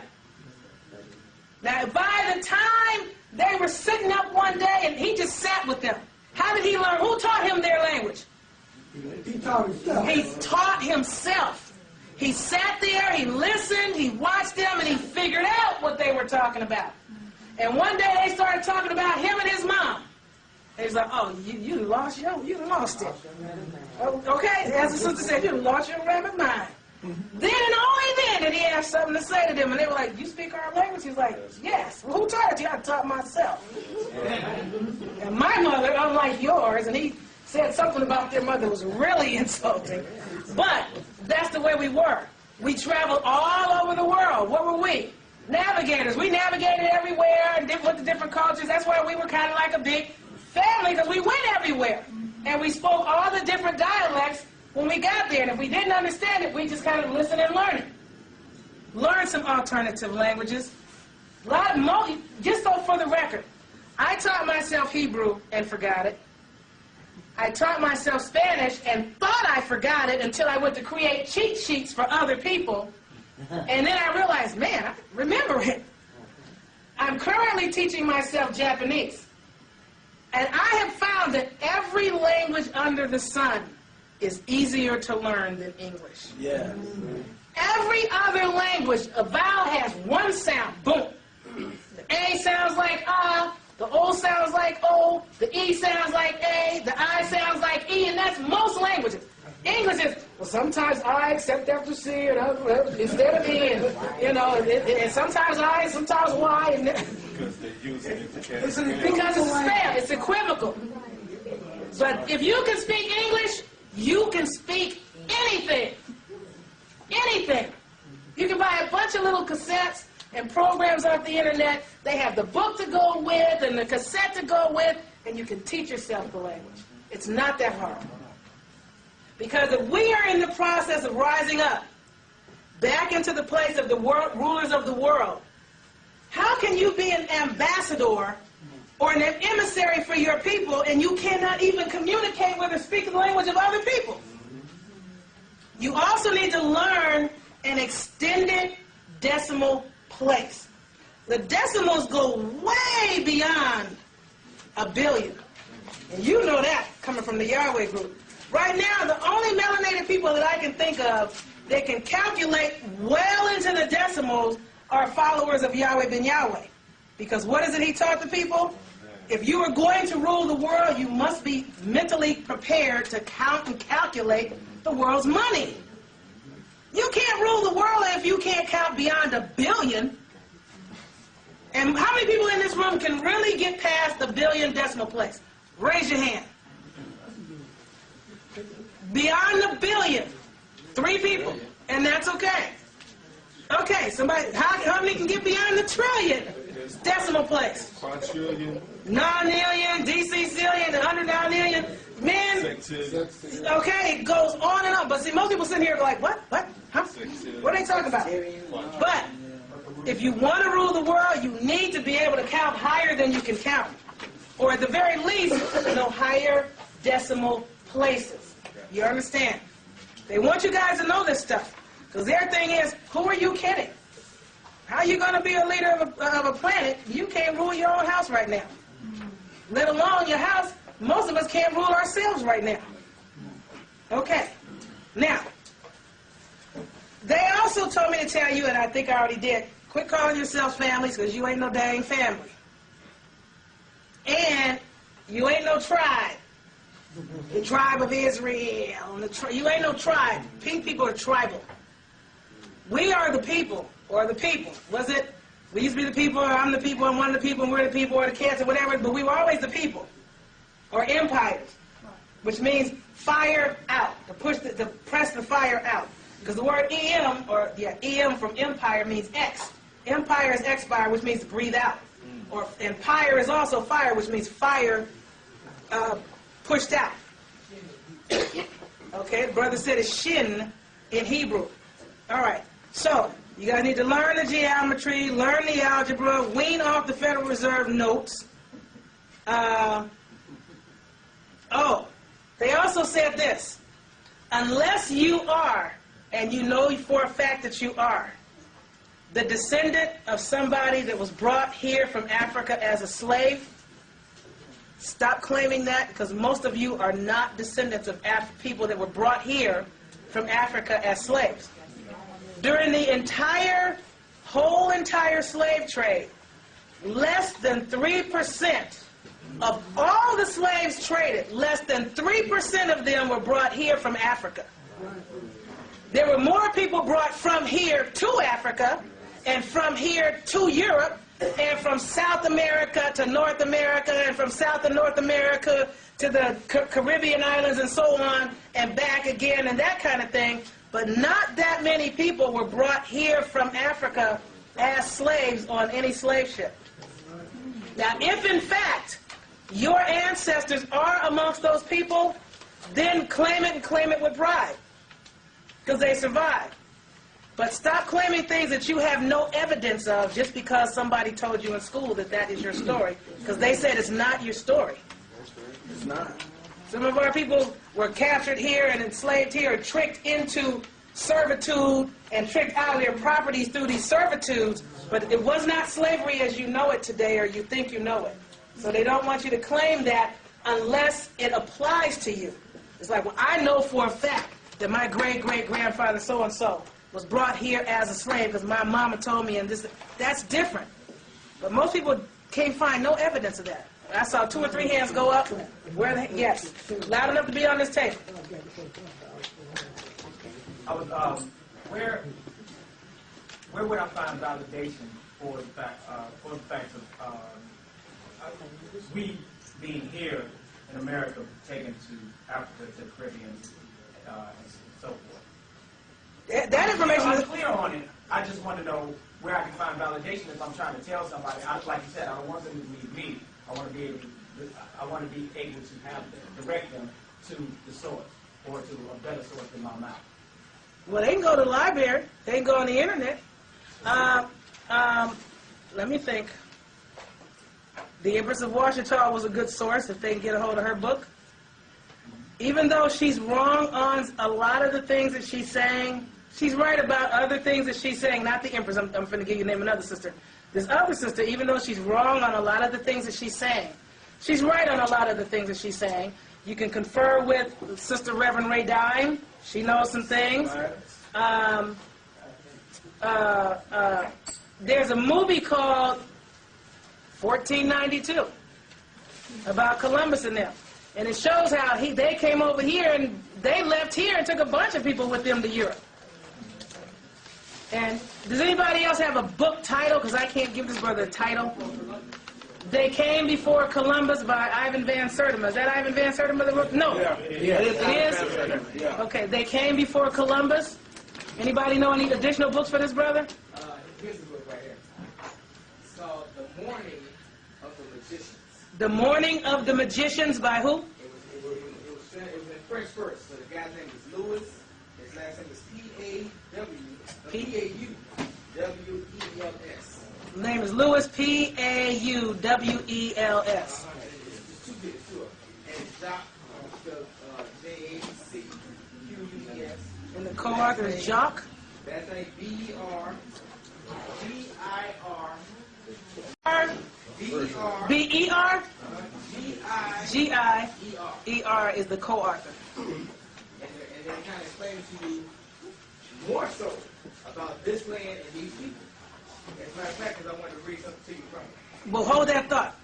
Look into the magazine, The Ancient American, also. Go ahead. Well, I'm clear on us being here. Right, you want evidence. We're giving you evidence. Trade specifically of Americans being taken to Africa, to the Caribbean islands and so on.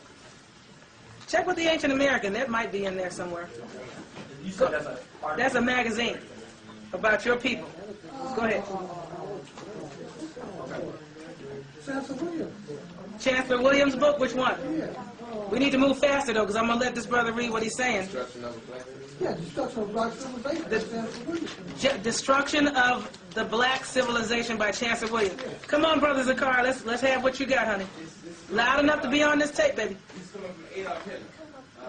It says official Western science, together with Judeo-Christian religion, with which it had something in common, was a conspiracy that had to be destroyed. It was directed against the strong man's awareness that he is part of a heroic and magical scheme of things, a vast conspiracy that would exclude humanity from any past or future outside the brief span of recorded civilization, to cut him off from his origins and his fabulous destiny, and to prevent him from consuming with his gods. And you know, I've heard that phraseology before, that we're supposed to be humanity and fallen humanity. I'll work with it for now. I know I'm not human, but work with what you can work with. Yeah. Discard it when you need to, accept what you need. Because a lot of things will be said out there about you that are not accurate, and you know the words are wrong, but sometimes you know they're still talking about you. Just take it for what it is. There's a movie, and it's not going to show you what you're talking about, but there's a movie, and it's corny. But there's a very powerful part in this movie. Has anybody seen the newest version of the Hulk? Yeah. Mm-hmm. Yes. Have you guys seen that part of the movie where the father is talking to his son after. Now remember what I said about emotions, brothers, in that lecture I did on moving energy to empower men? Yeah. And there's a part in the Hulk where they go, angry man is on the loose. Oh. It's deep. But when they finally get the Hulk to calm down, because the angrier he got, the more off the chain it was. The angrier he got, the less they could do with him, because that melanin just kept kicking up, because that's what they were showing when he turned green. That was the whole concept of melanin. It just kept amplifying, and he just got tougher and tougher. But when he calmed down, and they used a pink woman to calm him down, he was sitting up, chained to a chair, and they brought his father that had created him, trying to make himself stronger. And his father told him, he was talking to him, and his son was like, stop, I don't want to hear it. And his father was like, and I can't quote it exactly, but it was something like this, he said, stop what? Stop what? You know, you tripping on me? Look at all these men out here with their guns and their uniforms. Right. Look at all the harm they've done to you, to me, to humanity. He said, me and you, we can be like the heroes that walked the earth long before the pale religions of civilization infected humanity's soul. That's a quote. That's a quote. Do you guys remember that part of the movie? That was the deepest part of the whole freaking movie. I'm like, whoa. Does anybody know the origin of the Hulk? When it came on TV? This, supposed to be radiation something. Yeah. No. The guy that started the Hulk came on TV. Do you know the basis? No, what's the basis of the Hulk? There was a woman in Pennsylvania, she was driving a baby. And the car turned over. She came out. Sister went over and picked that car up, pulled that baby out.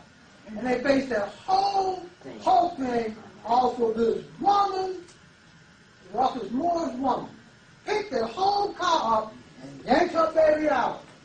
A woman. Moore's woman. And they I didn't know that. I know about the story. They took this I didn't know it was a sister. They took this European to go into a lab and mix up all these chemicals to find out how this Moore's woman picked this car up and poured her baby. This is true. She did it. Yeah, we all heard that story. And so it took this chemical guy. Oh, we off the hook. Okay, mix up all these chemicals. It's time. He couldn't do it. They can't do it. He couldn't do it because he got in an accident and tried to say why he couldn't do it. He couldn't do it. And then he kept going back to what the woman did, picking up the car. Because we have a better drive. We have melanin. We connect. The melanin drive. Yes. It's that ancient move. Now let's hear this question. I also like to add that I grew up with the story being told to me by my mother. Well, my great aunt had to do when the truck flipped over 3 times, and she just took her arm and backhand the window out and freed them out of the truck before the truck would catch on fire. So yeah, that's a known fact. So she told me that as I was a youngster. Cool.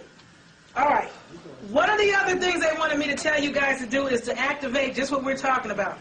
Your dormant, latent power.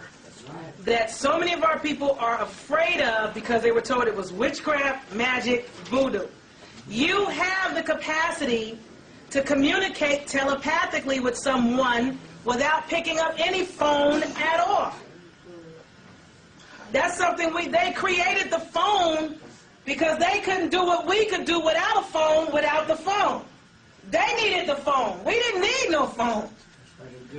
You know what I'm saying? Most of the technology, I won't forget, sweetie, most of the technology that they're dealing with, they built the technology just to try to emulate some of what we could do by nature, yes.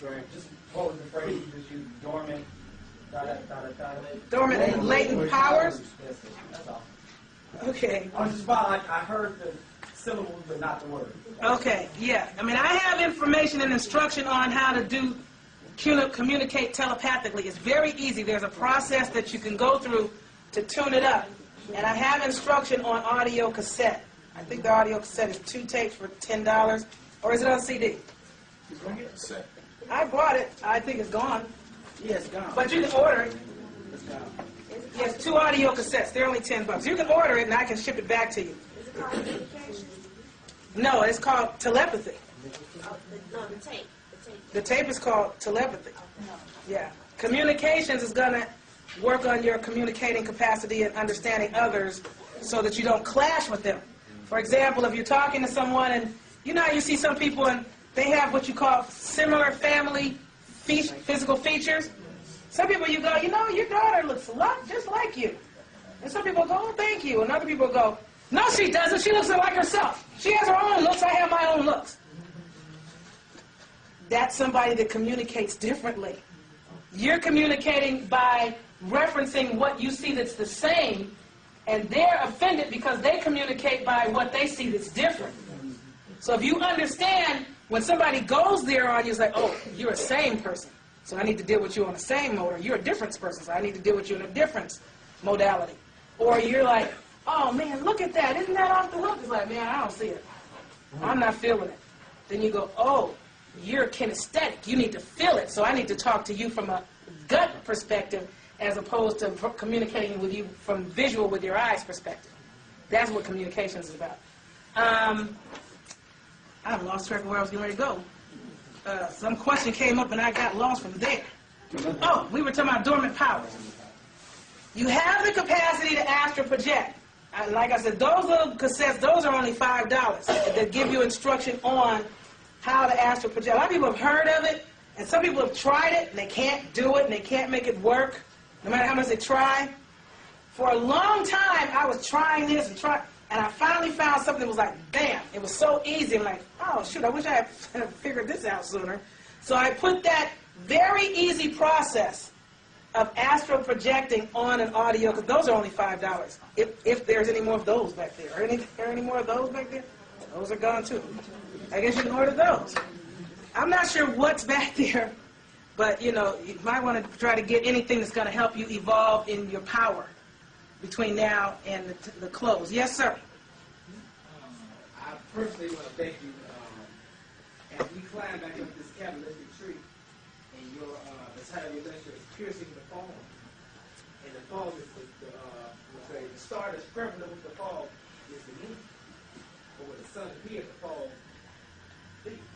Okay. So we've been governed by this moon energy for approximately the last 6,000 years. The sun is out there, but you can't get directed to the sun, like you can't get directed to Keter until you get past your soul. Your soul represents the moon. You cannot see the other side until you pierce first that veil is before you. You have to understand the physical realm. And what you have done is you have pierced that fall to give us better understanding of where we are and what's taking place. We're not understanding the aspect of things. You know the sun is out there, but the sun is giving light to the moon. If you don't understand the moon, then you can't get to the sun, because you got to see the light that is shining towards you, moving forward towards us. Understand what I'm saying? Thank you. That's sweet. That's really sweet. Now, do I have any Piercing the Fog lectures over there? Are them gone too? There's still a couple of Piercing the Fog lectures. Now, that is very good for people that are still stuck way on stupid. Oh, there's some books left? Actually, for what? Books or for tapes? How many DVDs? Wow, we got a lot of those. That is a good gift for people that you know that are way, way stuck on stupid. If they're like, and I told you about the discount for today only, but for people that are stuck way on stupid, give them Piercing the Fog. And when they get it, say, you know what? I don't know what to make of this, sister. Can you look at this and, you know, go through and tell me what you think? Because I got some questions. And even though you do know what to make of me, act like you don't when you're talking to somebody that's lost. It's like, you know, tell me what you think of her, and I want you to really watch this and get back to me, because I want your insight on this. And then see what happens. You know, you can try that. For people that are stuck and you're trying to get them unstuck. Okay, so when you get through evolving your dormant powers, and there are a lot of them, the capacity to move things without touching them, that's something that we used to be able to do. I think, you know, they show it. the capacity to what some people call teleportation, be in one place and be physically visible, which is also really astral projection. But you can teleport and be somewhere else. Like, for example, you could be in this room, and we see you in the room, and you can go into a very slow vibratory state here, and you can evolve a certain amount of your physical psychic substance and send it somewhere else and be seen somewhere else, even though you're not there. People there actually see you because there is a part of you that is there. Like, for example, if you're here and all of a sudden you get a gut feeling that something is wrong, well, let's say you're a parent, something's wrong with your baby. Or you're a child and you get a gut feeling that something's wrong with your parent. Your parent could be dying somewhere. You can actually astral project or teleport to them and be with them at their bedside and be physically in a totally different state. But they actually see you there and feel you there, and they're not crossing alone because you're there with them. I know I'm scaring some people. Some of y'all look at me. Sis, yes. Can I just mention this one TV series that comes on Channel 5? It talks about people with special gifts. What, Heroes? That's the one. That's just a movie about, you got, as Bobby Hemmett would say, that's a movie about niggas going online. Seriously, that's a series about you guys, Heroes. That's all stuff that melanated people used to do all the time, just because. We're so stuck on stupid now, a lot of us, you know, we don't even want to walk. I have some people, when I drive to a store or a mall, if I'm too far away from the door, they are moaning. Man, you can't get no closer? It's like, look, this is the parking lot for this shopping center. All stalls in this lot are close enough to any store in this lot. Back in the day, our people used to walk for miles. Biddy Mason is a sister that walked behind the carriage of her so-called slave master, and that does not mean she was imported from Africa because she was enslaved. But she walked from Mississippi all the way to Los Angeles on foot, while the pink people rode into the carriage. And we can't, most of us don't want to walk a couple of blocks. All I'm just saying is, you know, the ancestors, or the ancestors are kind of embarrassed. Yes. You know, that's the same thing that we were explaining about my father. When my father died, how we gathered all of the bloodlines together and went to the resting place. And instead of us riding in the, what is it, the hearse, the limousine, the only person that rode was my mother because of her heart. But you had some kind of way, I don't know how they did it, but they got the permit to whereas we walked from the, not the church, but from the, what do you call the place? Cemetery? The place of where you hold the burials, where we walked from there to the cemetery. And we never seen so many people trying to figure out how come we had police escorts, because we had over 200 people. Too much melanin in a collective. They get real nervous. They did. When melanin comes together. They call that when melanated people unify as a collective without pink people present, there's a word for that. Fear. No, it causes fear, but there's another word for the kind of meeting. I know what you're talking about. It starts with a C, I think. And I just can't get it. Man. It's a legal term they use. It's a legal term they use, and it almost connects with, you can almost, contraband meeting. That's the word. Thank you. Anytime a group of more than 2 melanated people come together in a collective, and God forbid there's more than 3. If pink people are like this group right here, this is too much melanin to be in one place together, especially talking about what we're talking about and trying in the process of evolving where we're in the process of evolving to. This is considered a contraband meeting. That is the legal definition of any meeting of melanin this size without pinkness amongst you. It is considered contraband. And contraband can get a lot of brothers locked up. Because we were chanting. And yes, and they showed that in rabbit-proof fences. Because, I mean, we had about 6, 7 police squads. They do get scared. They do get scared. Well, was that in the South, though? No. Oh, okay. Well, Now, there was another thing that I wanted to touch on, but I'm wondering if I can. Let me just make sure that I have. You know what? Look at this word hedonism. You guys already looked it up? There's a party down south. H-E-D-I-S.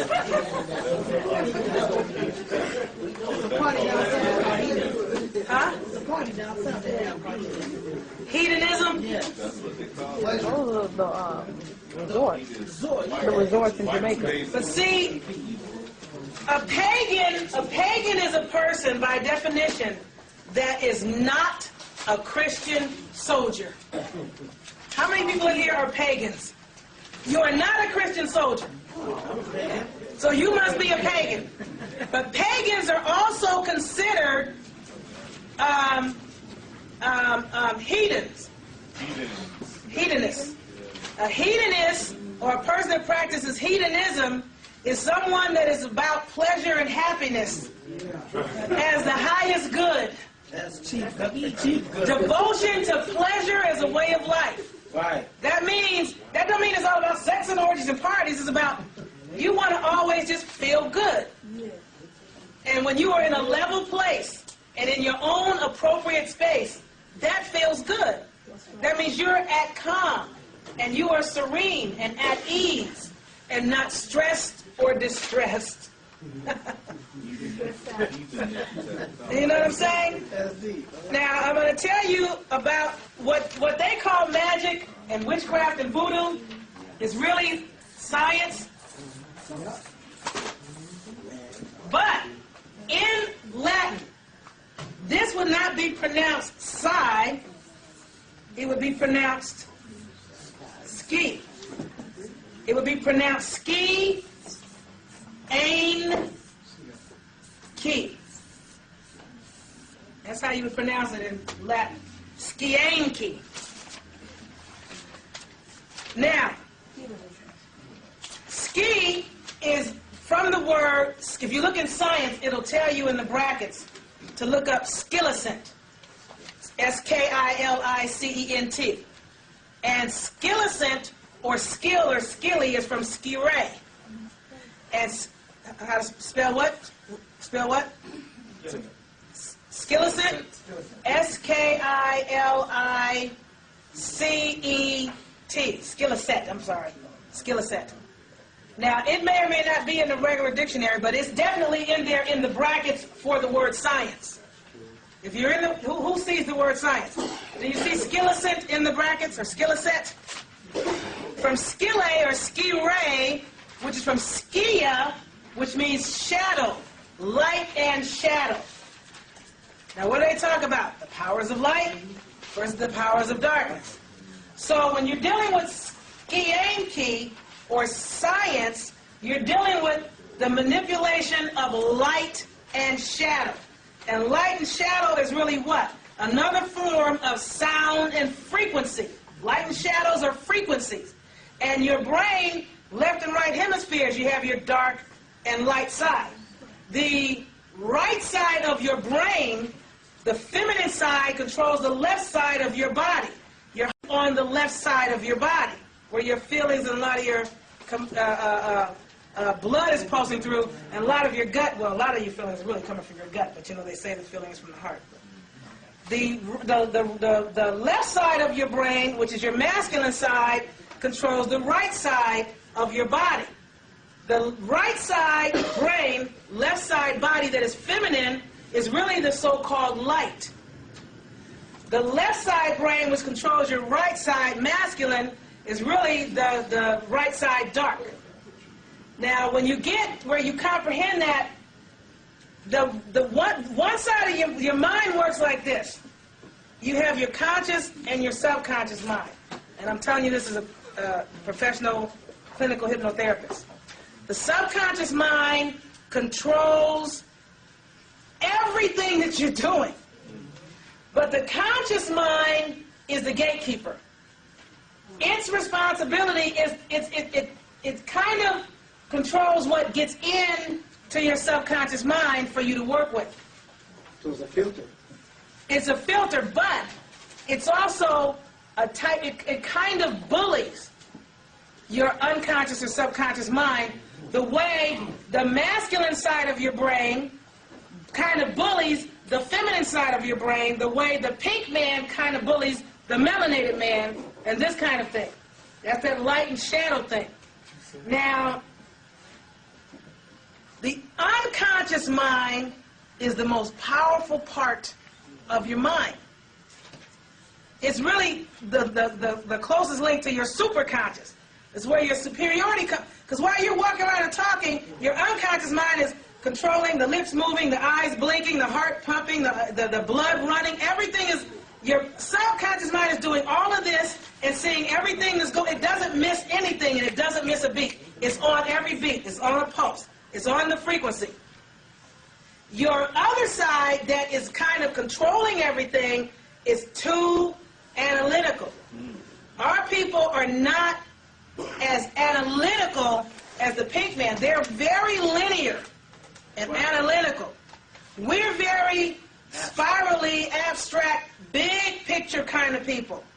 So when you understand the difference between light, dark, left, right, male, female, then you can get both sides of your brain firing back and forth, because there's a lot of electricity bouncing around in here and up and down your spinal cord and throughout your muscles, because electrical impulses are causing things to move in here. So when you get where you understand that, then you can start building up your power and your power base. They wanted you guys to start looking into some differences between the right and left brain. And I had a bunch of notes, and gosh knows, in this short period of time, I don't think I'm going to find them. I may or may not have remembered to even bring them. But on the science, the skilla sense is about light and shadow. The ain, A-I-N, means one's own, but I gave you guys yesterday what E-N meant. Do I need to give it again? Yeah. E-N means an existing real thing. It means to be. So, it's being the key that controls all the light and shadow frequencies going through you, the real thing. It's a science, or a skiing key. And you get there by skiing in. Okay? You ski in, you look in. You got to go into yourself, which is the science of your being, to become the most real you can be. And you're not going to do that until you turn off the pink man's noise. And they also, speaking of the pink man's noise, they told me to tell you this. There are certain kinds of movies that you should, under no circumstances, subject your mind to until you become so conscious that you're only watching it to decode it and pull data from it anyway. Because if you're not cognizant, they're going to use it to play games with your unconscious. Any movie, now I'm just telling you what they're dropping for me to drop. Any movie that shows my brothers being killed or snuffed out, turn it off. I don't care who's in it. They don't care how good it is. They said any movie whatsoever that is showing our people dying is not a movie for a cognizant person to watch. Especially if they're being killed off. Movies like this joke movie that's supposed to be some kind of comedy called Let's Go to Prison. They said no melanated cognizant brother in his right mind better ever go see any movie called Let's Go to Prison. Have you guys heard of that movie? Yeah, movies like that, though. There's a movie that came out not long ago, about, 2-3 months ago? It's called Let's Go to Prison. And it's a comedy, and the commercials for it show something like this big brother talking to some pink man and going, "And what's a fine-looking white boy like you doing in a place like this?" And our guesses were like, our men better not go see that. Especially not any movie promoting going to prison. Because what happens with the what happened with Superfly? One of the first movies. Brothers were in the Black Power movement, or whatever that is. And, I'm powerful, and it's about me and my people, and the afros, and the dashikis, and they said, okay, we got to shut down these, what were them brothers, the Panthers?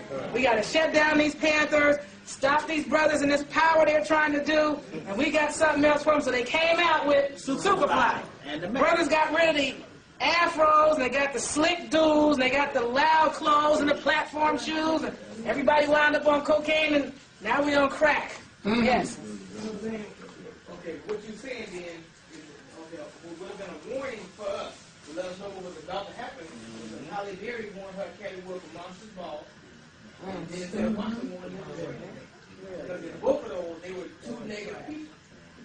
Yeah, but the cognizant community can, when you're in a decode mode, because you're, for lack of a better word, conscious, you can see it for what it is.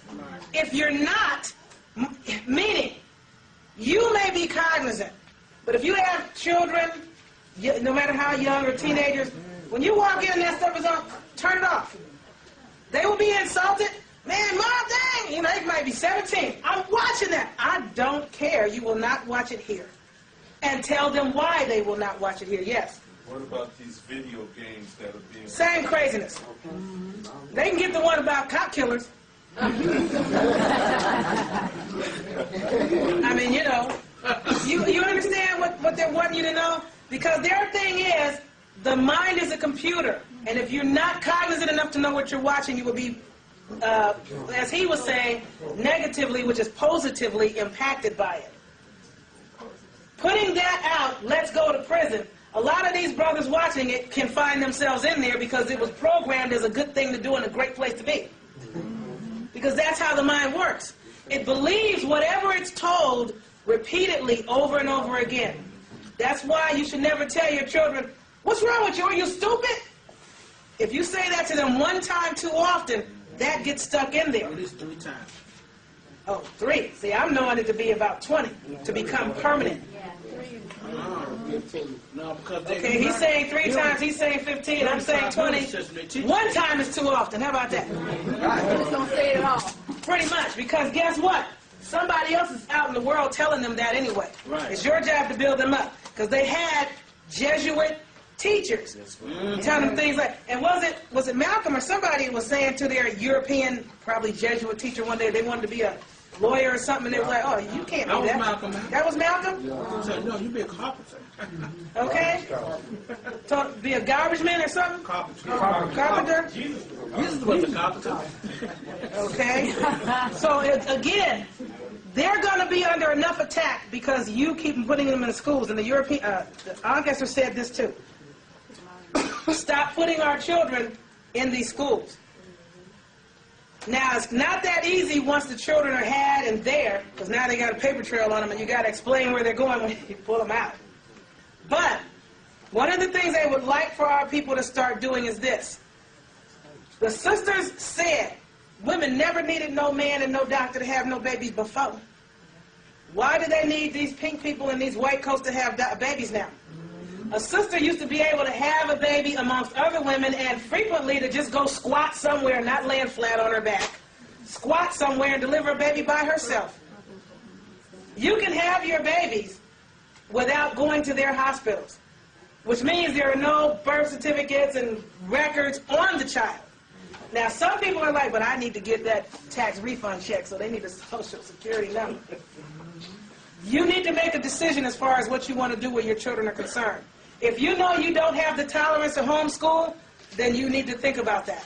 They probably should be being homeschooled because in the schools they're not going to be told what they need to know and they're going to be misdirected, misguided anyway. And it was brought to our attention, or my attention, that a lot of these schools, public in particular, are going to start inoculating all 11-year-old females for cervical cancer. The Ancestors are like, how do you know what it is they're doing or what they're inoculating for? They took a bunch of brothers and shot them up with syphilis back in the day in the Tuskegee experiment. You don't know what they're doing to your child. And if they want to do that, then you need to be pulling your child out. They need to be absent that day or something. It's an option now. Oh, this is good news. But some of our nitwits that are unconscious are going to take them anyway. No, because I have an 11-year-old. She's going to 6th grade. And I wanted to make sure that she was not going to get that shot. But see, you're cognizant enough. How many sisters out here are just going to roll with this tide? You know what I'm saying? So you want to try, hey, sis, you're going to try to share that. think I got that, and there was some other stuff I wanted to give you guys, but we're really running out of time. Let me try to make sure I've covered everything they wanted you guys to know, and I know I didn't, but I'm wanting to make sure. Oh, this is another thing they told me to make sure you guys are aware of. Our people have got to stop looking for these saviors and leaders, and I told you this earlier, but this is what they said the problem is. They said our people are so disconnected now that you're not going to be able to unify in the collective that you think you'd like to see, because you don't know what you should be seeing. What they said is this: when it comes to unifying as a collective, too often we start a group or a movement and we have some leader out here, and all they have to do is snuff out the leader and they stop the movement. That's right. That's right. We're building the pyramid, they said, from the top down when we try to do that, and that is the wrong way. You have to do like what we're doing in this group. Each individual has to be the clearest, most cognizant brick they can be. Each individual walking out of this room will walk out of here with enough clarity to be leadership material. You guys are the foundation. Pyramids are taken from the cornerstone, which is a strong stone, and all the foundation bricks must be strong to support the rest. So you are supposed to become the strongest, clearest, most cognizant individual you can be. And then you find 2 to 3, because they said we should work in 3s, 5s, 7s, 10s, 11s, and 20s. Groups bigger than that, you are going to have a problem with people that look like you. 3 to 5 is really a good sized group, because you can find 3 to 5 people. One may be good at accounting and math, which all of you should be. One may be good at going out and investing the money. Somebody else may be good at buying and fixing up properties. That group needs to gather up the properties. Start gathering up the lands. You may have some people where these brothers are the farmers, these brothers over here have trucks, and these brothers over here know how to get in and out of the corporations and make the connections. Work in little pockets like that, then your organization or movement cannot be snuffed out. You cannot stop a movement where every individual in the movement is a leader in and of themselves. Because when you take out the leader, so what? Any and everybody else in the pyramid can step up, because they all know what the objective is. That's right. So you take your little groups. Okay, we're a bunch of carpenters. Let's master this trade. Well, we're a bunch of electricians. Let's master this trade. Okay, the future is going to be earth ships with wind power, water power, solar power. They said we need to be building more houses and buying more properties and communities that are not connected to Rome. They said a lot of us, we have everything we need. They said there's already a ton of land in our community. Our people own so much land, it's ridiculous. Just sitting out there with nobody on it, doing nothing with it. It's doing nothing. Because the families all own houses over here. Well, my brother has a house here, my sister has a house here, and we got a few acres of land out in so-and-so, and what's going on over there? Nothing. We don't get it. So we have them. We don't need to go and try to find the land. We have the land. And all of us know somebody that's got a few acres of land just sitting with nothing happening. Who in here knows somebody that's got land that's just sitting? Raise your hand. Doing nothing. Okay? We all know people. How many people in here know how to grow food organically? How many people know somebody that knows how to do it? How many people in here know somebody that has their own long-distance truck with a bed in the back and a toilet in the back, or a couple of trucks?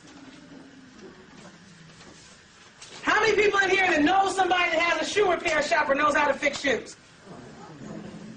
How many people in here know somebody that knows how to knit and crochet? How many people in here know somebody that knows how to sew? How many people in here know somebody that knows how to make jewelry? Why do we keep depending on Rome? How many people in here that know somebody that knows how to work with clay that can make statues or bowls or pots? So what do we need Rome for? What do we need them for? Who knows somebody that knows how to weave fabric, that has a loom or a spindle that can spin? That stuff came from us. So, since nobody raised their hand, that's something that somebody needs to pick up. They said, get back in, they said, find a trade, learn it, master it, find a language, find a small pocket of people that you got a group over here where we knit together, group here we sew together, and we got this group over here, we're acquiring the land, and this group over here, we're building the earthships, and have your different pockets. Because that's what Rome did. What did Rome do? This city is different from this city because even though they all came here with the same objective, they agreed on what they agreed on, and they disagreed on what they disagreed on. So, you have your group, you all agree. What do all melanated people agree on, whether they're Christian, Muslim, or whatever? Melanated people are what right now? In trouble, or at least appear to be. Do you know any Christian that would say, our people are not kind of in trouble? He knows somebody, he said he knows some Christians that will say we ain't in trouble. Okay. For the most part, even the most unconscious, dimwit cretin knows that our people and our children are catching hell in the street. Yeah, they know that. Yeah. If they don't know that, then you don't have to worry. Don't work with them anyway. They are definitely psycho pumped out. Okay? But I'm saying this to say, what they wanted you guys to understand is, you have this group that you sew with, you have this group that you do this with, and this group that you do that with. Somewhere amongst our people, there is a group of people that are working on trying to figure this legal system out. Somewhere there's a group of people that have already figured out how to set up the government. I don't know who they are, but they're there. You do your part. When Rome falls, all we need to do is know what we know and be ready to stand up. Here you have a group of people, we're mastering the math, and we are able to count the money and the accounting or whatever. So this city in Philadelphia is different from this city in Philadelphia, but they're all a part of what? Philadelphia. And this county in Chicago is different from this county in Chicago, but they're all part of what? Chicago. And Chicago and Philadelphia, Chicago and Pennsylvania are a part of what? So-called United States. So you get your group, and the other groups get their groups, small groups. And once it's time, they said they will make sure that all the groups connect together. And each individual group that agrees on this, because there are some groups of us that feel like, well, we should be living free. Mother Nature gives the food for free, the water is free, everything is free. Why do we have to pay to live? Then you got people that say, well, everybody should pay. The only people that should live for free are those in charge. Those that agree that we should live for free, they need to be a collective. Those that think that we should live paying, they need to be a collective. And they can have their own separate collective, but at the end of the day, they're still a part of the same, for lack of better words, nation, city, county, country, empire. Build the groups smaller. Start with the groups you know, and you're on the same page about, we're on the same page about this thing. When it comes to this, we're here. That's who you work with that thing. People that are not there, don't work with them with that thing. If there's something else you can agree with them on, work with them on that thing. Stop trying to do large movements, because they said it ain't going to happen. You comprehend? Before we close, does anybody need additional clarity about how to survive this fall? All they said is learn what you're supposed to learn, master another language or two, master a skill or a craft or a trade. They got everybody thinking something is wrong with blue-collar work. And as a result, there are no jobs here. You guys don't need them for jobs. Create your own. Find something you enjoy doing so much, like a hobby, that you would be willing to do it for free. And when you master that, let that make you so-called money. Now, some of the movies that they said you could be watching are things like, and some of these may be kind of boring, Deliverance from Eva. Yeah. Now, they said the good thing about, they said what the ancestors liked about that movie is it showed a lot of brown-skinned brothers with brown-skinned sisters. All them brothers had so-called jobs. They weren't showing them as dealers and losers and jailbirds and whatever. And most of those brothers and sisters were actually, for lack of better words, married, were what they would call coupled up with their consort. And in what you call loyal, honest relationships. You understand the point? Because they keep trying to show the brother not with the sister. And the sister, now the sister's with the pink dudes, and brothers are with pink women and light women, and Whatever's going on, brothers and sisters, they keep showing you not together. They said, stop looking at things that show you not together because you are together. Things like Coming to America that show your people running stuff. You believe what you watch over and over again. Watch the movie about you running stuff. Coming to America showed you in a very... Movies like The Associate show Whoopi Goldberg, you know, easing her way into and cracking their thing and whatever. Show the movies that help you to see you better. If you can't watch those kind of movies, they said you don't need to be watching TV unless you're decoding. Okay, it is 5 o'clock, so I'm thinking that we're done unless someone has a question. And I know I didn't get to cover everything that I wanted to cover, but there's one thing I want you to try to get if you haven't seen it yet that can show you a lot about this pink critter as I was describing them yesterday, and it's called Gulliver's Travels with Ted Danson. That movie's dropping it. 5:30. I thought we were supposed to end at 5 o'clock. Oh, excuse me. You say Gulliver's Travels? You get the animation, Gulliver's Travels. Gulliver's Travels. I mean, there's a whole bunch of movies that are out there, but they just wanted me to give you some ideas of the things that you should subject your mental to. You know, one of the biggest problems that I found out about doing our own thing is that because we are stuck in Rome with these contracts, that's one of the biggest problems we have doing our own things and learning how to cancel the contracts without being in the government. But you can go here doing your own thing, and a spy will go back and tell the government wrong what they're doing over here, and they didn't come in and break it down. What did the Ancestor say? Groups of what? 3 to 5. Right. If you got a group of 3 to 5 and something gets back to Rome, you can quickly figure out where the problem is in a group that small. There should be no running back to Rome in a group of 3 people or 5 people or even 10 people. You understand? What did they say? The hell with Rome. Don't be afraid of them and what they're doing because they're going down. All they want you to do is be ready to stand when Rome falls. You need to be able to do something. You need to be able to be an ambassador and an emissary that can communicate in other languages. You need to be able to have skills and trades. And you need to be able to count the world's money. You can't lead if you can't count. You understand? Now, I'm glad that we got these other 30 minutes. There's another thing that just came to mind that they wanted me to touch on. And I hope I have my notes on that, and I probably don't. But a lot of our people, they wanted me to hurry up and tell you this, so I don't know why I didn't say it first.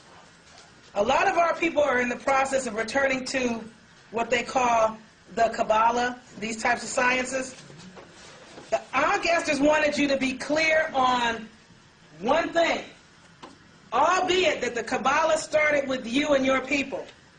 Do not, under any circumstances, take any of those books or any other so-called magical book and work these spells at face value with the verbiage that's already there.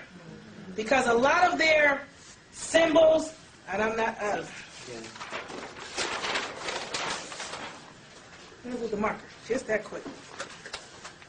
How'd the clock get fixed? Thank you, Big Day. That's the least he can do. Now see, that's a skill we're the master. Hey, you can build them. Build some and sell them. Back in the day, they had these great clocks that people used to go find tree trunks that fell, and they cut the trunk, put these brass numerals on them, the mechanism behind them, shellac them, and that was big bucks. I can't, let me see your book, baby. We were talking the other day. Let me see those books. Hopefully I can find something here, because I did not bring my book to show you. Has anybody ever seen these different, okay, not this one, these different pentacles of power and things like that with Hebrew letters around them and things like that? Basically, the Ancestor said, you can take the concept, but you must create your own. Because the way those, pentacles and things are going now, that are being in some of these so-called Jewish things like this,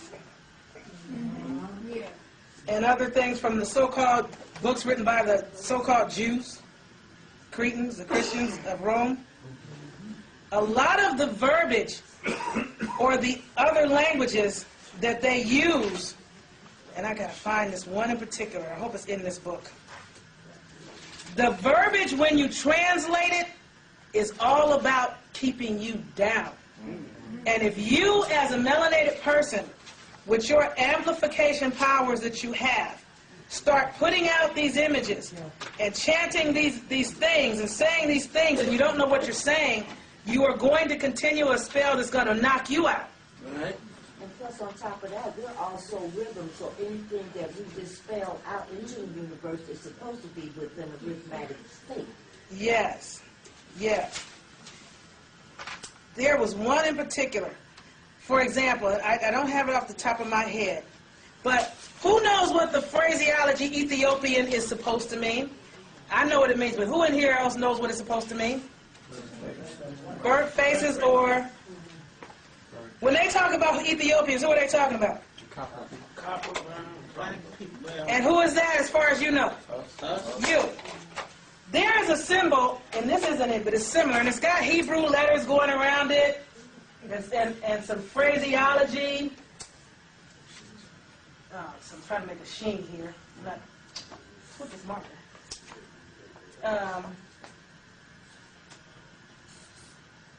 Different stuff like this, and it'll have verbiage or phraseology going around it. I've seen some that, when you actually translate them, they say things like, and the Ethiopian shall be on his knees, honoring and respecting me. Or, we're going to break the pride of the spirits, or something like that. So what you have to comprehend about using these sciences is never take it at face value. Read the books, get the clarity of concept. Know what you know about the fact that all letters are words, numbers, symbols, sounds, colors, tones, frequencies, musical notes, energy, and a type of God. Each letter by itself is a whole little living entity. Right. Know what you know about letters to the best of your ability, working with, after you get that silence, tuning in, and you'll know what should be right for you or used by you. Create your own, or don't touch it at all. Do not, they said, do not allow our people to read any of these books and just start reading back verbatim what they see and cutting out the images as they see them and trying to use that as a symbol of protection, because most of the symbols are about whooping your own butt. It's about them staying on top of you. But you guys understand that already. So you can read the books, but they want you to be real clear. Do not take anything literally. But that's just like in, what was the one that Beth Midler did, Hocus Pocus? Yeah. I didn't see that. When they spoke partially in French and partially in Spanish. Okay. If I or is a way, which means reverse that spell, turn them all dead. Whoa. Do you guys comprehend that? Because I know how many people in here have started to dabble in the Kabbalahs. Don't be embarrassed to raise your hand. How many of you actually cut out an image just as it was and read it as it was and did it the way they said? You have to put your own, learn what the things are and create your own. Okay? Yes, sweetie. Because he's a Kabbalah master back there. Speaking of Kabbalah, and what they don't know is that in most Catholics and books, they don't tell you about the separate dot. D-A-A-T-H. And doctor, the separate says to reverse all knowledge. Reverse all knowledge. So they can get comprehend. But if you don't know this principle, you don't know about this separate, they'll use it. Yes. Well, actually, when you pick up the book and you read it and you do it, did they use it against you or did you use it against yourself? You used it against yourself. You used it against yourself. Because remember what they said in their own so-called Holy Bible, that which is high will be brought down very low. Didn't I say yesterday that Solomon looks like so low man to me? I mean, you know what I'm saying? So who was very high initially? We were. Who has been brought down very low? We have. Now, remember, they didn't have the capacity to do it, so that meant what? We consented and agreed to come down. Why? So they could do what? Come upstairs. So they could come up. Most of them did not take the time to come up spiritually because they were too busy trying to do what? No. In the tortoise and the hare. You're the hare, you fell asleep. This is the opportunity, now that's an analogy. That's the opportunity for the tortoise to catch up. Instead of the tortoise steady running his race and catching up and evolving, he sees you over there asleep. Instead of him keep going, he did what? Came over there trying to kill you while you sleep. So he wasted his time. But see, can they kill you? We baby kids. We don't die, we multiply. Right? What are we? We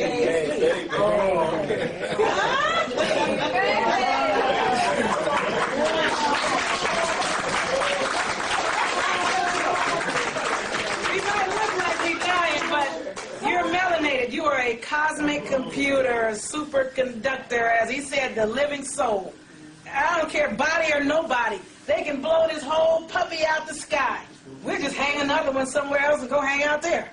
And we hopefully will know better than to make them again. Yes. Intellect and intuition? Oh, From Intellect to Intuition is the name of the book. By Alice A. Bailey. I think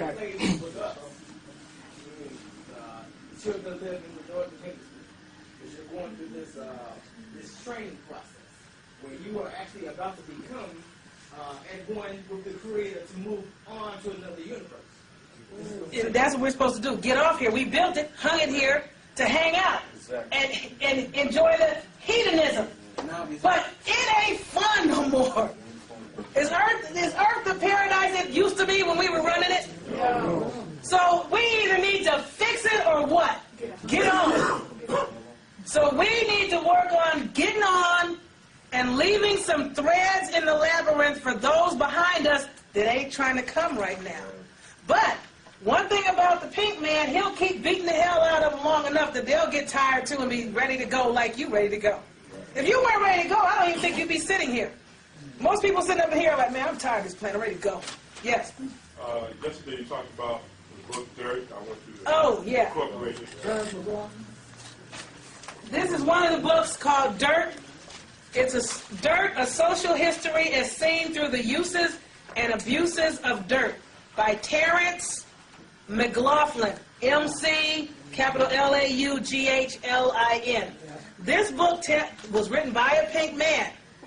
And he's telling on pink people. Now, he's not really saying much about us, but we don't care. You just tell us about them. Y'all should go on Bay and look up on History Channel in order of the Crusaders. Okay, this brother said go to the History Channel and order something they show called The Crusaders. Oh, yeah. I've never seen it. That's a good one. Okay. They come through eating villages and they come through. If there's no food, they take the youngest one to eat them first. Yeah, they always have killed their children. Yeah. And they came here, so what? If they don't mind killing their own, what do you think they should think about killing yours? If they beat and flogged themselves, what makes you think they have any compunction about beating the heck out of a brother or a pregnant sister?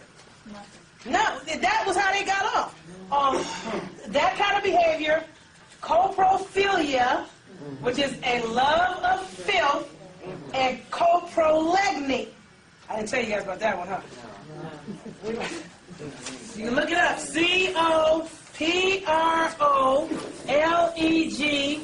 COPROLEGNY. I think it's NY, it could be NEY, but look up coprolegny in the regular dictionary. It should say in there, licking up filth and pus and dirt and waste, including fecal matter. Get out of here. That was the way of the Christian. That was their religion. That's how they got off. So those were the people. That's the ones how they became saints. That's what you had to do to become a saint. You had to find the dirtiest, nastiest person you could find lick up all their sores and clean their nasty butt with your tongue and wash their hair with your feet. Wash their feet with your hair. So in the Bible, there's something about Jesus had somebody wiping their feet. They say they think that Jesus might have been a leper. In this dictionary, it says coprophilia, an extreme interest in feces. But when you read dirt, it tells you in no uncertain terms that was a Christian belief and practice. The love of dirt, it was against their religion to bathe. Christians didn't, now I don't know about now, Christians did not bathe, didn't believe in bathing. And they loved filth and doo-doo, and they used to have piles of doo-doo. Just like we were the mound builders and we had mounds, they had mounds of doo-doo. Seriously. Yes. Louder, baby. I mentioned it yesterday. In astrology, 90 degrees represents something that must be overcome. 90 degrees represents something that you must physically overcome. 90 miles from Chicago is Notre Dame University. You can go there. Please do go there. Because inside of the basilica, this is second only to the Vatican. It's made out of real gold. It's 1,300 plates of 23 karat gold.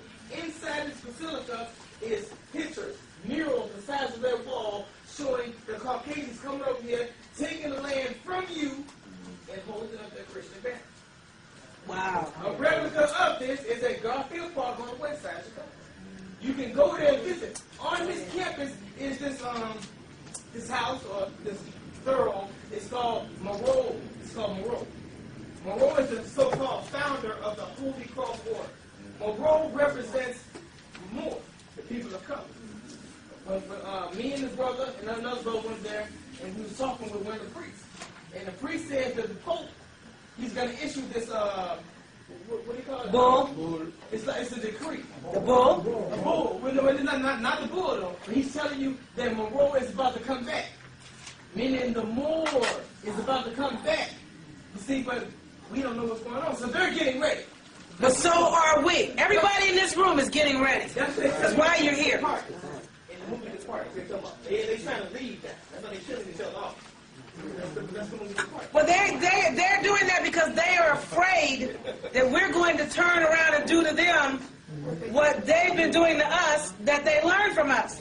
And are we going to do that? We don't even have time for them. When this goes down, most of us, in addition to evolving individually, we're still going to be trying to wake up our people. I mean, do you have anybody that, if the world was good, if somebody told you, the planet is going to explode and everybody's going to be dead next week. Think about the one or two people that you will be most concerned about. Because there are certain people that's like, well, we got a week to live? I got to get to my mama. Or wait a minute, I got to go see about my son or my daughter. You need to think about the one person or two people that if they told you everybody's going to die in 2 days or 3 days, who you would want to be next to at that time, that's the person that you're probably trying to drag along. So when you figure that out, them the people you're going to be worried about. We're not going to have any interest in the pink man. He will be the least of your concerns. You're going to be too busy doing you and people that you want to come with you. But if they don't come, the Ankh has said you need to leave them behind. They got to get picked up next time or never. Seriously. There's a possibility that they won't come back to retrieve anybody after this go-round. But it may not happen because isn't Earth supposed to go through some kind of birth? Really, all the planets are gravitating more so towards the sun. Well, if the Earth continues to gravitate towards the sun, we're going to be second to the sun. Well, if we're second to the sun, the pink people won't be here in those 66,000 years because they can't handle the sun. So, got some of us coming A lot of us ain't going to make it. Earth is evolving. A lot of us won't.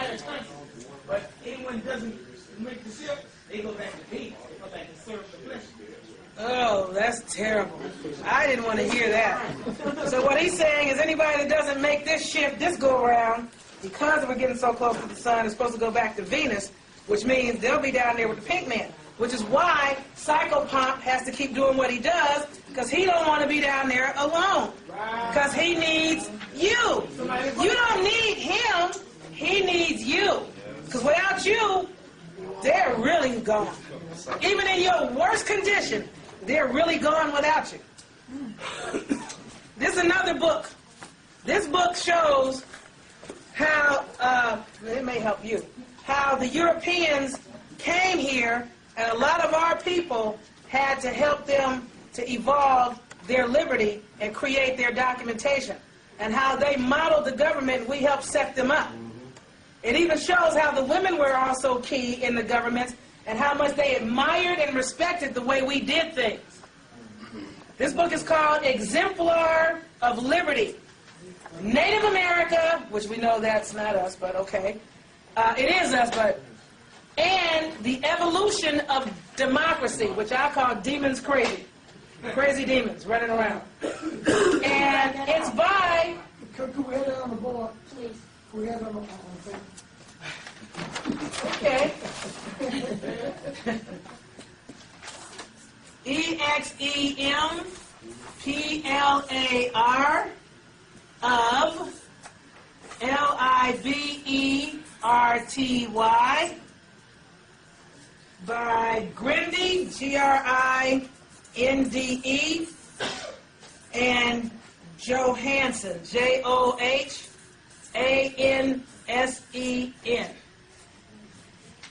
Exemplar of Liberty. And it talks about, like for example, people keep saying, you know, about the Indians on the reservations, and I keep saying, well, those are not us, and people are like, well, you know, I don't understand, because people used to be very light too. I'm like, who told you that? However, the reason they're so light on the reservations now is they had, when they came here, they preferred the way we lived and the way we did things and the very liberated way we ran our scenario. If someone spoke, we would let that person talk. Everybody would just sit and quietly let that person talk and finish making their point. Now, have you ever seen Congress trying to run a session? Yep. Nobody's listening. Nobody's paying attention. Everybody's talking.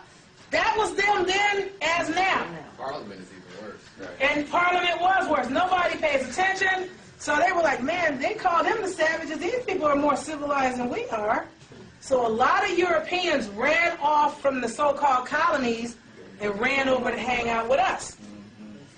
They lost so many of their subjects to that they created a law against Indianization and made it illegal for Europeans to run off and start living with us and hanging out with us and trying to be us. Indianization. It was a law against, it's all in the Exemplar of Liberty, against Indianization. But a lot of these people that are on the reservations now that look so pale, or as they said earlier, they're GIs. Oh, I did say it earlier. They're GIs. They're government-issued Indians. So that when the wealth and the checks and everything started coming back, they wound up going back to pink people. A lot of these people are the Shemnites. Now, they'll curse you out and get insulted if you try to tell them they ain't the original and they're half-breeds. But they're not the autochtons that were here. They're not copper-colored. Some of them are descendants of those that came across the Bering Straits, the so-called Asian type. But that's what they're dealing with in Hawaii now. They claim to be the Hawaiians. Remember the Chinese that were dumped there? Now you go over there, they hate you. And they were brought from somewhere else. And the original so-called Hawaiians that were darker than most people here, you know, are somewhere in a little corner, if at all. And they've been interbred or crossbred up instead of breeding the pink man. Well, we've been crossbred down instead of breeding the pink man up. You understand? That's why when you go to so-called Egypt, which is Kemet, or the Ket, a lot of those people that claim to be Egyptians are what? All paled up. The Indians and ruler Hindustani are all paled up. People on the reservations in America paled up. People in Hawaii are paled up. These are government-issued people that are put there to make sure that the real people don't get what's theirs. Yeah. Israel too? Israel too. Paled up. Because if you're dark, and with the men, they don't bother the women. But when the men come there, they will detain them. Want to know how long you going to be there, what you doing. If you're the color of brothers that are dark. As long as you're bright skinned, they don't really mess with you. But the women, I don't care what color you are, you can waltz. But that's because they know that the wealth was connected to the women and they came from the matriarchal societies, and they still need the women for the melanin. Right. Because even though they can get melanin from brothers, you can get a melanated seed into a pink woman's womb, but what did they say in the black Christian black codes? You are what your mother was. Right. So if your mother was part beast or part animal, I don't care how melanated your father was, you're still this thing that your mother was. So if they want to become more real, they have to come through the proper gateway. That means the womb they come through has to be a melanated gateway. That's why they're after sisters, and they tend to leave the sisters alone, but only long enough to get what they want, which is to come through those gates. So they can come in as a cosmic or a soul being of melanin. You get it? Are there any questions? Because I know I didn't cover everything, but hopefully I gave you guys some, I'm tripping over here, some ammunition on what you can do to survive this fall. Just do you. The Ankh said, don't listen to the news. Who cares what they're doing? Don't get bent. If they kill everybody, the Ankh said, so what? Let them have it. Let's go. We got other places to go and other things to do. And other colonies to make. Because apparently, if they're trying to say that, you know how they claim nobody wants us and nobody wants to claim us. Right. You know what I'm saying? Right. The Indians say, no, they're not Indians. And the Africans say, no, they're not Africans. And the Asians are saying, no, they're not. Nobody wants the so-called niggas. But if we ain't from here or there or here or there, and we ain't from nowhere, guess what they're saying about us without saying it? We ain't from here. Look out. No. We ain't from here. And we aren't from here. We hung this planet here to hang out. Okay? And these other people were manufactured by us. Or spit out as a result of inbreeding. So if we're not from here, then they are admitting that we're the aliens that came and built the pyramids and built the Sphinx and set up this government and all this other stuff that they claim are the blonde and blue-eyed giant Anunnaki. And so it's like, they're going to tell one truth or the other. And at the end of the day, all the truth is going to have to come out. So, we're deeper than they want to even start trying to touch on. Yes. So anything they say, you can slap upside their head with it. Oh, so we ain't from nowhere, so that means we're the aliens that came and made you, right? If you don't want to admit to that, then you better admit to the fact that we are the true man that set this up. Yes? Could you flip a page on your paper and write psychiatry? Oh, yeah. Okay, and I see these two hands up over here. Sister,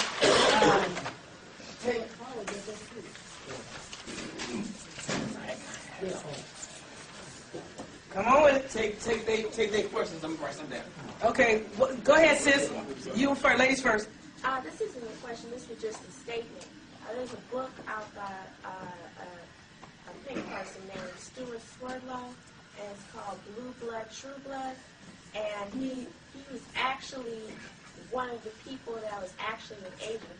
He describes how they indoctrinated him and how they taught him from a young, early age how to be a spy, and how people are like, snakeheads, and about the Ohio Council, and about how black people, we aren't from here, and how they released AIDS into our population to keep our true people who are from another galaxy stuck here, to keep from picking us up. So they dispersed AIDS into our community because they knew they would not want us if we were infected. We are infected, mentally, spiritually, and physically. You have a question or comment? Oh wait, that book was called Blue Blood, True Blood by Swerdlow. Okay. He's one of those new age metaphysics. See, you know why he's new age? That means he's doing what we said they should have been doing, attempting to evolve spiritually. And when those that do try to evolve spiritually cannot continue with the lie. That's like working for the IRS and then finding out that they ain't even real and that they're fraudulent. If you have any kind of cognizance, you can't continue to do it. We have some formal agents telling. They're gotta tell. Okay. The Indiana Plan of 1907. The sterilization of all people of color. And this is how they're going to use it now. Psychiatry. Psychiatry means the study of the soul. The PSY means the study of. This is the symbol in Greek. This is also the symbol for Indiana University. The I and the U. It is a fork. It's a pitchfork, the pierce, the pike. So who are we talking about? The CHIAT is chet, or soul. It means the soul man, the cat. The RY, AEIOU, and sometimes Y is RI. RI is rest in Hebrew. So what are they doing? They're going to kill your soul. That is the idea, to kill your soul.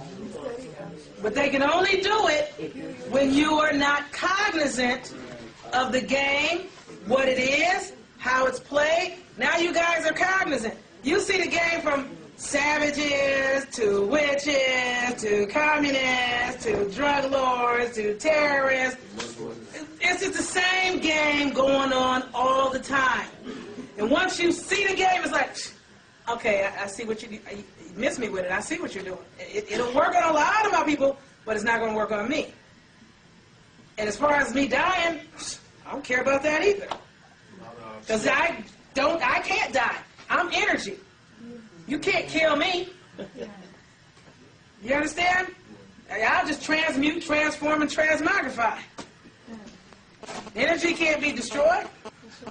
And melanin energy sure can't be destroyed. Yes. They're carbon-based. They're carbon, which is really a diamond in the raw. Say what?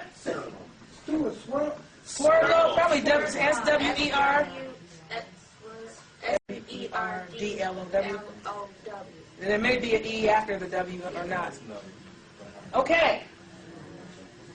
Any more questions, comments? You guys okay? Do you feel like you have any clues on how to survive this fall? What should you be doing? Do you. Do you. And in order to do you, you need to do what? Figure out what you is. In other words, am I a night person or a day person? Do I like people or do I hate people and I just want to be left alone? Do I like to talk or do I hate a bunch of talkers and I just don't want to hear nobody's mouth? Figure out what you're about. Because if you don't like people and you get a job at McDonald's, what have you done to yourself? You have set yourself up to be very, very unhappy.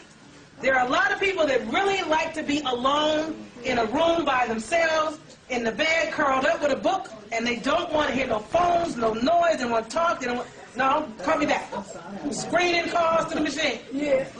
But you don't like people, and yet you have a job as a public person where you have to deal with people all day, every day, all day, every day. You are going to be unhappy, and when you're unhappy, you are in discord, or you are not at ease, which means you are becoming dis-eased, which means you're going to be sick. And if you're sick, like the sister said, when it's time for your people to be retrieved, you'll be one left behind because you're not ready to come with us because you ain't even right. Or maybe you're too right and you ain't enough left. Yes? It's 5:30. Yes? 5, and on behalf of Let Us Roll and the Chicago community, we want to say thanks for coming. You're welcome.